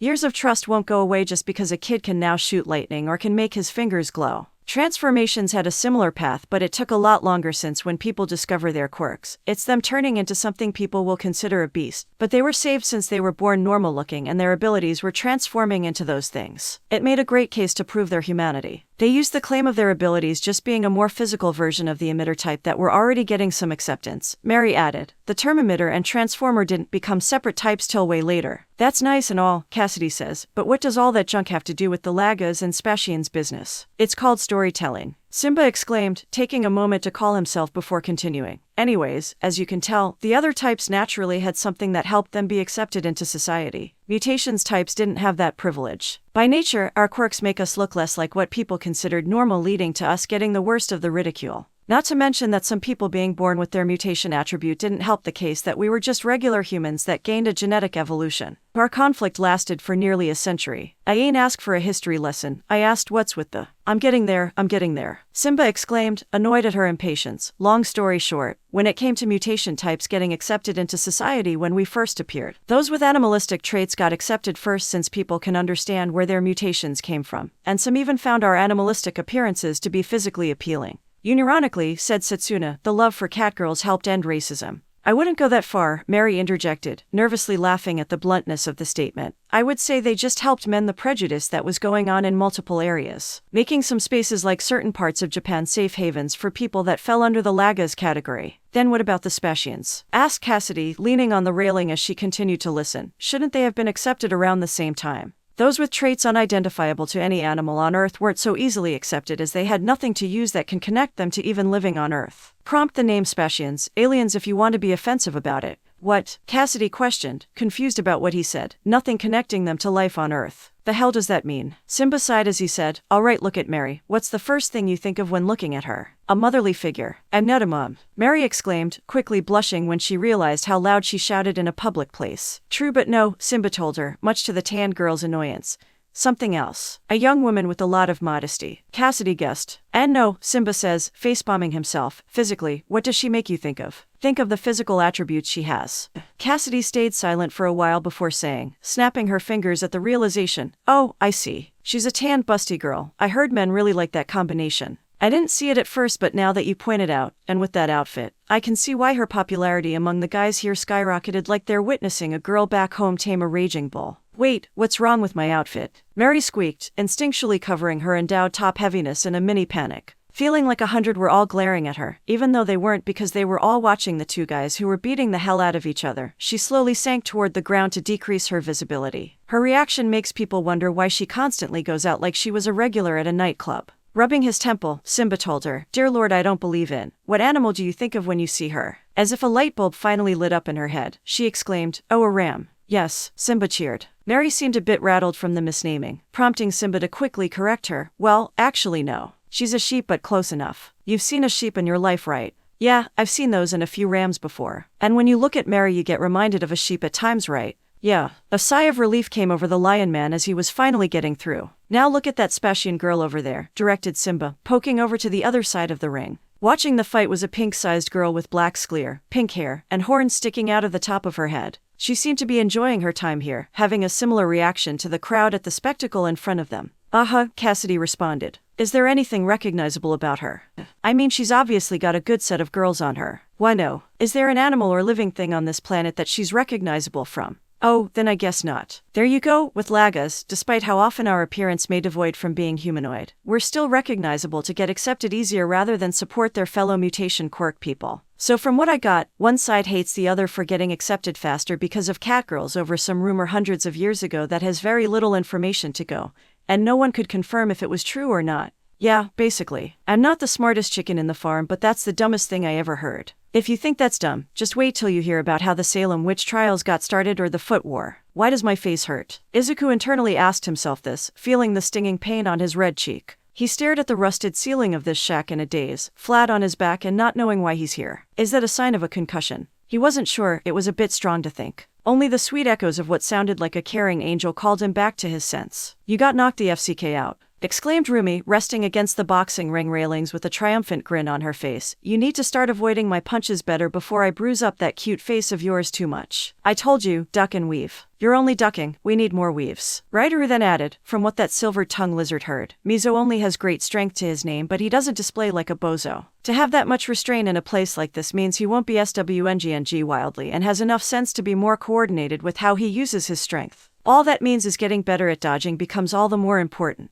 Sitting up, Izuku took a much-needed breather. So far things have been going smoothly. With 20 minutes left before the match, he already had the offense down and only needed to work on defensive tactics. Or in Rumi's words, he only needed to dodge. Why? An object then suddenly dropped straight on Izuku's chest, making him hack up from the force. He sat up and grabbed the item that slammed onto him. It was a water bottle. You're going to need better reflexes, Rumi called out to him, unscrewing the cap off her water bottle. If that was a punch it wouldn't announce itself first. Unless the person was stupid, then they'll go on a monologue before throwing a punch. If that happens, you go in for a speedy strike, probably in the gut, or else if you want to be cowardly, they'll never expect it. Your punches are so fast. Izuku responded after enjoying the cool liquid to refresh his body. His throat was getting parched from all the exercise. It's strong to react to something that's like a blur. That's a good thing, Rumi states, leaning her body back far onto the railing that it looked like she might fall off. The buzzing light shone down on the bunny's sweat-covered body, glistering her chocolate-colored body like a rare gem that was having all its value displayed. If you train with something faster than what you'll be facing, then that thing you were going to face will feel like it's going in slow motion.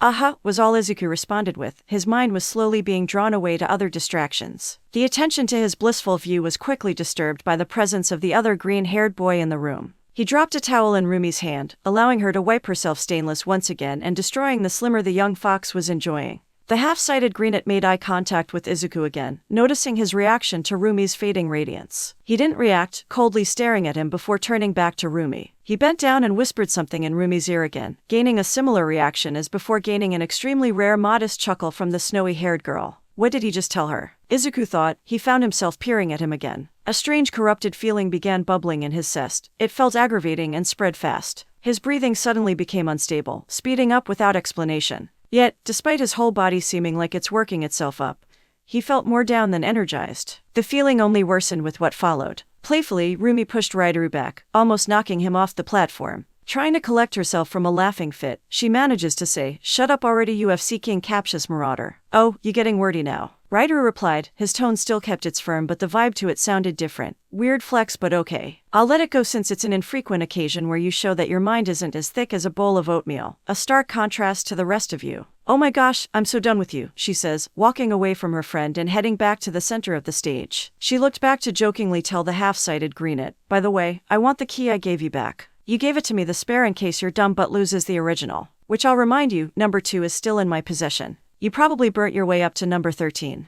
Guess again, the one I keep at home is number 5. Hi. What number is the one you used today?" "Number 9. Wow, I'm impressed you kept it to single digits. Whatever, Ryu, keep your comments to yourself or else some of the more aberrant ones will reach the wrong tympan ear." Blackmail. How low? Rumi rolled her eyes with an annoyed expression before attending back to Izuku, asking him, "Anyways, you ready to start again? You better be, since time isn't exactly on your side to be sitting around since And never mind about that last part. You good to go?" There was a more surly attitude in the green fox's voice as he answered, "Yeah. Whenever you're ready." "All right," shouted Rumi, knocking her gloves together to pump herself up. "Up and at 'em. Try to remember to do what I told you to do. Can we focus on teaching me what you want me to do?" "What you mean? I'm not sure how effective your method is. I get what you're trying to teach me, but all you're doing is hitting me yelling." "Dodge, squealed Izuku. Luckily his guard was already up, which allowed him to block the straight punch that was sent toward him. Though blocked, the force still sent him stumbling back. "Recovering," he says, "like that. I don't think that's helping at all. I'm just getting beat up." I mean, of course you gotta get hit a lot. It's dodge training. You wouldn't be needing dodge training if you could dodge properly. No, I meant like teach me how I'm supposed to dodge first instead of just hitting me. There's not a book I can pull out on this stuff, and I showed some weaving moves. With what time we got left, it'll be best to let you relay on your guts and find your way of dodging. She, for once in her life, got somewhat of a point, Rideru interjected, lazily leaning against the rope. Granted, it'll be better to understand the basics and rules before you break them, but having your unique way of doing things can be helpful to make up for weaknesses at a novice level. If you ever experience something weird your body does when it comes to this stuff, it'll be smart to put some investment into seeing how you can exploit that aspect. Izuku caught himself giving a low groan hearing the boy speak, preparing himself to continue. He thought of something weird that happened in the past that could help. The last time I actually dodged something important was against that slime villain. What happened exactly? With so many months passing by since that day, a lot has stayed in his mind as feelings he'll never forget. At the same time, so much had happened that it was easy for some things to be under review in retrospect. With a bit of reviewing, Izuku was able to discover the treasure left behind among the sea of rubble. That twitchy feeling, he concluded, remembering that tiny feeling that saved his life several times over that day. It's been so long since he last felt it, or at least noticed it was happening. Would it work for him now? It's been nearly untrained since that day, and it wasn't like he was in a threatening enough situation to force it to act up or become more noticeable. Then again, it was so useful even though that was before his fox attribute grew out due to One for All. Maybe the enhancement might make it easier to use. Only one way to find out. As he inches closer to Rumi, waiting for her next strike, he closes his eyes. He was going to put all his concentration into waiting for that feeling again. Was it risky? Yes. Closing his eyes and hoping to get a small itch-based indicator to dodge a strike from Rumi, who wasn't really pulling her punches, was only a few staircase steps away from trying to get himself killed. But it's the madness he needs right now, as it's his best shot at getting that feeling again without actually trying to get himself killed. I'll be nice and warn you ahead of time, Rumi announced. Here I come. Taking a deep breath, he let the inner workings of his body take the steering wheel. All he needed was to be attacked. Twitch. A spark of joy lit up in Izuku feeling this, claiming, "It's right, T." "There," shouted Rumi, landing a clean shot on the boy's face that made him drop to the floor. He wasn't moving. Whoops. Lessons that were learned that night by Izuku. 1. Just because you can anticipate an attack doesn't mean you can always dodge it. 2. Rumi hits FC King strong. Add that to the list of things he won't be forgetting soon. That reminds me to ask, Setsuna tells the group. First impressions on the new guy. Yellow Belly, Cassidy exclaims, gonna take a while to get him to be tough as nails. I wouldn't go that far, Mary says. Most people that come from outside Yasei Alley or don't rely on it as an essential place to live in often don't show a super aggressive nature this place is known for. Granted, only the ones who are aggressive usually stay here or keep coming back. It just depends on how he handles being here that'll determine if he stays. I hope he does, Yogi tells the group. I like it when our group grows. They make meals taste better. Simba chuckled. If he does, it'll be entertaining integrating him. All good points. Anyone else felt like petting him. Everyone else gave their own versions of agreement. Dodge. Another blow that blew the boy back. Luckily, Izuku didn't get knocked out from that earlier blow. The only thing that stayed down was his pride and self-confidence. Having to take a quick breather, he held up a hand, signaling to his bombastic friend for a break. Hey Ryu, you mind getting my bag? I need to see my phone, Rumi asked, looking back to the boy still leaning on the ring rope. The ragged green-haired boy looks to the side before asking, which one? The yellow one by the corner. Izuku picked himself back up to prepare for another round. The twitchy feeling sense wasn't going so well. It worked, he just couldn't physically dodge what was coming at him. Yet he still wanted to try a bit more. Each time the twitchy feeling got a bit better to notice without the need of utter concentration on it. When he looked up, he saw the two had barely moved from their spots within the few seconds he wasn't paying attention, except for one thing. Here you go, Rideru plainly says, holding the bag next to her. What the? Izuku was almost confused at what he witnessed. He was sure that Rideru didn't move an inch, yet he still managed to grab the bag. I may have not been looking at him completely, but he saw his feet. They only barely even shifted, and didn't even turn in the direction the bag was. Did he use his quirk? He shook his head. Now wasn't the time for that.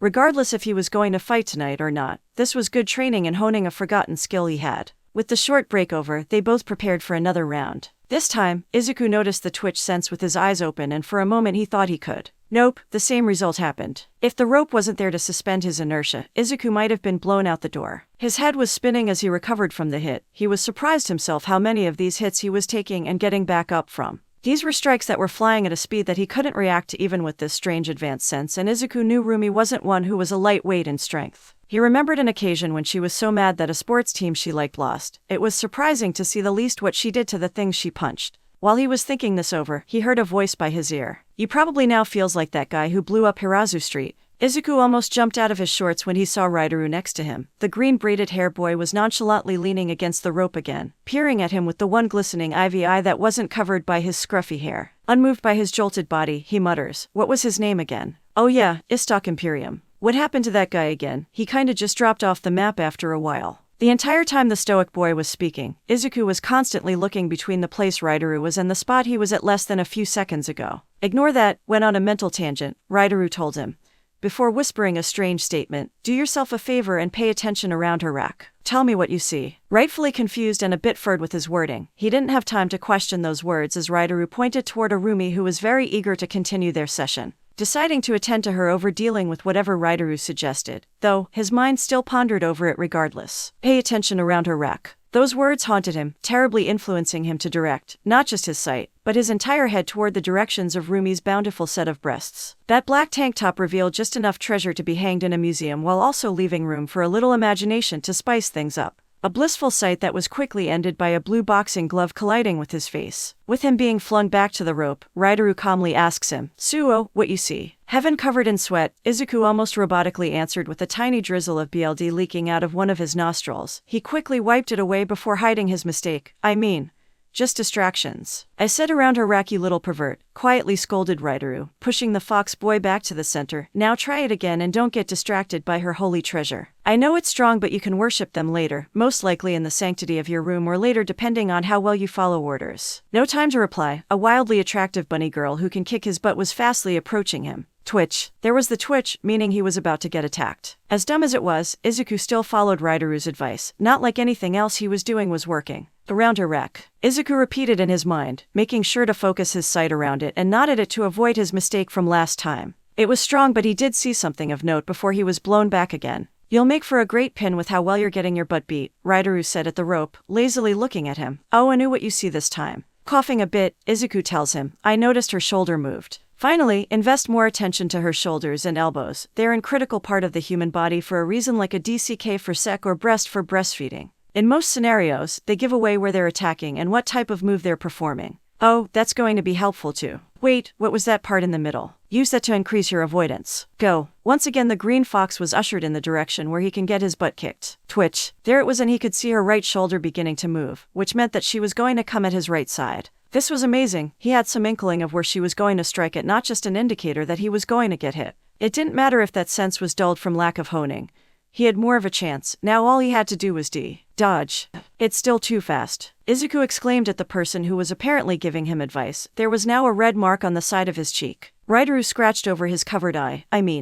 Knowing where it's coming from before it was thrown doesn't change how fast it is." Izuku was again hurried off only to get flung back again, in which Raidaru casually continued his lecture as he pushed him forward again. "It's like if a FC King bomb dropped on you." The older greenette took a break from speaking to wait for Izuku to be flung back again. "You looking up and going, is that a FC King bomb that plane just dropped isn't going to make the explosive smaller or any slower." He started to enjoy hearing how the elastic stretched every time the boy crashed into it. "It just helps give you a few extra moments to dodge and attack." During this break, his mind wandered what kind of sauce he'll use for the barbecue tonight, and can help with planning a counteraction. He then sighed to himself as he realized this barbecue was going to be a bit less enjoyable for him due to the absence of a few important things. Not to somehow allow you to do the same thing the same way but somehow succeed. "Why didn't you just tell me that in one go?" shouted Izuku. He was quickly getting covered with more bruises each time he came back. For a moment, Raidaru's eyes wandered around as if he was thinking of something before he said, "Good question." Izuku felt a vein bulging in his head from hearing that.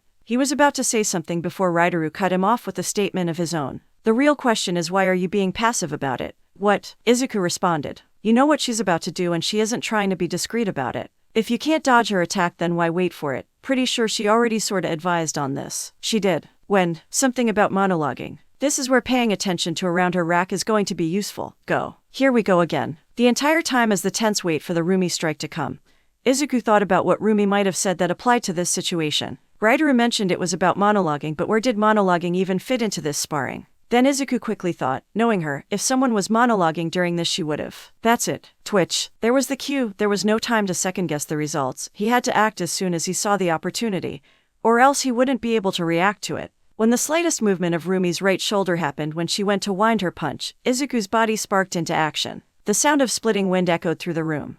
Boing. In the silence, Izuku decided to open his eyes.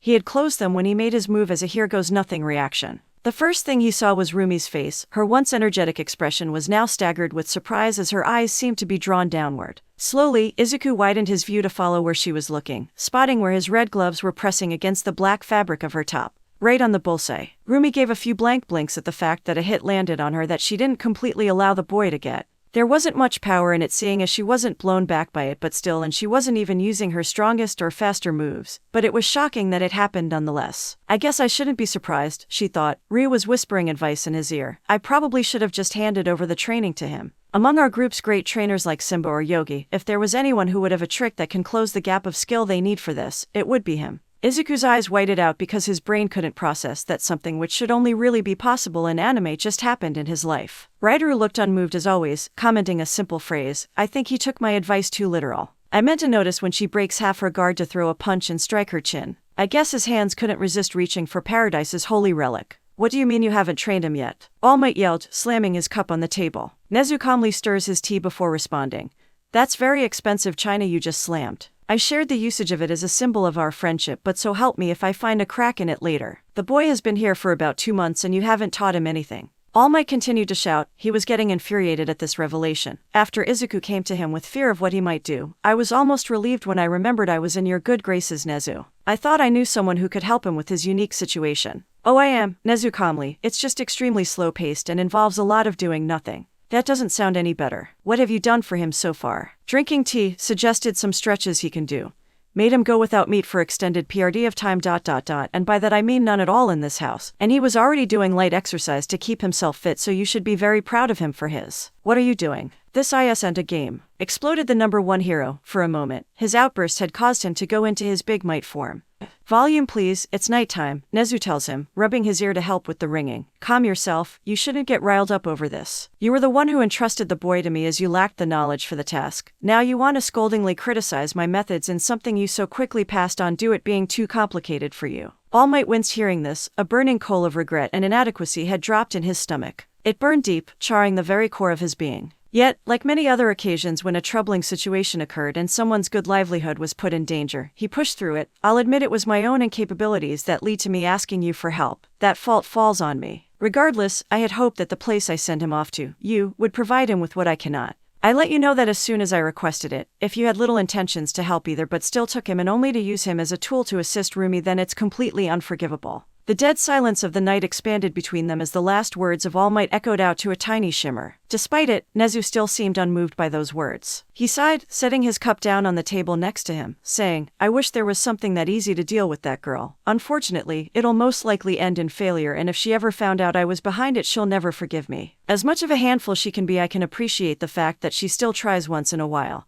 And I prefer things being natural over artificial despite the difficulty that comes with it. You can relieve your worry if you think I only accepted Izuku out of some sick game. Trust me, I have other ways of entertaining myself. Then what's with the inactiveness? Allowing him time to settle in is one thing, but why for 2 whole months with very little to even break him into his regiment? That's simple. His body is way too unstable physically, mentally, and emotionally to do too much with. What? Yeah, as you know, One for All is mixing with his body abnormally and quite slowly. Like cooking, he's not ready to be cooked. Instead, I'm choosing to simmer him and get the preparation going as his body ripens. So far I've been having him drink tea to dampen his fluxing emotions and rapid new senses as much as I could. Stopping him from eating meat, at least in this household, was just a pseudo form of something I plan on having him do later, and to keep him calm as they finish up in there. Now all I need to do is sit back and wait. At least, that's what that masked fellow told me to do.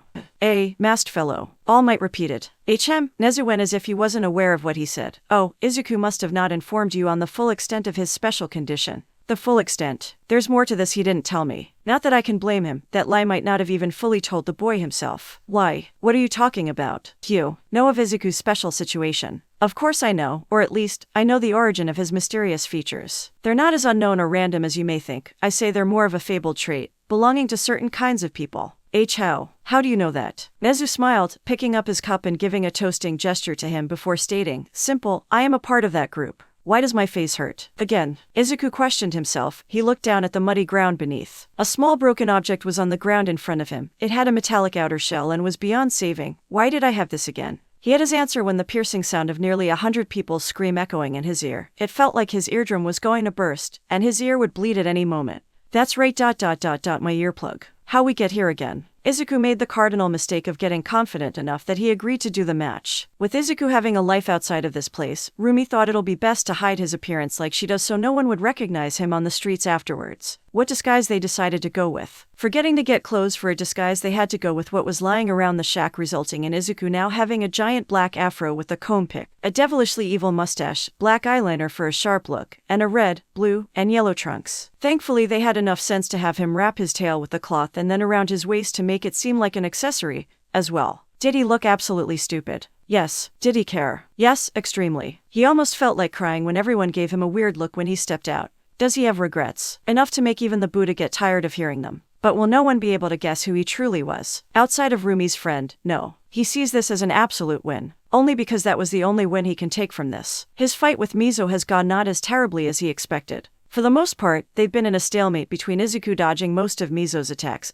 but having his strike not affect the silver-haired octopus-looking person too much. While a good amount of the reason was the tall Spacian's natural endurance, Izuku's hesitantly not putting his back into each punch he threw out contributed to it as well. He didn't want to seriously hurt someone just for sport, though he was assured that most of this posed little actual danger toward the fighters. It still felt off for him. He never had an interest in most contact sports. He thought that light punches would make it so that little opportunities would happen where Mizo would get hurt, but so far it seemed like half-but things weren't going to get him a win. Though he knew that Mizo could only take so many blows without getting tired out. Not like he had some shock absorption quirk. That would just be cheap. Things were mostly going Izuku's way until something caught his eye. More specifically, he got distracted. Out of the corner of his eye, he saw a certain pair chatting it up once again, almost as if the match they got him to accept wasn't at all of their concern. Then he got punched in the face. Now his face hurts again, his earplug is broken, and he's in intense pain from all the noise he's hearing through his fox ears. They had started working properly not longer after One for All changed his body. The only issue was they were working a bit too well, making everything being heard through them feel like a TV's volume being turned up to 100. He decided it was best to keep this little fact to himself since retroactively it didn't change from his current situation. It's basically going from being unable to hear causing a need for earplugs, to hearing too much so he needs to use earplugs. Worst timing ever. He could barely think straight when his ear felt like it wanted to explode. Instead of standing straight and continuing the fight, he was hunched over trying to cover his ear. Well, he's done, Cassidy calmly states. She tauntingly turned toward Rumi to purposely annoy her. She leaned on the metal fence that served as the outer shell.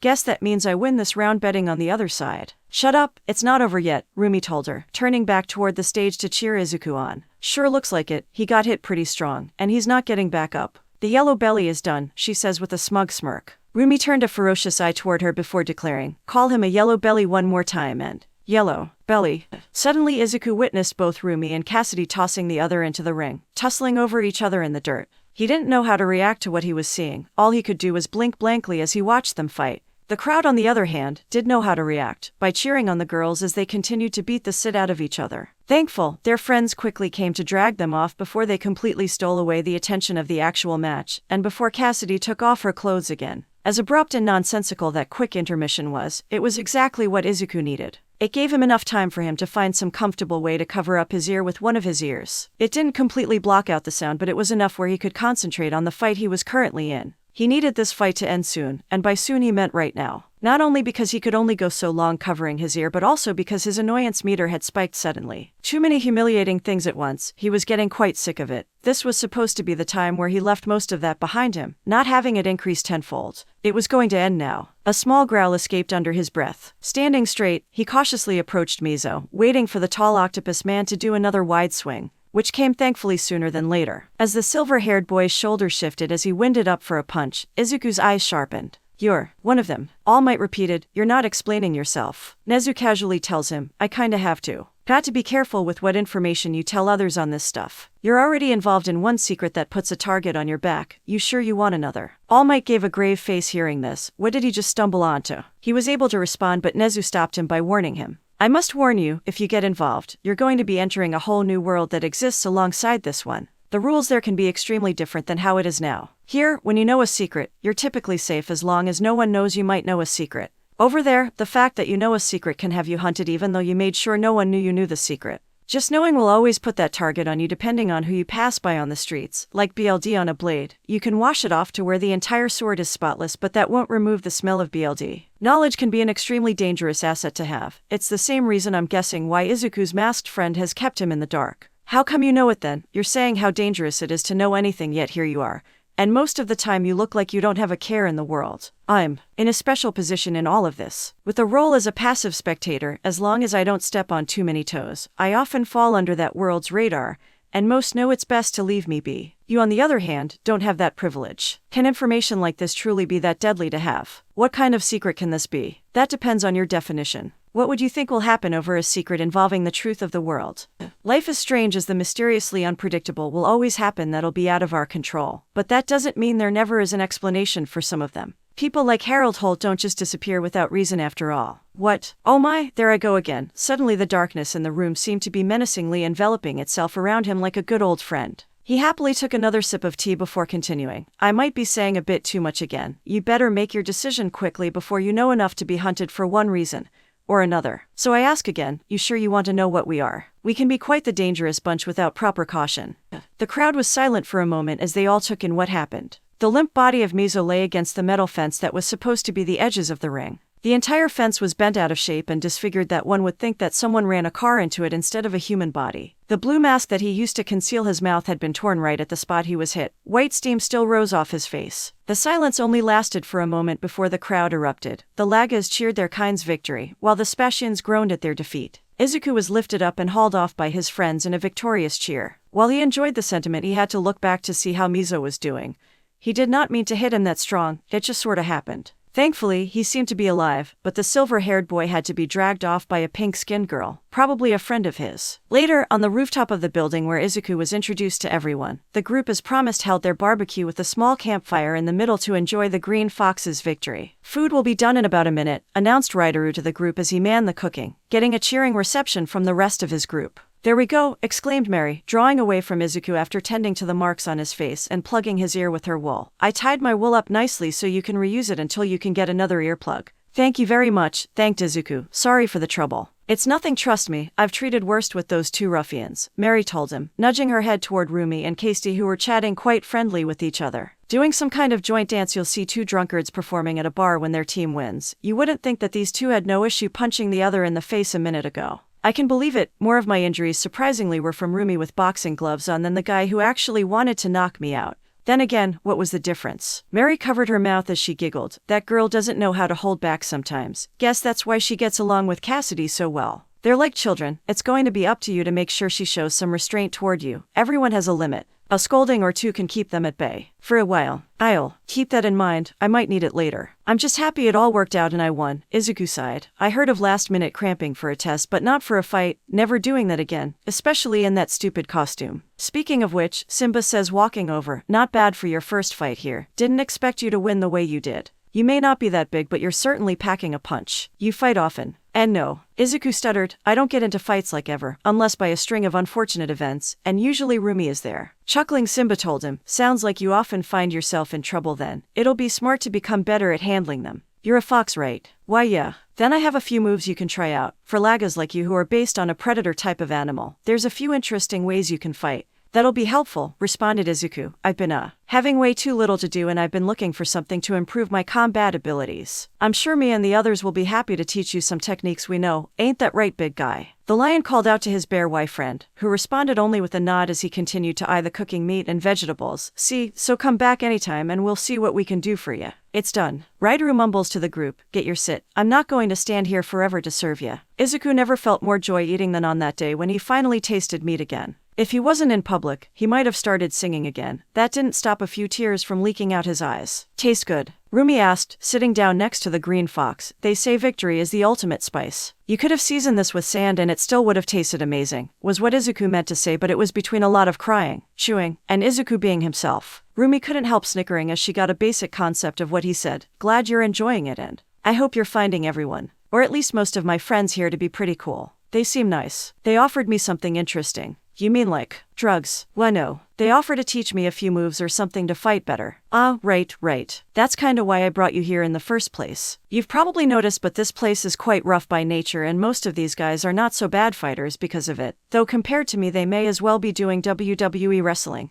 But they know a few things that can help you out. Here groups are like another mini-family, so don't be afraid to ask them for help. They can be surprisingly reliable. I'll keep that in mind.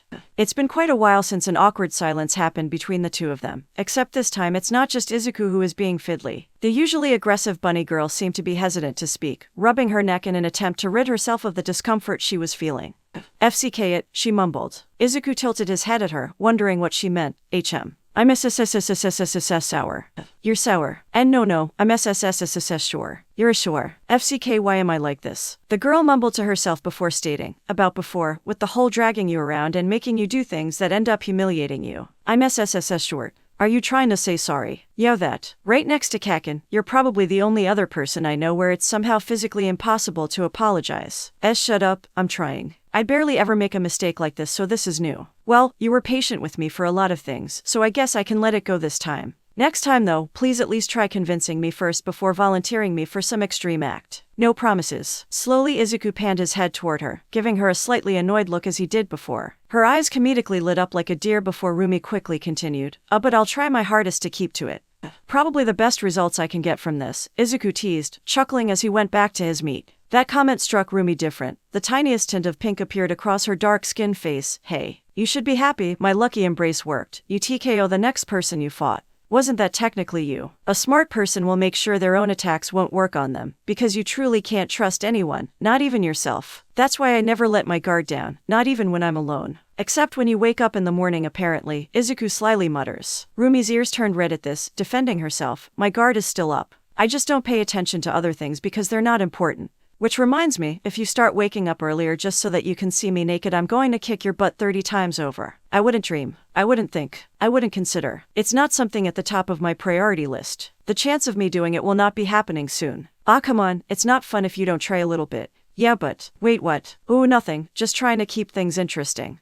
Either way, thanks for bringing me here since they were nice enough to throw an entire event like this for me. Simba then called out from across the campfire, oh, don't mention it, we were going to eat good tonight anyway since Raidaru happened to hit the jackpot. Yeah, some dumbass left a shitload of perfectly good store-bought meat on the street earlier today, Raidaru casually adds. Even Rumi's face changed hearing this, stuck between wanting to laugh and concern of the green fox's reaction. With wide eyes, Izuku calmly asks, what? Oblivious to it all, Raidaru continued to say almost tauntingly, yeah, I think some DC kid got into a fight or something. Not sure, didn't even get a look at them. That meat was free real estate and so I just took it like a UBSDRD. Izuku screamed as he already pounced on Raidaru, tackling him to the ground. With tears flowing down his eyes again he gave the older greenet quite a passionate scolding. That was my meat you stole. Do you know how long it's been since I've eaten meat? Months. But I finally managed to buy some and you took that bliss away. It's like almost drawing in the ocean only to luckily come back up before you die just to get full Nelson. And have that people drag you back down. I get off of me. Never. You'll hear my complaints so you may know my pain. Watching them tumble around the rooftop, Mary suggests, should we stop them? Nah, Simba chuckled, they don't seem to be taking it too close to heart. Besides, in the jungle a bit of roughhousing can do a lot of good. They remind me of us when we first met, Cassidy says to Rumi, except he didn't talk as much Sid as you did asking for a fight. I'm pretty sure you started it, Rumi replied, brushing some of her hair back. You barely knew the norms here and stepped on one too many toes. Lucky I wasted time explaining it instead of just kicking your butt and leaving. Pretty sure that didn't happen, but you can cook up whatever CRP you want in that cuckoo mind of yours. Aha, I will because it's usually the truth, you West Country lunatics. Same to you overconfident carrot sucker. Eat, sit and die. Yeah, FCKU.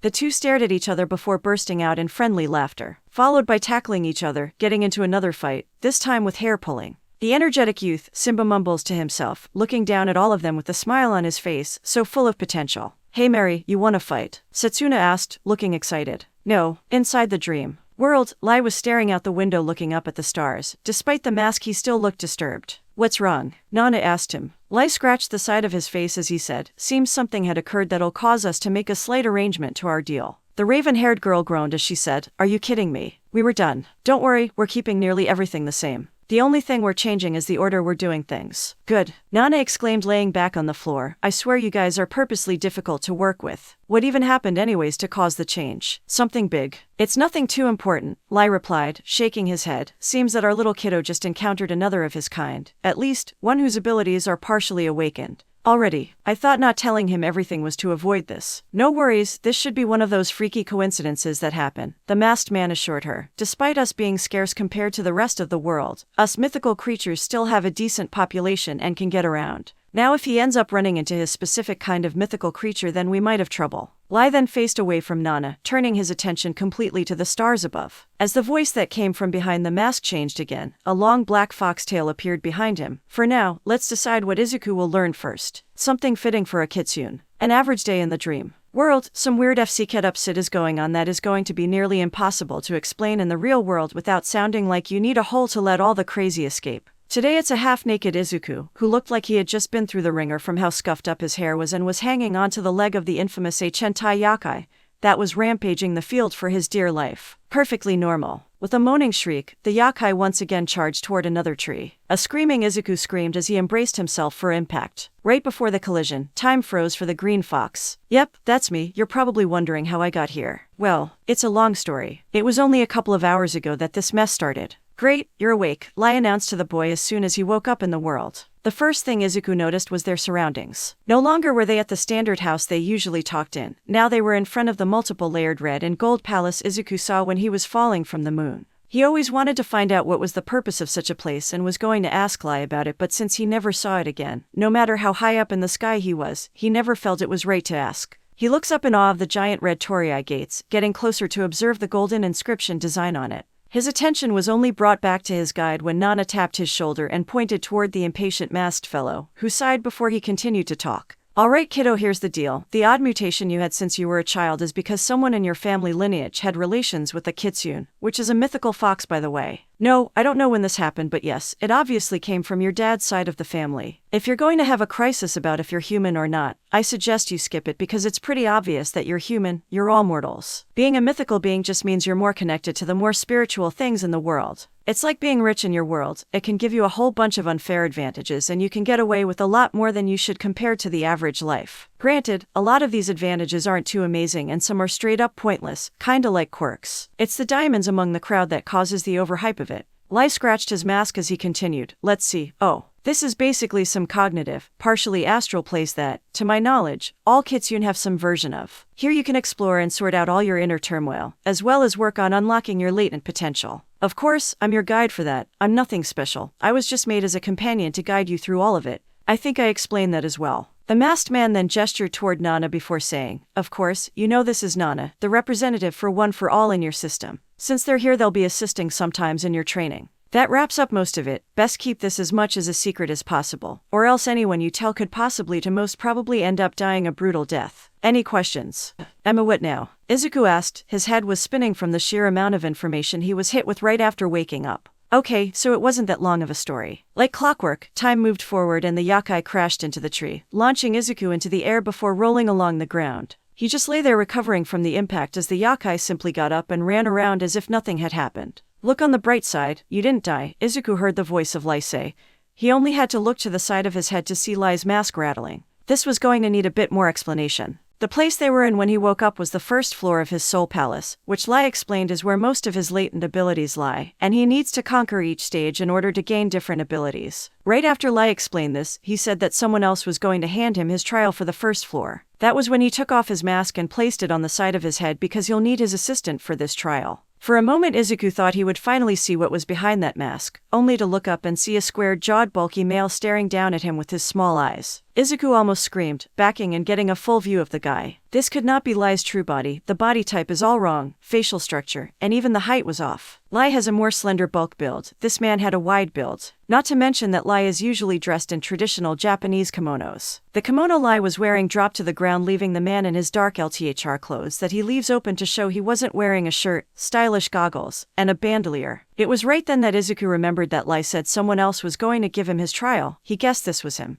The guy himself wasn't too bad, he says to call him Hellboy, and he speaks in a super funky tone. He said his trial is the trail of the uncaged. Izuku has to capture the 5 yakais that they set free from Zeaku Forest. The Ichentai yakai was decided to be one of them. By Lai's account, Izuku's feeling in the real world caused another kind of yakai to spawn. Nana personally went deep into the Zeaku Forest to find the yakai that was released during the first Ichentai yakai attack, and the last 2 were minor yakai let out for the trial. Turns out he only needs to capture one of them to unlock the power from the trial, but to move on to the next one he needs to capture all of them. That was where Lai's assistants came in. When he puts on Lai's mask, he can use some of Lai's abilities. In this trial, he's only allowed to use the Dorsu trick he used to dress both him and Nana. Unfortunately since, as Lai put it, he can't take that technique nearly as far as Lai can. Though I must say, you were sloppy and had very poor judgment. Run it again. He wished Nana didn't teach him modern language, while he appreciated that it made Lai not talk in such an ancient and confusing way. Now he has to suffer understanding every insult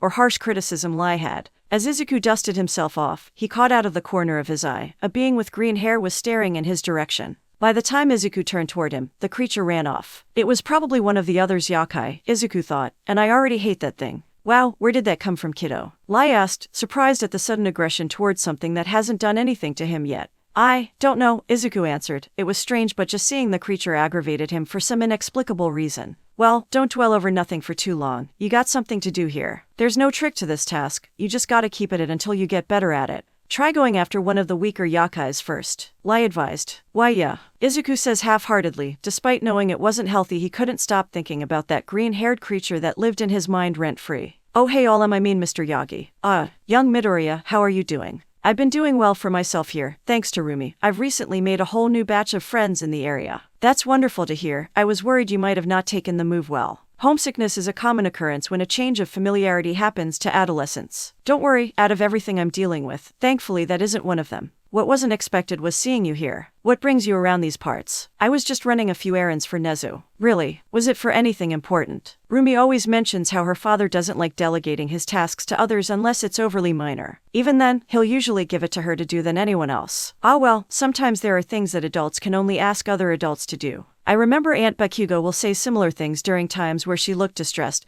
but wouldn't ask me or Kakin to do anything for her, even if we offered. It was a bit unsettling seeing her like that yet being unable to help because she only wanted to talk to my mother about it. Don't let it drag on you for too long. You kids are capable of a lot more than what you're given credit for, things I can't even imagine what you guys can set up. But at the same time, there's only so much you can do. I wouldn't call it a limit, but you can only do what you know, and there's some knowledge that can only be obtained through time. Or in certain situations, it's best for it to be learned through time than alternative methods. Not learning everything at once can. Oddly, wordy, and philosophical over a faint memory, but thanks for the words of wisdom. I guess. Anyways, did Nezu mention something about me? Yeah, of course we discussed you. You are one of the few things we're both associated with together. Did he mention anything about my training? I've been dying to know what he has in store for me. No, he didn't mention what he had in store for you. It was mostly a casual talk for the brief meeting we had. Outside of what he asked me to do, I can barely remember much from it. Man, he's killing me with the anticipation. You can't remember if Nezu mentioned anything important involving me, or at least something that hinted at something interesting.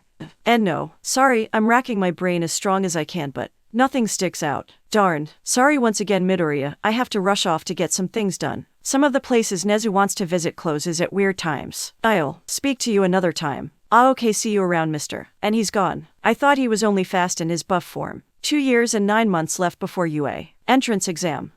Those were the shrieks of Izuku after bumping into a rather lardy figure. He was repulsed off his feet and dropped his Machikagu box. Apologies, my little foxy friend, the person Izuku had crashed into said after seeing how strong the fox bounced off him. No, I should be sorry, Izuku quickly replied, swiftly recovering his DLVRY tool. It's my fault. I was daydreaming and wasn't paying attention. Officer winks. Upon a closer look and recognizing the green fox, the pig-face officer greeted him with a warm, welcoming smile.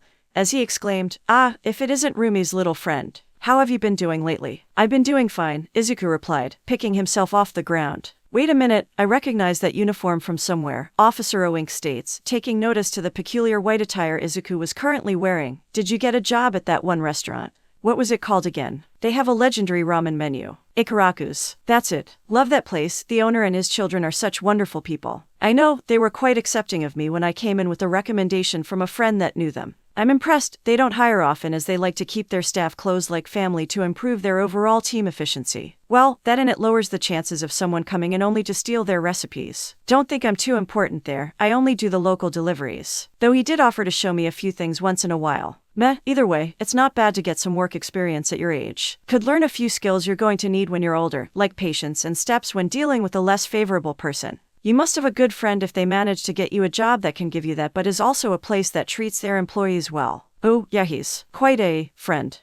Anyway, I'm actually in the middle of a DLVRY right now. Oh, I'm sorry. This old hog must be taking up your time. Is your box okay? If it's broken or damaged, please let me know. I'll gladly compensate you for it. My heart would ache if you end up losing the few bucks you make because you bumped into me. My gut may be all girth and fat, but it's a weapon not to be messed with, the officer joked, playfully tapping his stomach before refitting his breath. He stepped aside, giving Izuku room to continue down the sidewalk. Don't worry, it's fine, Izuku assured him before getting on his way to his destination. They said I own this now, so I don't have to pay for damages unless they have to replace it because I'm unable to make proper deliveries with it. Waving farewell to the boy, Oink says, all right, take care young one. If you see Rumi again, tell her I said how's my little Rummy doing. With extra emphasis on the Y, that's how she'll know it's from me. I will, goodbye. I just realized something I'm thankful for, Nezu randomly announced as he and his daughter were lazing around their living room. What? Rumi asked him, not looking away from her phone. The fact that you never got into makeup as a child. Out of everything that came with raising a human child, that was probably my biggest fear at the beginning. Really? Oh, all the things a daughter can get into growing up, that was the biggest one. I could have gotten into PRN growing up for all you know. Oh, those fears seeped in as the years passed on. But the first thing I thought about when I took you in was how would I handle you wanting makeup as you grew older. I may have the intelligence of a genius human being, but I'm still an animal. I wouldn't have known if it would be too soon or if I do get you some. It'll be impossible for me to tell if you use enough to look modest or to look like you're going to be standing at a street corner. Woo-woo. You're rodent but should be praising God that I skipped over that phase. We don't have religion in the animal kingdom. Well, except for bird Jesus, but you wouldn't get it even if I did a full presentation on it. And I never would want to know, what was the second biggest fear? You dating. What? You're afraid of me dating someone? No, I'm afraid of what I'll do to the boy you'll bring home. And what if I bring back a girl? Rumi tauntingly questioned. A smug smile was spread across her face while she continued to text a certain friend of hers. Only a CCKY chuckle came from Nezu's mouth in response. Oh, Rumi went, lowering her phone to give her father a raised eyebrow. What does that mean? Thankfully, I know I don't need to deal with that. You know who'll deal with any girls you might bring home. A cold shiver went down Rumi's spine as she knew who he was referring to. She can hear the WHP now. She murmurs, deep regrets that I brought it up. No need to regret having facts reiterated for you, Nezu proudly says after taking a sip of tea. If you ever get a boyfriend, there's an extremely high chance that I'm going to break his kneecaps upon introduction. Ooh, were the incomprehensible sounds leaking out of Izuku's mouth as he stood by the entrance of the living room. Casually, Nezu turned toward the boy and greeted him. Oh hello Izuku, I see you're back. What's the matter? And nothing. Izuku squeaked, quickly snapping himself out of his daze. Welcome back champ, stated Rumi, sitting up properly in her chair as if something had captivated her attention. What did my favorite DLVRY boy bring for us today? Setting his carriage box down on the table, an oblivious Izuku replied, what you ordered of course. Ikaraku would have my tail if I delivered the wrong food. An exasperated but silent sigh escaped Rumi's lips as she mumbled, F-seekin. No diamenet dude. Thankfully this is my last DLVRY for the day, Izuku continued, taking out the boxed food letting its glamorous aroma fill the room. Passing out the colorful boxes to each patron in the room. I got one vegetarian meal for the manimal, and 2 specials for the rest of us. You got things mixed up, Rumi tells him, going over to her father and swapping the boxes that were handed to them. While I'm starved, I'm not desperate. The vegetarian one is mine. Half listening at first, Izuku responded, well of course you. Wait, you're the one who ordered the vegetarian. Yeah, why? Answered Rumi, her shoulders shrugged a bit at his comment.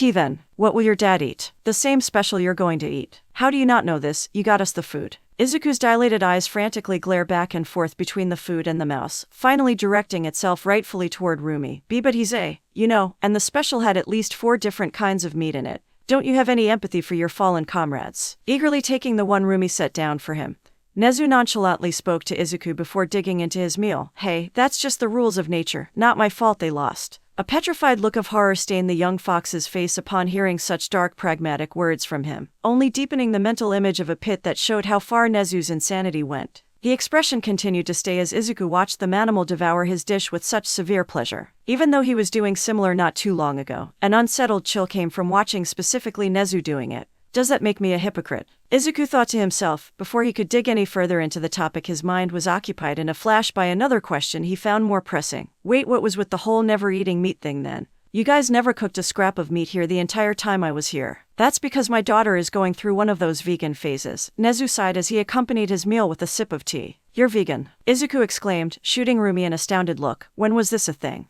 No, I'm a vegetarian, the busty chocolate rabbit said, rolling her eyes while rubbing one of her ears from the shouting. She really wished he didn't always react like this to things. Her attitude swiftly changed to irritated as she stared daggered toward her father. And it's not a phase, Dad. It's a legitimate life choice. It's strange to eat the same species your dad is. How would you feel about eating humans? At first, Nezu's face instantly scrunched up in disgust at the idea, but then it quickly melted into an appraisive expression, giving a slight nod to himself. Whatever you say, sweetie, Nezu dismissively said, grabbing the nearby newspaper and reading it. They're all the same to me. I'm not a child, stop calling me sweetie. Rumi scolded, her usual bold tone quickly morphing to be more furred girlish when a dark red tint emitted from her cheeks. Her voice abruptly slipped to pianissimo as she continued to rebuke Nezu. And not in front of others, you're embarrassing me, DMN it. Okay dear, no more of that one either. Geez, we just got done talking about how I skipped over many stupid CRP young girls were into. I would have assumed you would get that cutesy names would be one of them. I remember a time where I stopped. Someone was so upset that she cried the entire day until hey. No need to bring up completely irrelevant things that happened at unrelated times to this conversation. A small chuckle left Izuku. Anytime Rumi had a reaction that was a stark contrast to how she usually acts always brought a bit of joy to Izuku's face now. It made her seem more endearing as a person than some holy icon. Still, this was a catastrophic surprise he wasn't expecting. Looking back, he realized during the barbecue with the rest of her friend, she was the only one he had no memory of seeing eating the meat. He kinda assumed it since she was there and did eat, but upon second look he could only remember her eating the grilled vegetables and chips that were provided as well. How could he miss such a thing even after living with her? Oh Izuku, Nezu calls out, I hope you're not clouding up your schedule. School will be starting for you soon and so will your training. Izuku's ears perked up hearing the second part, giving an energetic cheer. Really? Of course, you had to start eventually. I hope you enjoyed your time off because things are about to get quite hectic for you soon. Please clear your schedule accordingly. If you have any plans, I suggest rearranging them to be outside your two priorities right now. I will. You're not getting yourself involved in anything that'll distract your schooling or training, are you? The fox's seeking eyesight glanced at his bunny companion. After seeing her give a more confident look back, he answered, No, this job of mine made it easier to get used to the area. Maybe I can even make a few friends in the area that I'll meet in school. The bear chimera looked up from his newspaper for a momentary glance, examining Izuku's face before going back to reading.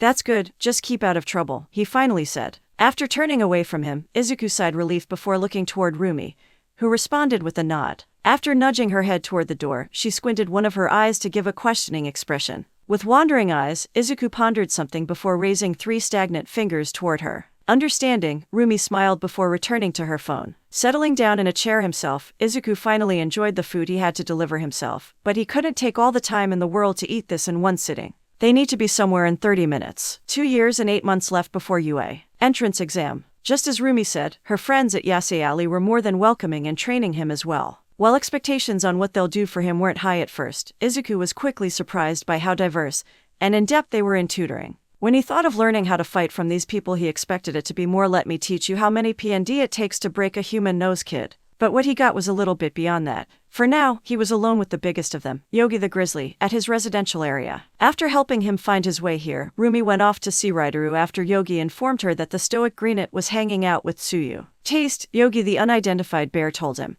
holding out a metal saucer filled with some kind brownish-black liquid. As instructed, Izuku accepted the saucer before taking a small sip from it. The sugary taste of the substance felt both familiar but vastly different. Its flavor was more of a watery syrup than the tart his mind was remembering. He recognized this beverage. It's cola, he exclaimed, going back for another sampling of the drink. Is this a new flavor? Chuckling, Yogi went back to his low-burning pot and continued to stir the content inside slowly as he said, No, it's decarbonated cola. Is that some kind of new flavor? Because the difference is amazing. Nope, it's pretty simple to do. The easiest way is opening a bottle and leaving it out for about a day or a few hours. Without the carbonation, the cola loses a lot of its tartness, making it easier to consume for people who can't handle all the bubbling, and more importantly, an effective sports drink. Really, soda being turned into a sports drink, that's amazing. How did you guys discover this? Giororo, it's not exactly some government secret. There's a tale that a man brought a cola bottle and let it out in the open the day before he ran a marathon and drank it before the race. He ended up winning the marathon thanks to the extra stamina he got. It's a pretty well-known method used by athletes and even some heroes. If you ever catch a hero before he goes on patrol, you might be able to catch it. Now that you mentioned it, I can think of one occurrence where I saw a hero with some cola. Izuku's memory went back to the day he first met All Might. The bottle he kept the slime villain in was a cola bottle after all. With everything else happening, he didn't question why the number 1 hero just had a bottle of soda to contain the villain in. Considering All Might's current condition, having something that'll hopefully boost his stamina and his buff form should be treated as a holy elixir. Please pass me the bottles, Yogi asked Izuku, taking the pot off the fire and putting it to the side so they can start filling up the bottles. It's just that when there are regular sports drinks around, the fact that there's a timely process that needs to be done first after buying the product which won't always fit people's convenience, and the fact that people like their soda carbonated, that this isn't a thing that not everyone knows about. Of course, because this place isn't some 5-star neighbor we don't exactly have access, or the fiancés to be buying all that expensive stuff, and we're not really about robbing a place just for sports drinks. So we got to be creative with what we got.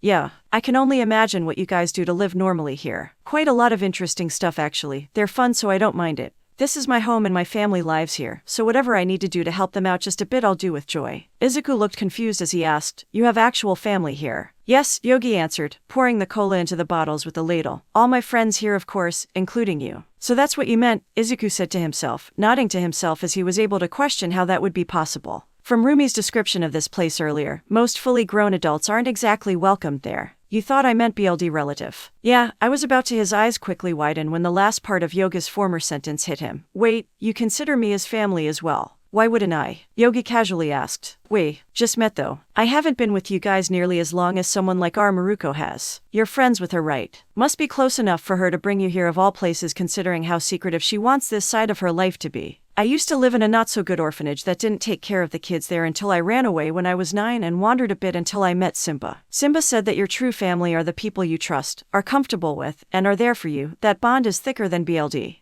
"Huh. Speaking of Miruko, she told me about how much you were whining from not eating meat." "I wasn't whining, it was literal torture. When you can't go out to buy something, I got some seasoning and cooking techniques to make some of the food you eat taste like meat." "I'm listening." "Giaruroro." Yogi laughed. "Just ask Mary for all the medical reasons we use it. It's best when someone here busts their jaw or something like that and eating meat isn't recommended. Now they can still get the taste of it while their mouth recovers." "All right, close off and get on all fours," stated Cassidy. "What?" was the very reasonable reaction Izuku had. Here he was entering this room as requested expecting some integral teaching and this was the first thing he was hit with. She didn't even have the decency of buying him dinner first. "What? You came here to train, right?" Cassidy casually said, putting a hand on her grand waist. "Yes, but not this kind of training. How else are you going to learn?" "When I'm ready and the time is right. There's no need to delay. Start today or you're only going to hinder yourself." "What if Miruko wanna ride you one day?" "If Izuku is drinking water right now?" "Well, you can already tell where this GG is going." Our broccoli-haired protagonist now had a red stem. Take that however one may. "What?" Cassidy asked, tilting her head. "It's nothing that special. Riding someone may be a bit difficult at the beginning and it's killer on the pelvis region, but once you get used to it it's pretty enjoyable. I'm just not sure if I want to go that far, despite what my body is telling me." "Got it, you're scared of your first time. Understandable." "Really? Of course, everyone is always scared of their first. No need to bust your chops over it." "Oh," Izuku sighs in relief, "thank you. That's why you gotta break through that fear," she says, showing her back toward Izuku as she calmly began taking off her jacket and unbuttoning her shirt. "Luckily I don't mind breaking that fear for others. Give me a second to get my clothes off, I'll let you ride me for the experience." "Accept it. That's nice and all BWHAADFFJSRGI. I can't do that." "Why not? Such a treasure shouldn't be given out with such haphazard care. We barely know each other." "That doesn't matter to me, I'm all accepting. Ask the others, everyone in our friends group rode me at least once before." "Biwaha." "Well, except for Yogi, he's a bit too big for me. Then again, I have gotten stronger since last time, maybe I can handle it this time. Though I'll have to plan ahead of time how he'll fit." Izuku covered his furred face. "I can't believe what I'm hearing. Miruko always did have the best time. We'll both try to make it as rough as possible and get the other to submit."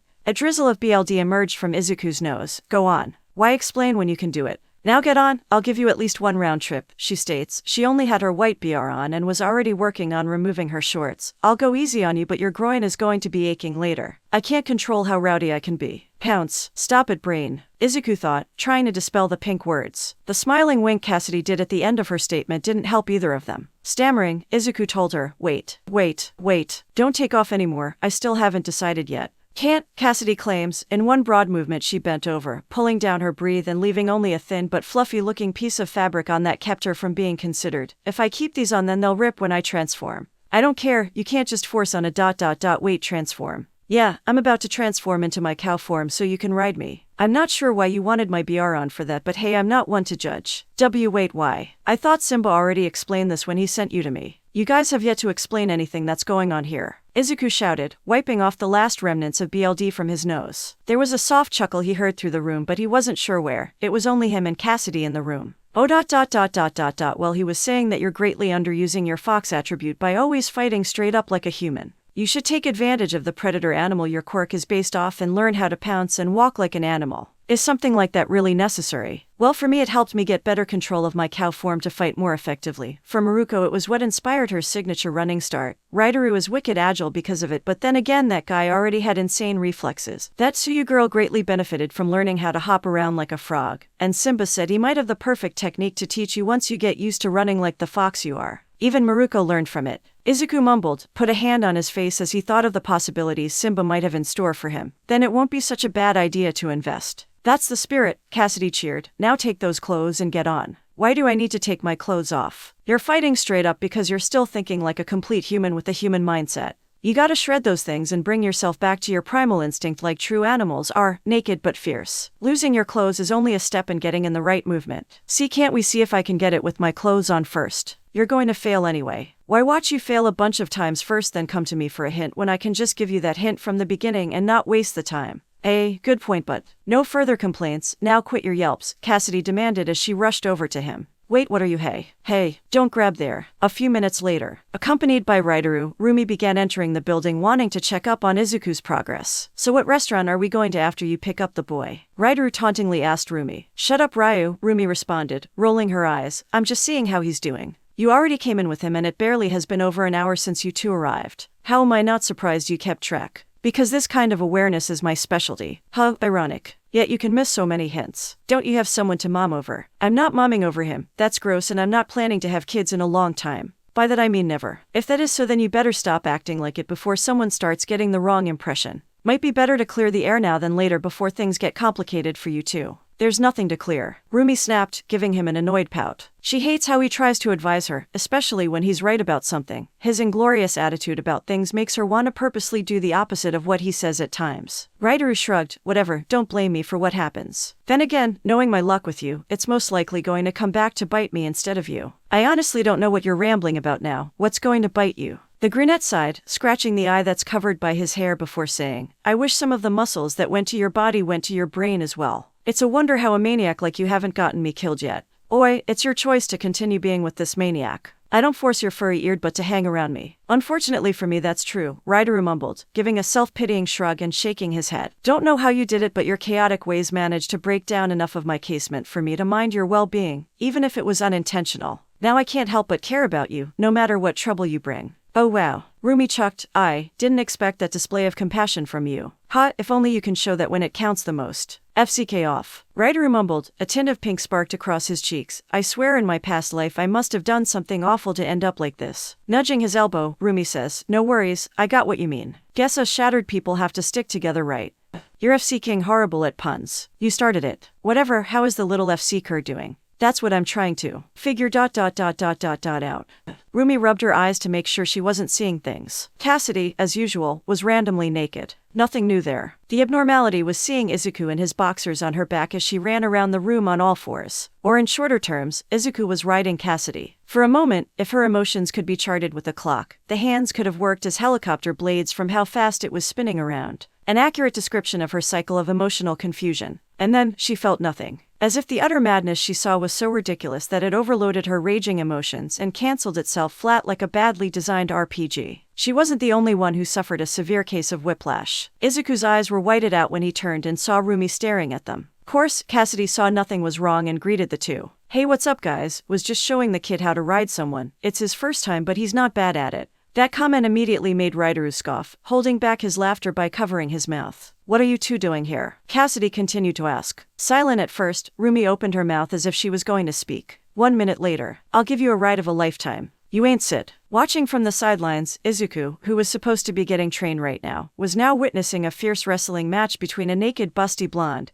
and a slightly less busty, but equal allure, still clothed chocolate bunny. Though for how long they'll stay on is the real question. Nezu was right that his life was going to be more heretic if these kinds of shenanigans were going to be every day here. Hey, let go of my hair. Awa, what's wrong? You can't handle it. It's just a little hair-pulling princess. Oh, I'll show you. RAWRGH. AGH. UFC King bite me. What's wrong? You can't handle it. Just my teeth digging into your FC King leg. Not that Izuku was complaining about it, he was just making peace with it now since it's going to be his upcoming reality. The other person in the room who seemed to be enjoying the scrap was the one eye showing guy Rumi walked in with. As his face remained in his neutral expression, Despite breaking and his earlier holding back my laughter smirk, his head leaned in and tilted as it intensively followed the girls rolling around in front of him. Out of everyone he met in this place over the last couple of weeks he's been coming here, Rideru always stuck out in his mind. Not from how impactful he was during his time here, but from how strange it is that they see each other as often as Izuku sees all the other members, maybe even more since he often comes to talk to Rumi, yet he knows almost nothing about him.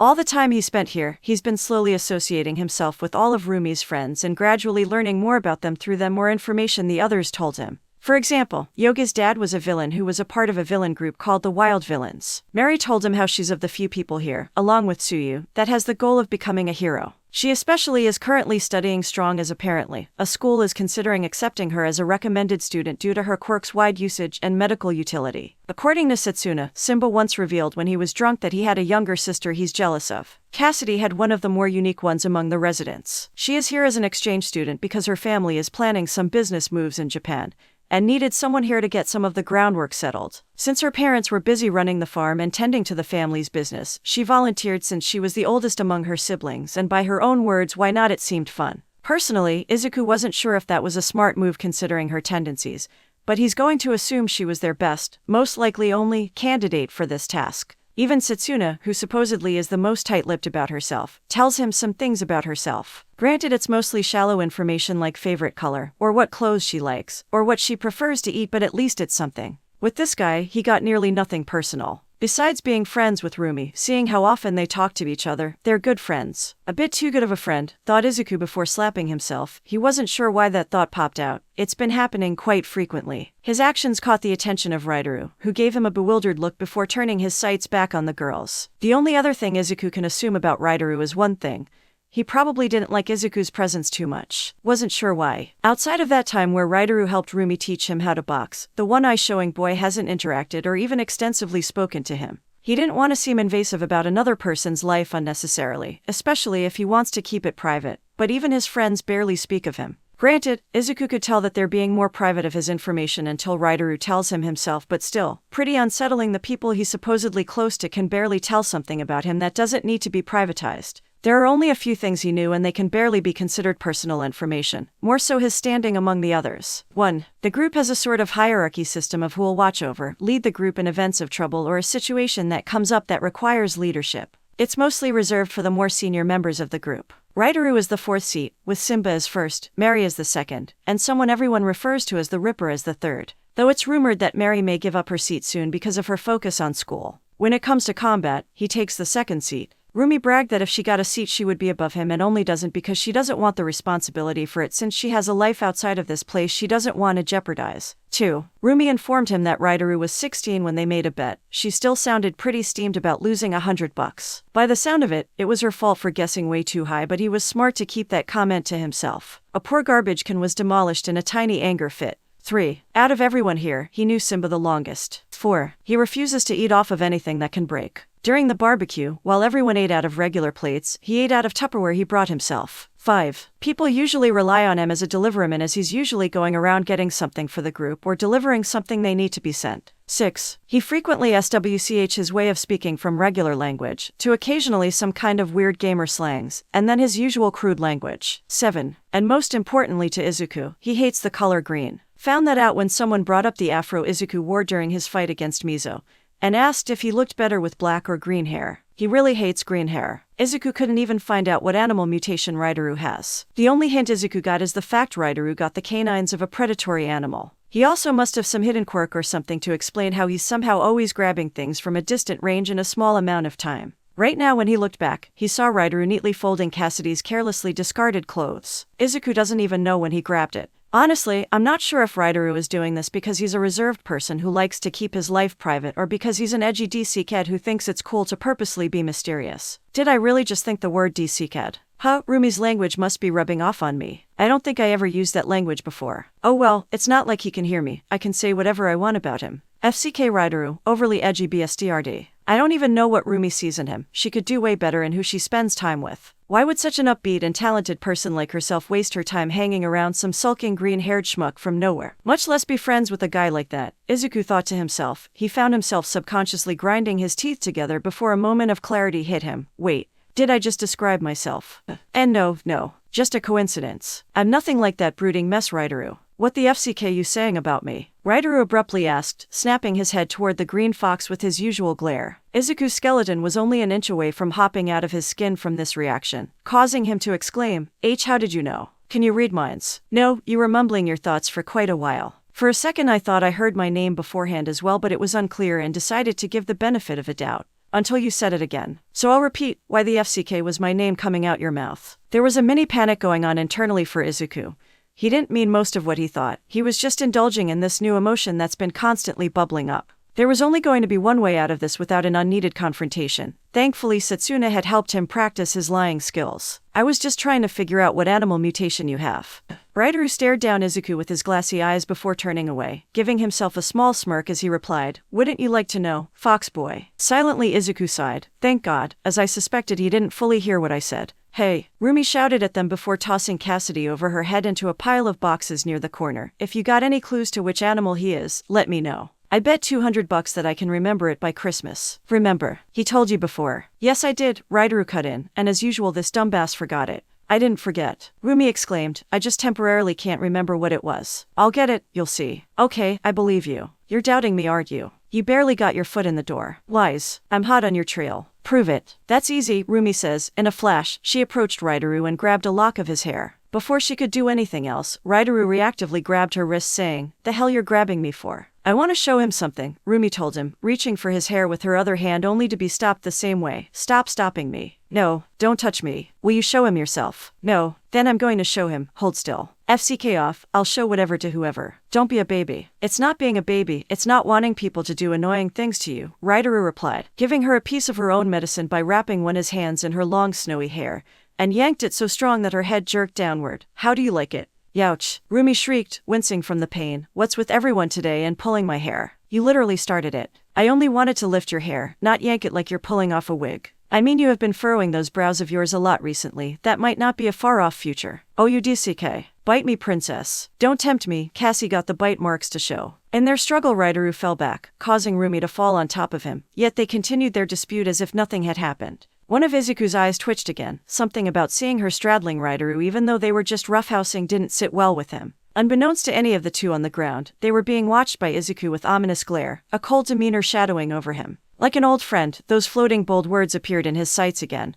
But this time they were green. Why him? Gatekeeper, road bump, obstructor. Luckily, the feeling of his claws bearing themselves snapped him out of his mood. That was weird, Izuku thought. Something like that wasn't necessary. While he may not be a fan of Rideru's presence at the moment, it's not like he did something horrible to him or tortured him for years. Not to mention that he's begrudgingly the reason why Izuku had the job he has right now. He wasn't even sure why his body thought a situation like this needed a violent physical response of any kind. While his body acts on its own at times, he's not going to let it do what it wants, hiding his claws and waiting for them to slowly retract. Upon second look, he did see something interesting. As the two friends were struggling, pulling hair and shoving their hands into the other's face, Rumi had lifted a piece of hair Rideru used to cover his right eye up. Izuku had taken a few guesses as to why Rideru always hid it, with the most likely reason being some sort of injury. He guessed correctly as Rumi's actions exposed Rideru's scarred eye. The eye was kept closed, showing off the multiple crisp marks that created a mild discoloration across that section of his face. Knowing how this place can be, Izuku assumed it might have happened during a fight against one of the other Lagas,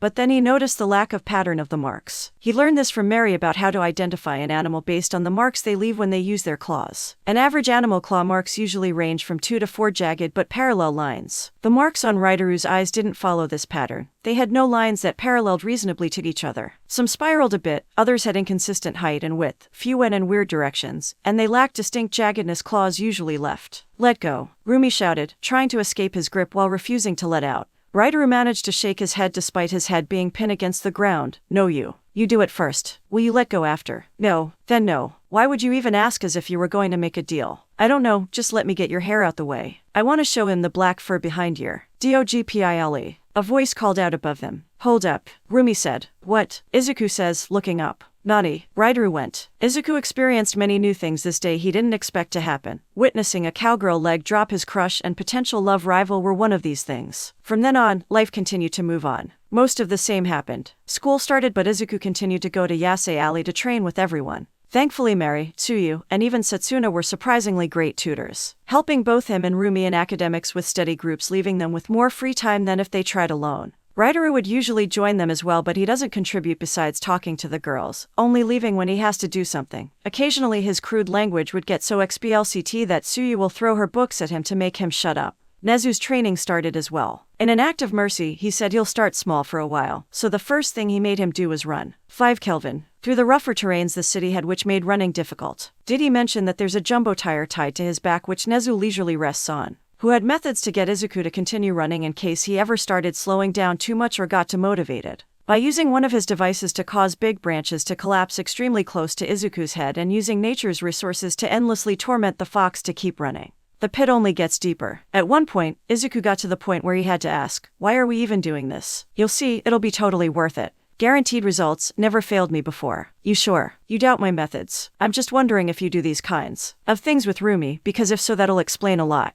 Me, do things to this extent to my daughter? Hell no, that's child abuse and sick. Then why do you do it to me? Because I got a signed contract from both you and your mom that says I can. You, no more objections. The sound of a WHP cracked by his ear. Is that a WHP? A panicked Izuku asked, trying to look behind while not tripping over. What, are you complaining about this too? Yes, now you're just being unnecessary. Oh, I see, you humans are allowed to WHPS animals for thousands of years for sport, but when we do it, then we have to care about ethics. What the FCK does that have to do with anything? Everything. Correct. So that training is going well. His mom is doing fine as well. He goes back to visit mostly during holidays. It's refreshing to see how his other family is doing. He and Katsuki still don't talk, making for very awkward nights since they still sleep in the same room. Thankfully in the daytime isn't as awkward since Katsuki barely spends the day at home.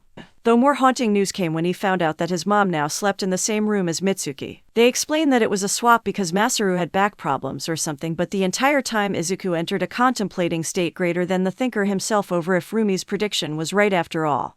Of course, Rumi laughed as soon as Izuku told her. The one thing that seemed to have not changed is the stalemate between him and Ryderu. It seems as though nothing changed about them, from an understanding of the other to comfortability being around each other, simply talking to one another, and who was gonna have a happy Easter. Izuku's lungs felt heavy as he breathed, his body was covered in scrap and dirt, but a sense of accomplishment was washing those things away. In the realm of the dream world, he was standing next to one of the yakai he was tasked to catch. It wasn't the Hentai one or even the annoying green-haired creature that PSS him off by existing, but one of the lower-ranked yakai. This was the one that held the regret of when Izuku accidentally tripped over the school janitor's mopping bucket and tipped it over. Izuku felt so bad that the sweet old man had to reclean the floor because of him. That was probably why the yakai took the form of a monster that was in chains. It was easier to catch since its movement was already hindered. Clap, clap, clap. Approaching him was an applauding Nana, followed behind by the bald funky man. Not bad, kid, not bad. The Hellboy stated. He stretched out his hand. You still need to capture the other 4 later, but as agreed, you catch one and I'll lend you my ability. I'm not one who'll waste your time. You seem pretty tuckered already. Let's get this over with. Thanks, Izuku says, reaching out to accept it. As their hands met, Hellboy stated a vow. I am now. Ooh, actually you can skip that first part. The mask of lie rattled. I was just pranking you. That earned an annoyed look from the bulky man as he grumbled. His grip became crushing to Izuku's hand. You mother. Let it go, sighed Nana. You bother with it every time, then you'll have a headache that'll make you wish you were dead again. Just move on when you can, you'll get used to it. After taking a deep breath, Hellboy continued. Accept my power. Battle with an endless reach. Inherit my will. I bestow onto you the power to catch anything you want, so nothing will ever be outside of your reach again. A bright rainbow light shined where their hands held, sparkling like a firecracker. It is done, Hellboy announced, taking off Lie's mask from the side of Izuku's head. Still exhausted, Izuku asked, what did I inherit? You'll find out, Hellboy told him. Just think about something you want to capture. Did you mean literally or metaphorically? Shrieked Izuku. Mid-sentence, Hellboy used their connected hands to launch him over the grown man's shoulder.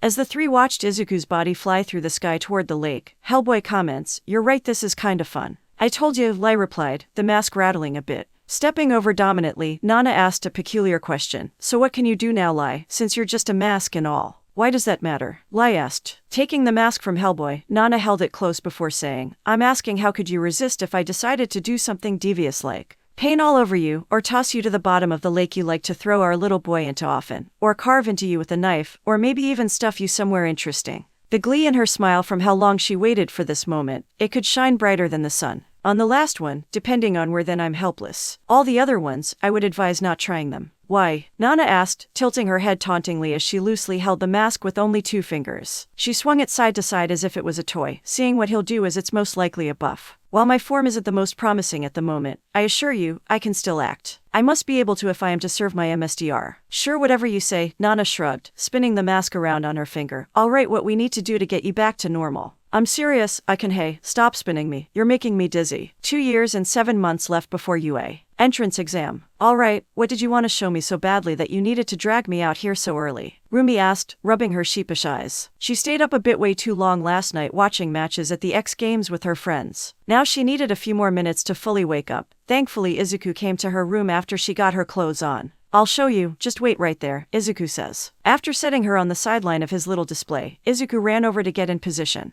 A few feet in front of him was a single empty bottle on top of a garbage can. After taking a deep breath, Izuku pulled one of his arms back before whipping it forward. As his hand lashed out forward, a dark tendril that was made out of black energy emerged from his wrist and struck the bottle. That jolted Rumi wide awake. Her reaction was as if she witnessed magic. Wow, what was that? Rumi exclaimed, running over to him. It's my O. Izuku winced. As he tried to reel in the tendril, he accidentally hit himself in the face with it. It's something that awakened in me recently actually. I've been spending the last few days trying to get it to work. You got a name for it? No, I've thought of a few like Venom Stretcher. Meh, Rumi says, looking away with an unimpressed look. Izuku inhaled to hold in the pain from that response. How did you get it or awaken it? Rumi asked. While the beta name wasn't anything interesting, she was interested in the cause. Ooh, it just popped up one morning after a dream. So basically a beaner. I guess you can look at it that way. Don't embellish me like that when I'm being stupid.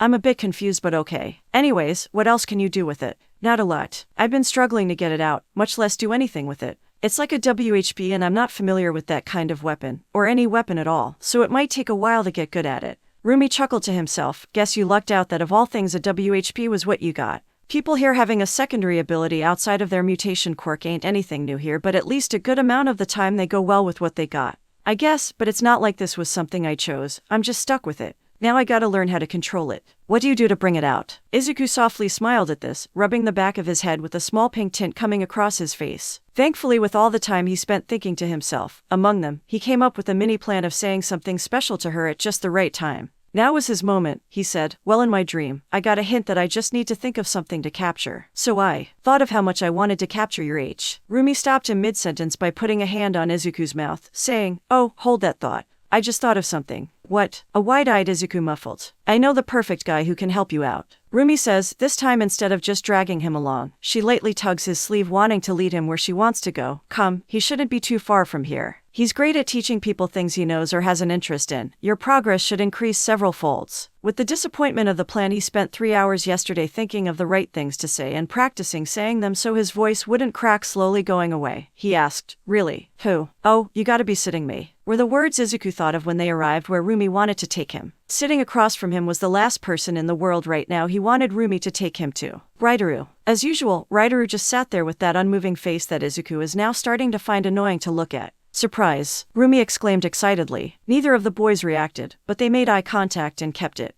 Rumi continued, as soon as Izuku mentioned the trouble he's having with his WHP thing, I thought, hey, Raitoru would be the perfect person for this. He's good at this. I mean, you are the only person in our group who isn't teaching Izuku something, and I don't think you two talk that often. The two boys blinked blankly at the other, not responding to what she said but showing that they were listening. Since you're both my friends, I thought, hey, this'll be the perfect opportunity for you two FCKS to get to know each other. So what do you say?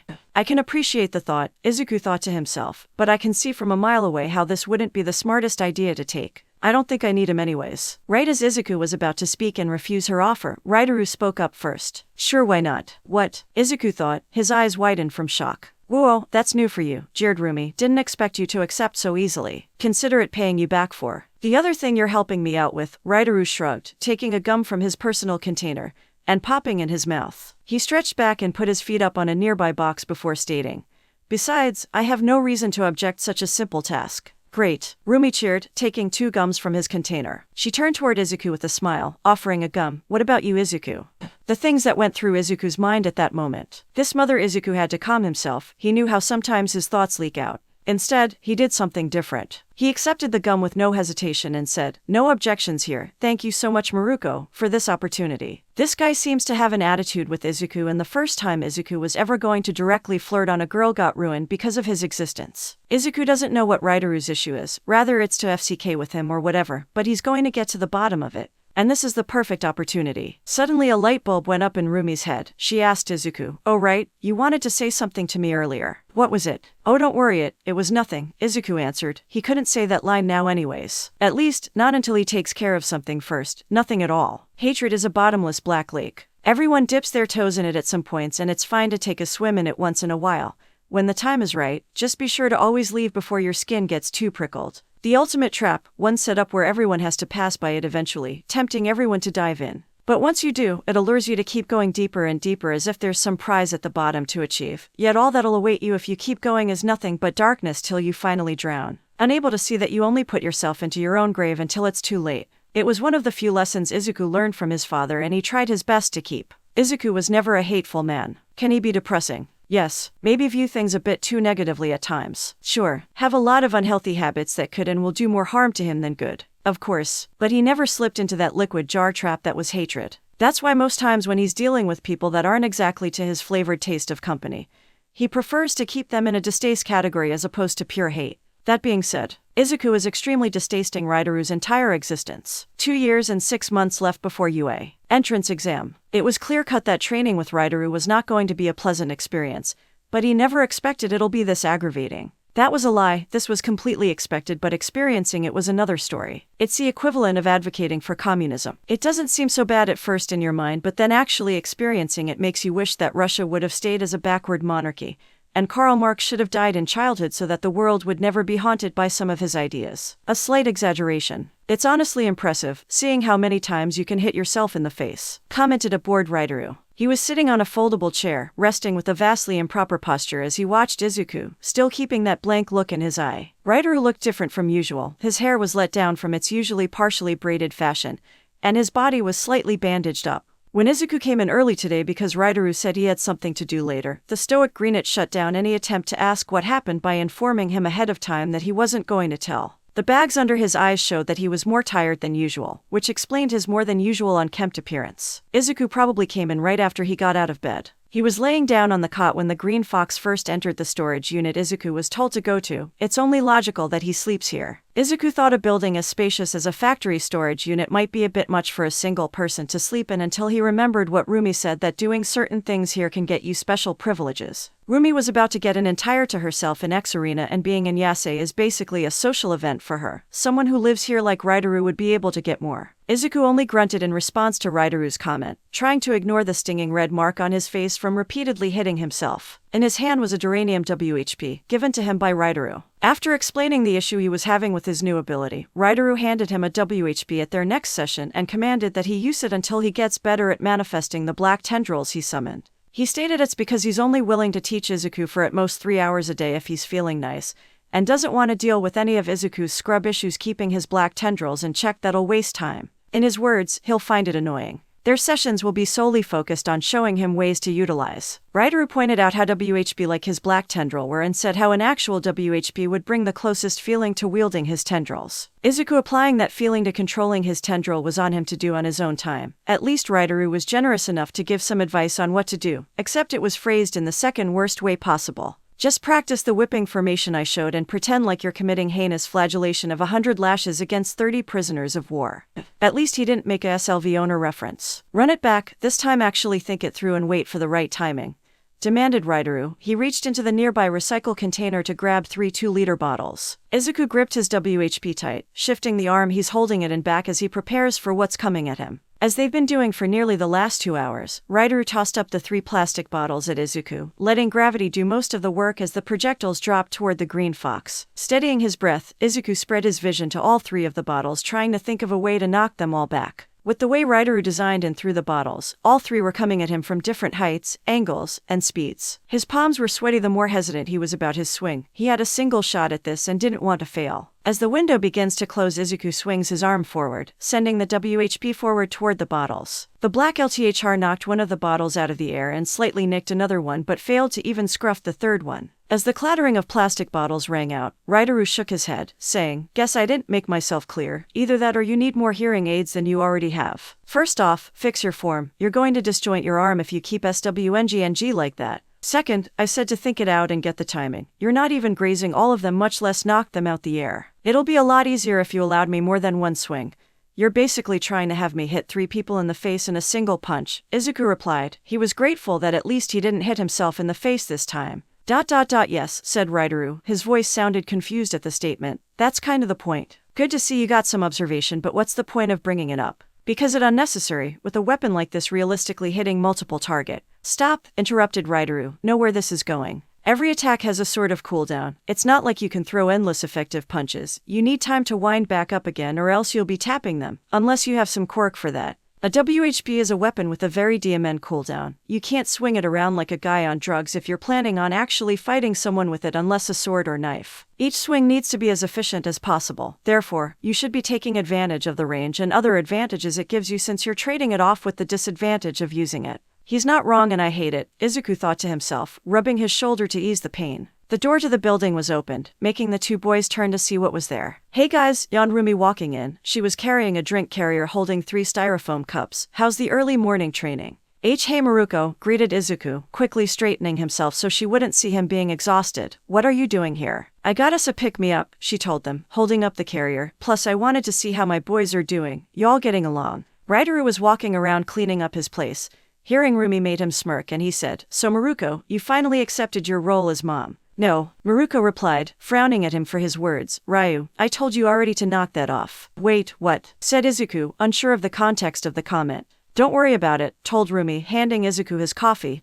"He's being stupid. By the way, I got you a mocha from the shop you like so much." Okay, thanks," Izuku said, accepting the cup. "Boy," Rideru called out, "I don't remember saying we're going on break." Rumi walked up to her one-eyed friend saying, she shoved the hot drinks toward him declaring, "Well, you're taking one now because I paid money on these and if they go cold I'm dumping it on your head." "You're the one who wanted me to train the kid," Rideru replied. "After a checkup with Mary I have to run a few errands for the others. There's limited time for today." "Who cares? Not like there isn't a tomorrow and I'm sure Izuku doesn't mind," stated Rumi, looking back toward Izuku. Realizing she wanted his validation, Izuku told them, "Yeah, I don't mind. It's only a few minutes anyways." A smile appeared on Rumi's face before she turned back to Rideru, pushing the cup that was his closer to him and stating, "See, now shut up and drink." The greenet didn't respond at first, looking down at the drinks and taking in their aroma. Eventually, he grouchily said, "You know I don't like coffee. It's hot chocolate." "So you finally remembered. Color me impressed. A broken clock really does be right twice a day. Bite me. I quote I'll do it." "Shut up, brain," Izuku told himself, realizing that this time there were no colored bold words. "Oh wait, that was just me. Shut up me. Be happy I was kind enough to make yours myself since you're so picky," continued Rumi. Did Izuku just hear her right? Hearing this made Izuku ask, "Wait, you homemade his but not ours?" Turning back to the green fox, Rumi said in her defense, "It's really difficult to get this guy anything at times. He's really the worst when he's picky. I had to get his homemade because he hates the way most cafes make hot chocolate, and he refuses to drink coffee like a baby. I'm not even 20. Why are you drinking it? You're younger than me. Drinking a good blend once in a while ain't bad. I make it nearly every day anyways. That's how they get you. Don't blame me in 15 years when you can't even get out of bed without your daily consumption of black slugs." "You, don't say it like that." Rumi's frown reemerged when she said that. "It'll ruin coffee for me." "Good. Once again I'm doing you a huge favor because you're too oblivious to the problem.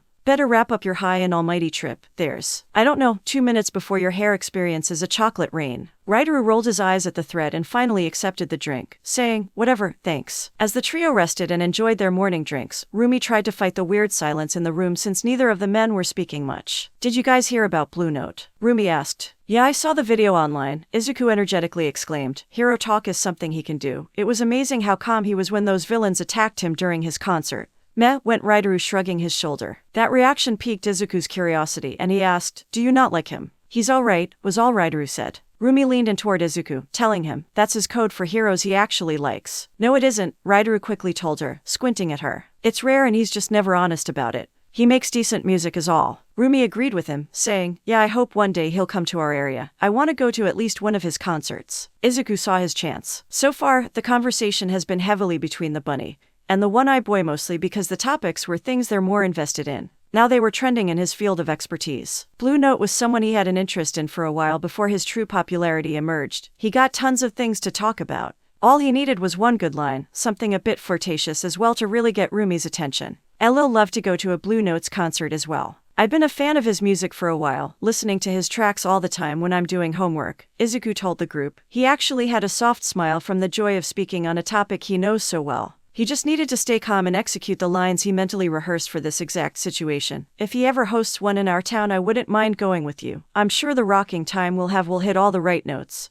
What? Rumi went, her face scrunches up in confusion hearing that last line. What the FCK did I just say? Why am I so bad at flirting? Izuku screams internally, he was so close but ruined it with such a cheesy joke. He stammered to correct it, because a good portion of his songs are from the rock genre and his most famous concerts are usually rock concerts, so going there will be rocking. And his name is Blue Note, so hitting all the. Not even Izuku could stomach finishing that sentence, using a fake cough as a cover to stop. Trying to explain himself made it even worse. That was when Rideru cut in, saying, I assume you didn't mean for that line to be so off-key. Rumi's confusion quickly went away as she chuckled at the joke. She elbowed Rideru's ribs and said, see, if you made more of those maybe you won't be struggling with that thing. CRP, thought Izuku. He was losing again and needed to bounce back. Izuku raised up his coffee cup and said, sorry about the joke. I guess I'm having trouble espresso myself. Didn't I get you a mocha? Rumi asked, one of her bunny ears bent as she tilted her head trying to think if she got the right thing. Pain. Izuku just calmly inhaled as he held in the massive amount of pain he was experiencing. Of course, that joke went over her head. Oh, I get it, Rumi exclaimed, her eyes lighting up in realization. She gave a few weak laughs before saying, espresso and expressing yeah, clever. Extreme pain. The tone of her voice alone was like shoving a salt and lemon CCK tail into his wounds. Rideru just shook his head disappointedly at the boy. Even he felt bad and it was getting embarrassing. That's enough chit-chat, Rideru stated, setting down his cup and rising to his feet. Back to business. Oh yeah, how is that going? Asked Rumi, looking toward Izuku for an answer. Izuku felt like lying but felt like Rideru wouldn't immediately call him out on it. He had to make the statement honest enough to not get called out on but vague enough so she won't think he's struggling that badly with it. Settling on saying, it's not bad. Phew, that's good. I swear with this guy the results can vary, stated Rumi, turning to Rideru to give him a stink eye. This wasn't the first time someone was sent to him for some sort of training or guidance, and not all of them had the best experience. Even when they first met, where Rideru ordered by Simba had to show her around Yasei Alley, it almost ended in a fight because of Rideru's peculiar words. Rideru simply shrugged at this, saying, you know the risk when you asked, and you get what you get with me. It's fine, Izuku assured Rumi, I'm seeing some silver despite everything. If a spectacle is all you wanted then go to a movie, you're here with me to obtain that treasure, commented Rideru. I'm trying to, Izuku replied, it's harder to do than say. Rumi chipped in asking, what are you guys currently doing? Hitting 3 bottles out of the air with a single swing. Really, seems pointless to do, just be quick enough to strike 3 times. That's what I usually do. That's what I said. Rideru scolded her for her ignorance. Not everyone got your golden thighs UFC king crack addicted bunny. Besides, even if he can swing his WHP 3 times they won't mean much if they're not effective and will quickly become a crippling crutch that'll crumble the second anyone notices it to gain an edge. How about a demonstration? Rumi suggested. Rideru rolled his eyes, I already did. You only showed me what form to do, Izuku stated. I think visibly seeing you do it could really help since it's obvious we're both thinking with different ideologies. Yeah, come on, oh so wise one, taunted Rumi, let's put some money where your mouth is. Though the bandaged greenette face remained mostly unmoving, the way it twitched showed that he was getting slightly miffed by the pair's insistence. Eventually, he calmly shrugged his shoulder and told them, fine, watch carefully cause I'm only doing this once. If you blink then that's on you. While Rideru walked off to get in position, Rumi and Izuku smiled at each other before running to get the bottles. Izuku wasn't sure if he was going to get much from watching but this slight moment of Rumi, and him technically being against him was giving him a bit of joy. Wait, who's going to throw the third one? Izuku asked Rumi, wanting to be sure to perfectly simulate the situation he had to deal with. That was when Rideru cut in before Rumi could answer, you both throw too, I honestly don't care. With no reason to complain, they each grabbed 2 bottles and turned toward Rideru waiting to toss them at their pleasure. As Rideru looked back at them, he did a quick shake of his wrist. Izuku was lucky the room was utterly silent and he was paying high attention to him or else he could have easily missed the faint sound of rattling metal echoing out. Dropping out of both his sleeves were long iron chains, with moderate-sized hooks attached at the end striking the ground. Rideru rested his arms at his sides, leaving the hook chain to lay coiled on the ground like a snake, waiting for a time to strike. He called out to the pair, you can start anytime. In her usual manner, Rumi turned to Izuku with a smile on her face and said, let's make him sweat a bit, it's going to be awesome. Izuku nodded and together they each threw their bottles. Rumi threw curve shots while Izuku gave a lax lob, but then for the second throw, a pinch of microaggression occurred within the boy. The exercise was supposed to be the bottle dropping down at Rideru with moderate speed as the focus was on proficiency, but as Rumi said, Izuku wanted to make this guy sweat a bit from his usually calm exterior. In a split-second decision, after delaying for a moment he hurled his second bottle directly at the stoic Greenit. Something he instantly regretted when he felt he threw it too strong and saw it was heading toward Rideru's head. The fox immediately went to call out a warning. He had a little over a second to make it, but it could be valuable to help him avoid it. But then he stopped. Izuku watched as Rideru's face remained calm. Though his attention was up in the air where the rest of the bottle were, his steely eye drifted down to spot the incoming bottle blitzing toward him. The one-eye showing boy jerked on the chain of one of his hook chains to bounce the hook up high enough for him to grab the base. With a single step, the bottle disappeared into nothing as he twirled his body around in a spin for a wind-up, loosening his grip on the hook to allow it to fly out, and the chain to increase in length quickly with his momentum. His smooth movement and control over his weapon were equal to a ribbon dancer wielding their wand. When Rideru's body was close to facing the direction the other bottles were coming from, Izuku spotted the older Greenit's hand wave around calm as water as it tugged on the chain and modified the trajectory. When he finally swung, there was a crack that rang out, and all three of the bottles were knocked out of the air, scattering in all different directions. This was an expected result for the bunny who knew of Rideru's capabilities, and annoyingly, even Izuku couldn't deny how well he handled it. The fox gritted his teeth as he thought, "Damn it, I only made him look more cool, woo." His thought was interrupted when he felt something collide with one of his legs and yank it out, causing him to fall back onto the floor. Izuku looked down and saw Rideru's other hook placed around his ankle. And that's why it's important to make each swing count, Rideru states. The more you get done with each move, the more you can do at the same time. If you're wondering, I threw that hook out at the same time I knocked away the bottles. I'll say that's a lot better than spending all my time SWNG and G2 chains around just to deal with 4 projectiles. All you need is some creativity, thinking ahead, and timing. With a F of his wrist, he brought the hook off of Izuku's ankle and slowly reeled it back to him. Once it was wrapped around his arm and hidden under his sleeve, he went to the other hook chain. At the very edge of the hook had punctured the plastic of the bottle Izuku hurled at him when he moved, which was how he countered it. He removed the bottle before putting the other hook away as well. Going up to congratulate her friend, Rumi CC Kylie said, "Not bad at all. I could have done it better and knocked the guy out in an instant, but it's still an impressive effort." As Izuku picked himself back up, he grumbled, "Yeah, impressive." Oblivious to Izuku's tone, Rumi continued, "Good to see a few wounds won't turn you into A. You're still A. What are you again?" "Nice try," Rideru told her. "Seriously, stop taking bets, you have no chance of winning." "Didn't hurt to try," grumbled Rumi. "She will remember what animal he is. Eventually." The door to the building could be heard opening, causing Rideru to groan. This was the third person entering his place this morning, which is too many than his usual daily limit. He growled out loud, "Sorry, did I forget to take in the FC King welcome mat? Or is today just the day everyone else felt like barging in unannounced?" Popping her head out from the doorway was the ever-straight man Tsuyu. She was poking the bottom of her mouth as usual. Her eyes showed bewilderment and unease at how random the statement was to her. It wasn't until she looked in and saw who was in the room did it start to make sense, and she looked a bit more relaxed. "Oh," Rideru softly replied, falling deadly silent at his mistake. "Why, what's up?" Rumi merrily asked him, leaning close to him.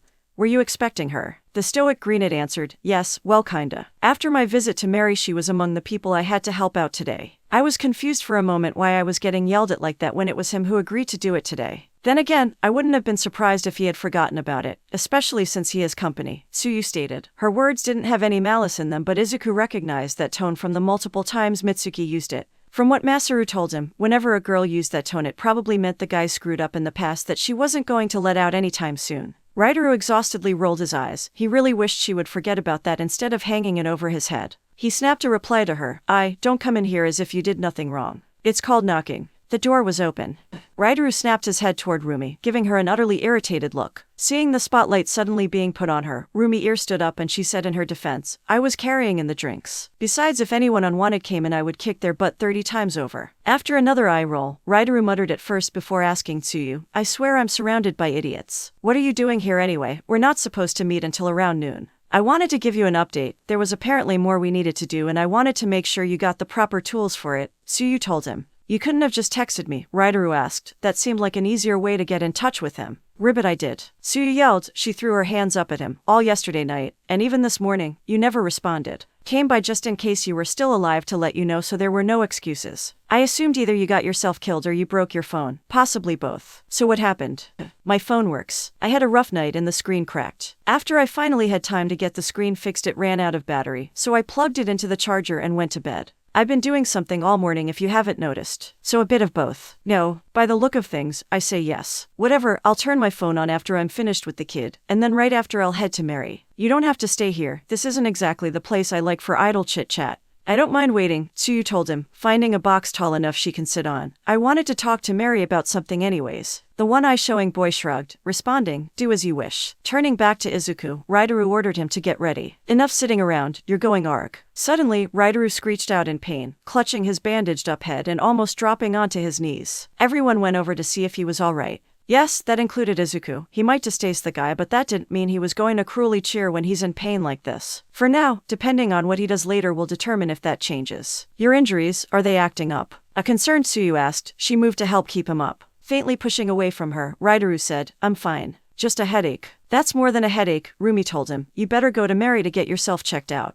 Izuku jumped in. Yeah, please go. Our training can wait tomorrow or even the day after if you need to rest. If you weren't feeling well, you could have just said so. I had no issue canceling today. I wasn't asking for opinions, Raidaru growled at them. Hey, Izuku called. Don't be your difficult self right now, Tsuyu told him. Let me finish a minute, the older greenet told them. When they gave him time to speak, he sighed before saying, I was about to say that I hate working with a headache. We'll continue this lesson tomorrow. Rumi shocked her head, saying, I never get why you can never be direct about anything. Tell me about it, Tsuyu said. Despite the one-eye showing boy resistance, she still helped him up. I'll make sure he gets there. Sounds solid to me. I'll lock up the place so don't worry about that, exclaimed Rumi. Just like how she gave him a spare key to her place in X Arena for insurance, Raidaru did the same to her but for different reasons. Raidaru would soon regret this decision when he realized how irresponsible Rumi can be with her keys, but thankfully no mishaps involving keys have occurred. With a silent nod and a comment to not break anything, the frog and currently unknown animal left after collecting Raidaru's phone. After seeing them off, Rumi hyped herself up as she turned to Izuku. She said, now then, we got this whole place all to ourselves. What to do first?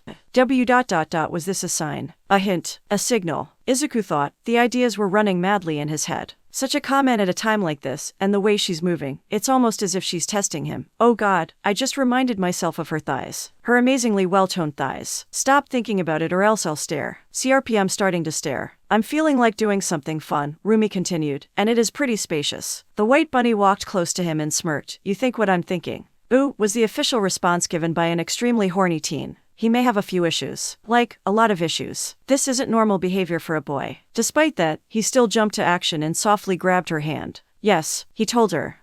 Rumi looked almost surprised at Izuku's attitude. It's so different than usual and something she can dig. She stated, all right, let's get ready. Zip. To train. I always wanted to use all the stuff Raidaru uses in here, but he always kicked me out. A depressed sigh of knowing it might come to this rang out, followed by the rezipping of something. What? Rumi asked. She tilted her head, confused from his sudden shift in tone. Why did he suddenly get all demotivated? A moment ago he was so excited he grabbed my hands at the simple question of training. Was he expecting something better? But what else can we do in here besides just train? The rebellious teens versus the symbol of authority adults, a war as old as time itself. The force of utter freedom smashing against the ever-sturdy wall of control. A difference in generation, ideals, morals, and priority. An eternal duel that'll always be brutal and hate-filled. Are you kids doing okay in there? Called out Officer Owinks. Eat a DCK and choke on it till you die, puppet scum of the fascist order. Shouted out Rumi. The humble officer was leaning against his cop car in uniform, staring at a rusted gate in front of him. He knew what lay behind there was the ever-infamous Yasei Alley, where tons of young teens and even a few young adults spend a tremendous amount of time in, and where many take shelter in.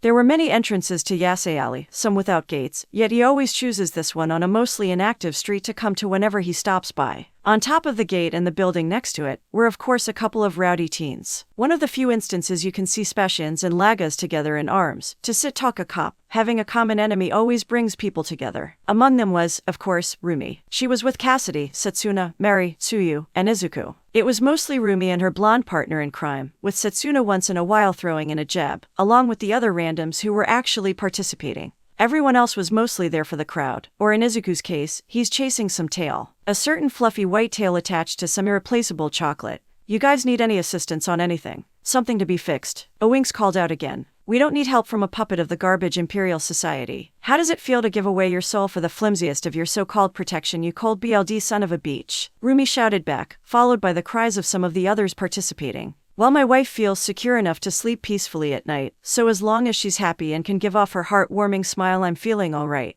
How about you guys? When you're dead and rot in the ground like the garbage you are, we'll be dancing on your grave. I heard there was some noise last night. Is anyone hurt? I know some people that can give me some first aid kits to give you. Pigs in a blanket, fry 'em like bacon. Alright if you say so, I need to get back on patrol. You guys need anything? Officer Owinks took a sidestep as a few eggs dropped at the ground he was standing at, avoiding them all. Thrown by the crowd, you can hear some of the teens shout, "Eggs and bacon, go home." Well, now I'm a bit hungry. I did skip breakfast though. Welp, if you need anything, you know where I'll be, Owinks told him. Have a nice day, Izuku quietly said, giving him a small hidden goodbye wave. He was smart to not be obvious about it, especially after Rumi said the last person who said something that positive to a cop during one of these heated group events. He turned around to see a hail of animalistic fist raining down on him. With a wave, the officer got into his car and drove away with a smile on his face. As the car went out of sight, a victorious cheer rang out from the residents of Yasei Alley. Once again the tyranny of society was pushed off and youthful independence can roam free for another day. Men and women cried and embraced each other, celebrating their triumph. A truly marvelous day for a great battle. Then the two groups turned on each other, hurling insults and threats toward the people they were supposedly in arms with. This feels so unnecessary, Izuku commented to Mary and Tsuyu,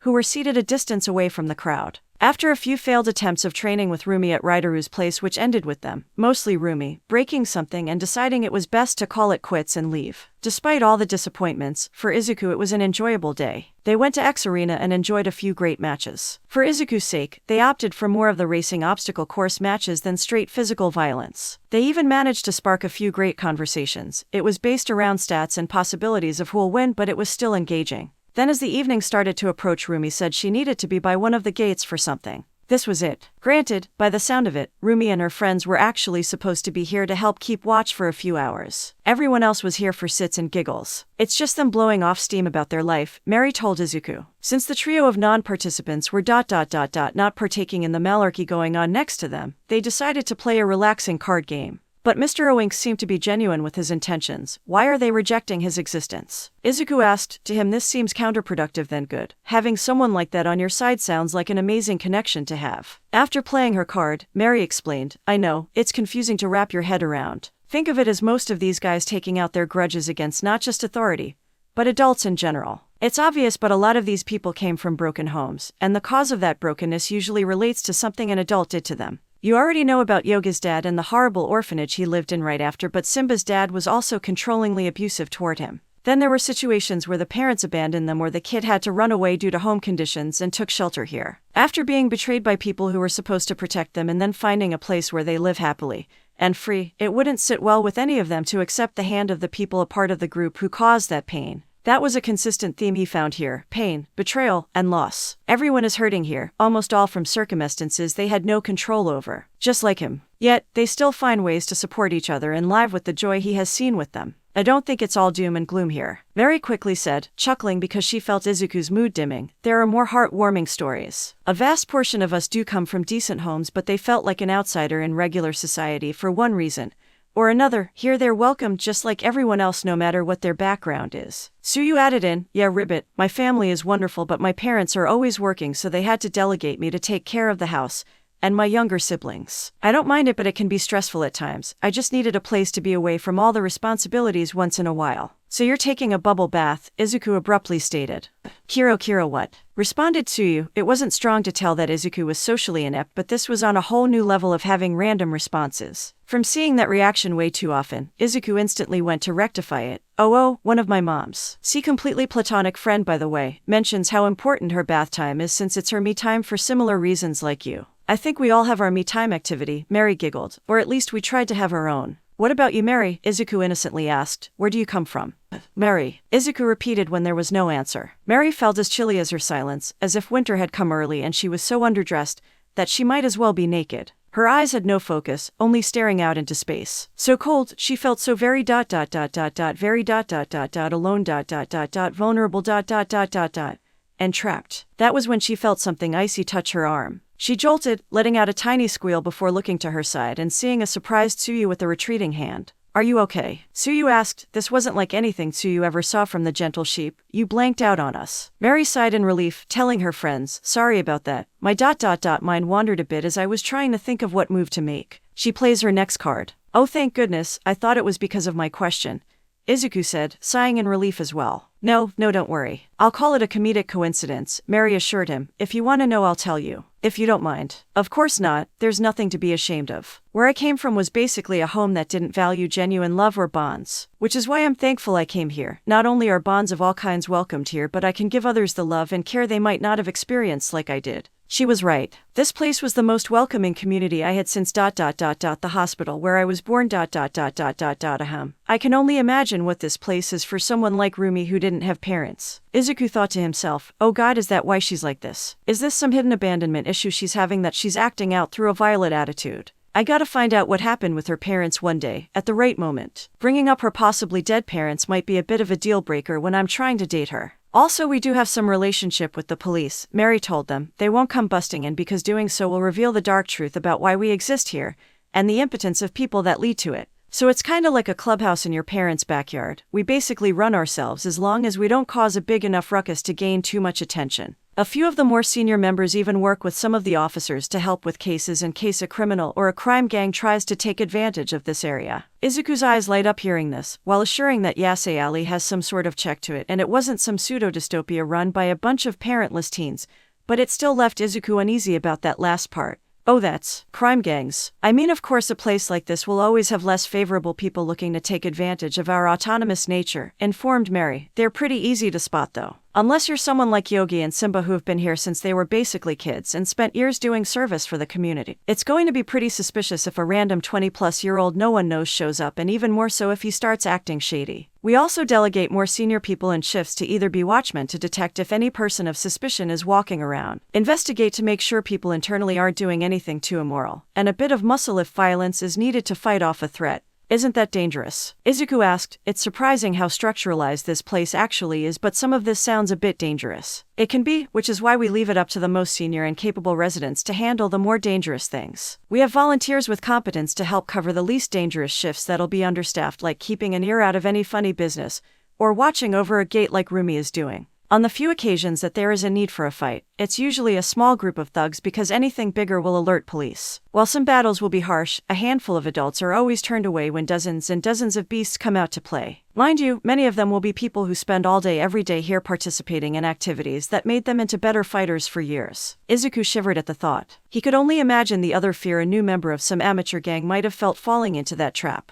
They'll probably feel like it'll be easy picking busting their way into some zone a bunch of teens made up and showing them who's boss, only to have a group of the kick-ass bunny, giant white bear, lion, whatever Raideru is, and 30 other animals all jump out to beat you up. It's almost one of the few times I see the Lagas and Spatians work together, Tsuyu stated. Though I'm not surprised, for a majority of people here, this sectional hate is a glorified sports fan fight. They get riled up as if their life depended on it because being a part of a group helps make them feel like they belong. But outside they go back to being sensible people. A wide-eyed Izuku said, really? Tsuyu explained, yeah, apparently I have a Spatian who goes here from my school. When I forgot my book at school once, they brought it to me here with a smile. When I thank him and they said no problem, then immediately after told me to go FCK myself for being a part of the weaker race. Wow. I know, that's why I don't participate in most of the shenanigans that go on here. It's all a bit much for me for a huge facade. That was when Cassidy stepped into the conversation. After having her filled with shouting, she wanted to hang out with the people she's more familiar with. She tried to be sneaky, saying, Muo. I think the word you were looking for is bu, Cassie, Mary corrected.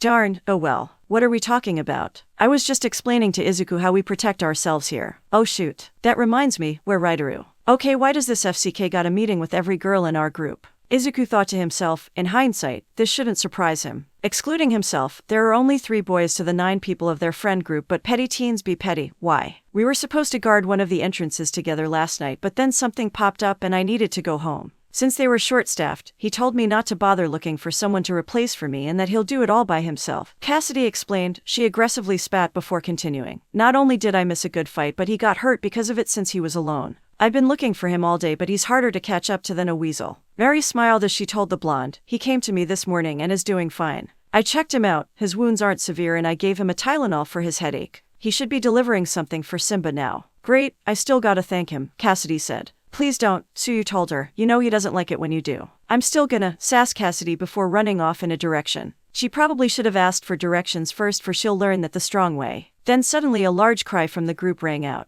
The trio looked behind them to see the crowd gathered around in a circle. Apparently a one-on-one fight broke out between a representative of both groups. Of course, Rumi was a part of the crowd cheering them on. Mary sighed, getting up and dusted her leg off. I better get over there. Knowing those guys, someone is going to need some medical aid. With Mary leaving to chaperone the fight circle, it left only Tsuyu and Izuku alone.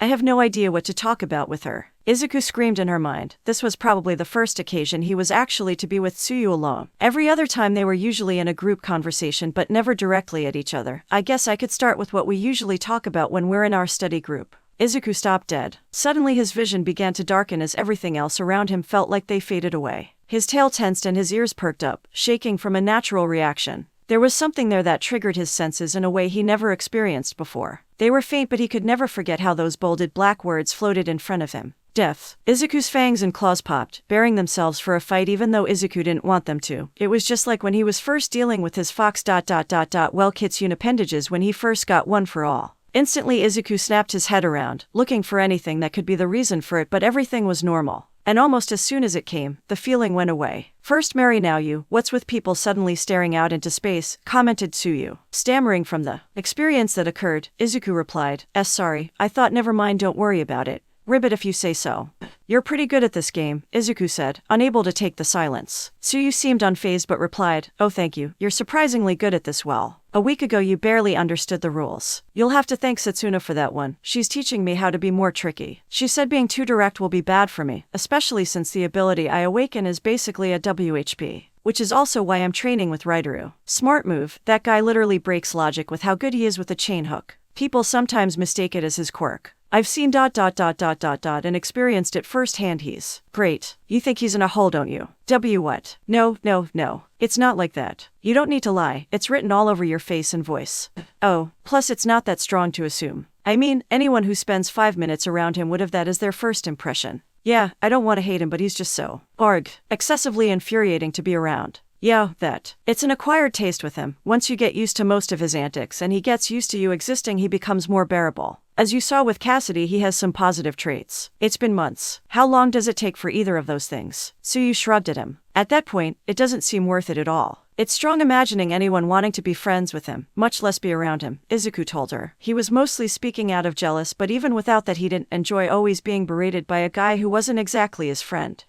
Yeah, being with him can be a chore, but that's the weird thing about this place. Even guys like him can be in a place long enough for people to see his good side. Not to mention here is a place where a strong presence is the ideal mindset. Unironically, the strong, silent, and slightly a whole type has its own niche here among the girls of FC King course. I can't imagine any sensible girl ever signing themselves up for such a doomed to fail relationship with someone like that, Izuku mumbled, which was hypocritical since he has never been in a relationship, so why is he talking? But hey, petty teens will be petty. I guess you're right, no one sensible would date him. Granted, most of those girls who looked at him like that read stories about vampires, so what did you expect? Besides the whole Rumi thing, his biggest issue with Raitaru was how off he was. Though the group in Yasei Alley was colorful for sure, from his perspective this man stood out like a sore thumb from all the other personalities he saw. Unlike Simba, he's not a confident man who likes to overly boast his status. Unlike Yogi, he's not a stark contrast to his big bulky appearance with a teddy bear personality. Unlike Mary, he's not a girl, he doesn't have a golden heart, that's the opposite of how he dresses. Unlike Setsuna, he's not an open devious person. He's nothing like Cassidy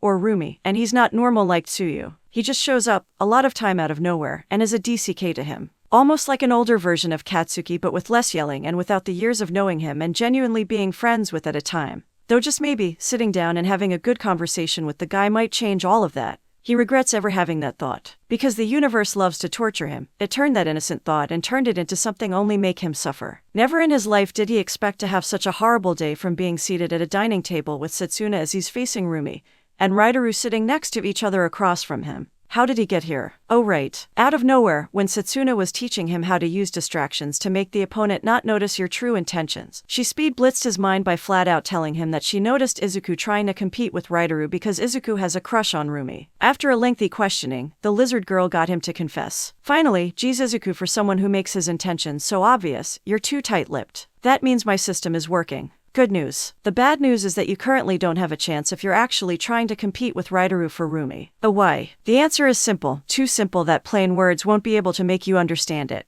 Setsuna, if there's anything you can do to help me understand it, I'll be willing to do anything. Anything. A smile that said that Izuku will regret his words one day appeared on Setsuna's face. Yes, alright, but I'm going to have to show you. Once you see it, you'll get it, but you might not like what you find out. She was right, Izuku didn't like the answer he got. They had a sort of trivia fact event that was a glorified way to find out things about each other. He learned a lot. Like how Setsuna can speak several languages perfectly, Rumi apparently had a crush on hawks at one point, and the only thing Izuku ever witnessed that can shake Rideru is the sound of a plate breaking. But all that was droplets to the true reason of why he was there. The reason Setsuna mentioned was obvious now. There's no denying or escaping it. He didn't have a chance in competing with Rideru because of one thing. Rideru gets Rumi. Throughout the entire event, Rideru seemed to know almost everything about Rumi. From her favorite activities to the way she likes to tie her shoes, he either knew the exact answer or could guess the kind of things she'll like. He finds ways to make her laugh or engage with her even if he had little interest in the topic himself. It could be the year gap between them or the fact that he met Rumi way before him. But it was undeniable that he knows Rumi a lot better than he ever did living with her. It felt like a stake in the heart and he didn't need to be a vampire for it to hurt. Was it even worth it anymore? Did he ever have a chance? So this was the green-haired yakai I saw before, Izuku commented, coming face to face with the creature that spent so long avoiding direct confrontation, but always loomed around him. The yakai didn't have much of a form, it had a normal body that was completely devoid of pigment, and a mirror as a face. So what's this thing's gimmick? Izuku asked, staring right at the glass of the mirror. He watched as the creature transformed first into nearly a perfect copy of Izuku. The yakai stepped up to Izuku and the green fox watched as this clone morphed its body into something else. It didn't turn into a different animal, it just mutated its own body to look better than his. Already surpassing him in height and muscle, the monster's green hair grew out long enough for part of it to cover the creature's right eye. Overkill happened when the creature's hand turned into metal hooks. That's what it does, Lai's mask commented. Talk about subtle, Izuku sighed. Setsuna warned him of this during the trivia event. At first it sounded like a stupid icebreaker, meant to start a conversation with information no one cares about. Now it took on a whole new meaning as those words echoed in his head. Green was the color of envy. Well, on the bright side, at least you're not going to pop your shoulder when you miss. Rideru said to an aggravated Izuku. He was focused on his phone texting someone. He didn't need to look to know what happened. He can tell what had happened by the noise being made. Frustration, anger, and curses are signs things weren't going well. Here they were, back where they started, doing the same exercise. The only bright side was that Izuku was sometimes hitting 2 bottles out of the air instead of just 1. Izuku grumbled to himself. He was even thinking when she said, Rumi gave me some advice on how to. The fox stopped himself when he realized his mistake. Rumi made it clear to not use her actual name in Yase Alley with her father and dream of becoming a hero. She wanted her real identity to be as separated from Yase as possible, which is why she chose the name Miruko as a cover. Rideru blinked blankly before replying. Oh good, you know her real name. I was curious about your relationship with her and if you knew or not. I got my answer. He knew ... Of course he knows her real name. He's probably the only one in the group who knows her actual name. Izuku thought. He pretended to be surprised as he asked, you know Miruko isn't her name. I was the one who suggested the name, Rideru told him. Oh come on. When Rumi first came here, she tried running with the name Yuzako, which I instantly recognized from a few murmurs I heard about some bunny girl under that name from another city who got taken away from police after participating in an underground fight club that got raided by police. I was unsure at first if she was the actual person or an imitator because I couldn't believe someone would be that stupid of using the same fake name they got caught in, but knowing her now, that's completely something she'll do, Rideru explained. Izuku looked away. He could see her doing that as well but didn't want to admit. Anyways, since Rumi was terrible at creating an alias for herself, I suggested one myself. It's actually supposed to be Mirko instead of Miruko, but she kept mispronouncing it. Rideru continued saying, wait, that doesn't explain how you knew her real name. Izuku asked, noticing the missing bit of his story. Oh yeah, she dropped her school ID when we were talking and that's when I discovered her real name. When I very expressed how dumb I thought she was, she literally tried bashing my head and hoping that if she gives me a concussion I might forget what I saw. Thankfully I managed to get some logic through that thick skull of her to get a new alias no one would think twice about since eventually someone else would uncover her old one. And people won't like her if she comatose everyone who put 2 and 2 together. Izuku sighed to himself. Every time I learn something about her, I find out there's an entire gold mine of her I haven't discovered. This explains why she hates cops so much. Oh, you didn't know that? Rideru said. He actually chuckled to himself at the thought. Geez kid, you really have to step your game. If you barely know the girl like that, then how the hell do you expect her to ever consider dating you? It's not like you're the most bachelor choice for her either. At this point it's like watching a featherless midget bird dancing for the attention of a swan. It's just not going to happen. He had to go there, didn't he? Why did you stop? Rideru asked, not looking up from his phone. Oh right, you're waiting for me. Alright, give me a minute, I'll be over to HM. The older greenet felt someone grab his shoulder. He stopped. Lower his phone. He looked to see what it was. It was a hand. And attached to that hand was an arm that led up to an enraged Izuku who collided his fist against the one eye showing boy's face. As the force sent Raidaru flying back, Izuku let out a yell. "Will you shut up?" When Raidaru landed on the ground, he covered his stinging face with his hand, cursing out loud, DCK. Looking up, he witnessed as Izuku brought out his black tendril and struck at him. The older greenet reacted quickly, rolling out of the way of the attack, shouting at Izuku, "The FCK. I am sick of your sit." Izuku shouted at him, winding up for another assault. Seeing it coming, Raidaru dodged it again by reverse somersaulting to his feet. Again and again, Izuku lashed out his tendril at Raidaru, with it being swiftly dodged by the older teen. When there was a momentary time between Izuku's attack, Raidaru asked him, "What is your problem?" "Q." Izuku yells, SWNGNG his tendril at him again. Raidaru ducked under it, popping back up to ask, "Yeah, I get that, but why?" "Arg." Raidaru shrieked out when his terrible headache appeared once again. "It felt like someone bashing a hammer on my skull." Talk about talking, what a drag. With him distracted, Izuku had charged at him and tackled him to the ground. As they slid, Izuku wasted no time striking at Raidaru's undefended body. His first punch collided with Raidaru's cheek, sending the boy's head flying to its side. "You couldn't stop while you're ahead," Izuku shouted, throwing another punch. This time Raidaru stopped it, grabbing his wrist and restraining it. Izuku's hand shook in his grip as it tried to break free. Izuku pulled back his other hand for a strike. "You had to keep going. Had to take your freaking victory lap around your opponent. Isn't being with her good enough? You're literally making no sense to me right now." Raidaru replied. His headache popped up once again, allowing Izuku to get a few more hits on him. Shaking the painful feeling away, he was able to focus enough to stop Izuku's other fist the same way he did the first. While they struggled for control, Raidaru continued to say, "I'm not a mind reader, nor am I someone who followed your entire life story. Context matters. You're better than me, all right. I get it, everyone thinks you're so cool. Oh, look at you. Everyone is always coming to you for stuff. That doesn't give you the right to treat me like shit,"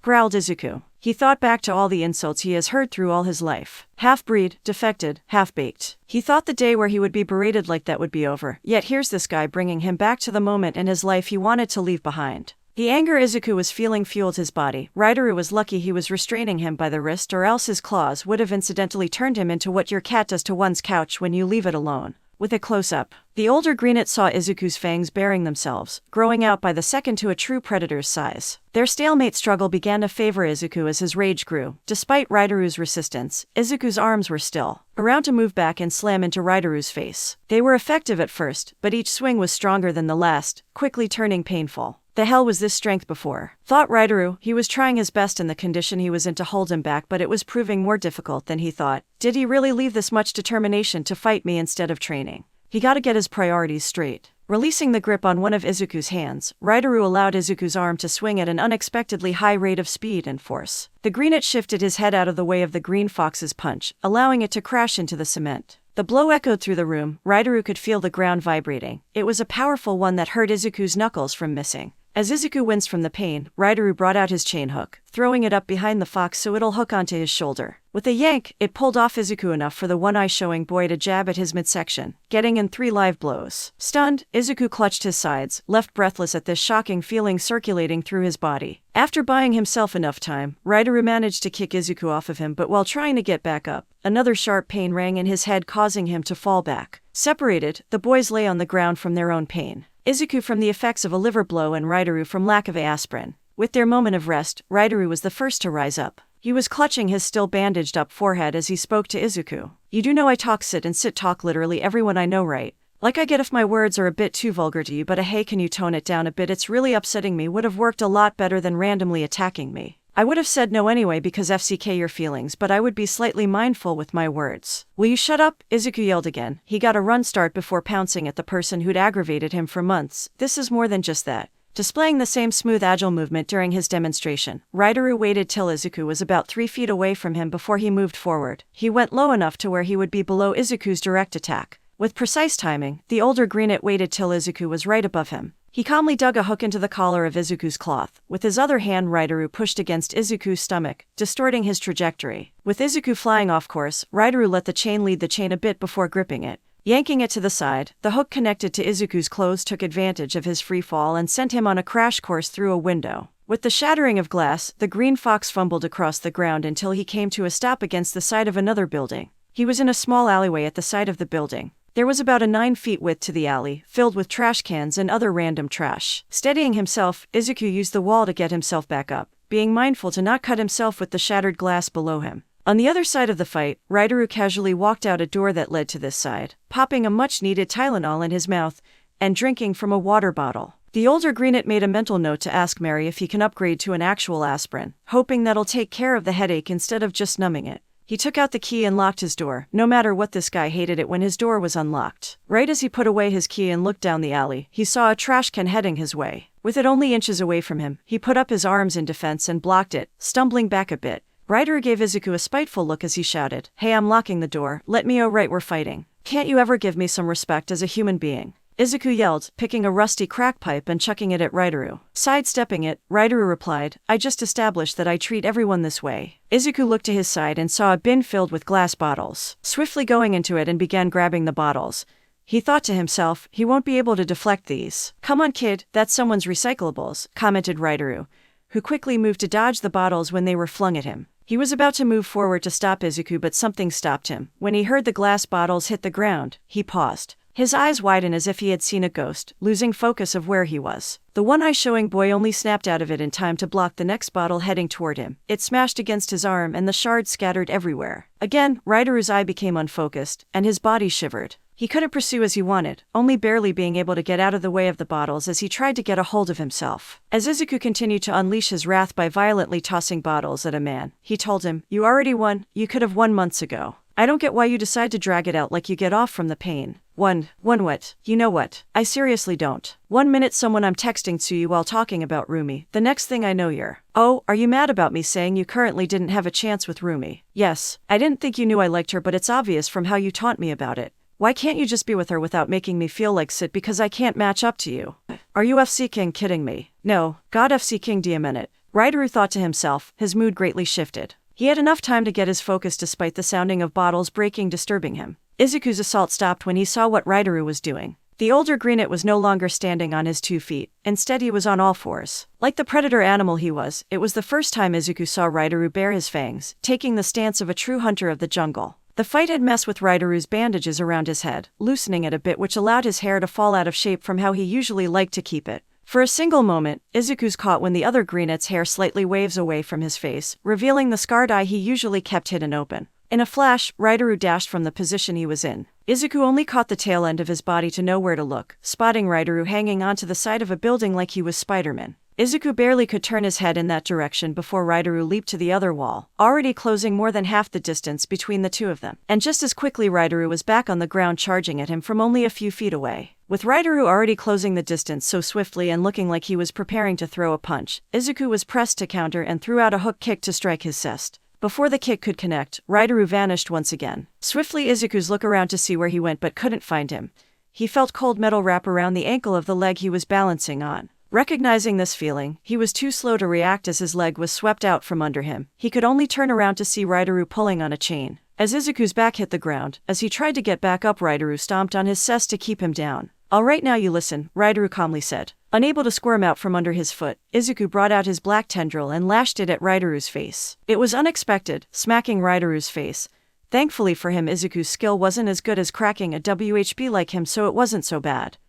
DCK, Rideru shouted out, holding his cheek. When Izuku went for another one, Rideru blocked it with his arm and grabbed it with his hand to stop him from using it again for a bit. "Listen, UFC King Dumbass. I'm trying to talk." "What?" Izuku shouted up to him. "You're going to gloat more about how close you and Rumi. I don't like Rumi like that." Rideru shouted down at him. "Don't lie. I see how you guys talk." Izuku growled back. "I'm serious, we're just extremely close friends. You two are always together when we're here. That's kinda what friends do. Like you two do. How about all the times you guys mentioned something that I wouldn't get that you wouldn't explain? That's also something friends do. We don't explain every reference to you because some of it is private. Ironic because currently, I'm trying to get her to realize she has feelings for you to pay her back since she's helping me ask out Tsuyu." Liar. Dude, think about it for a few seconds. I like Tsuyu.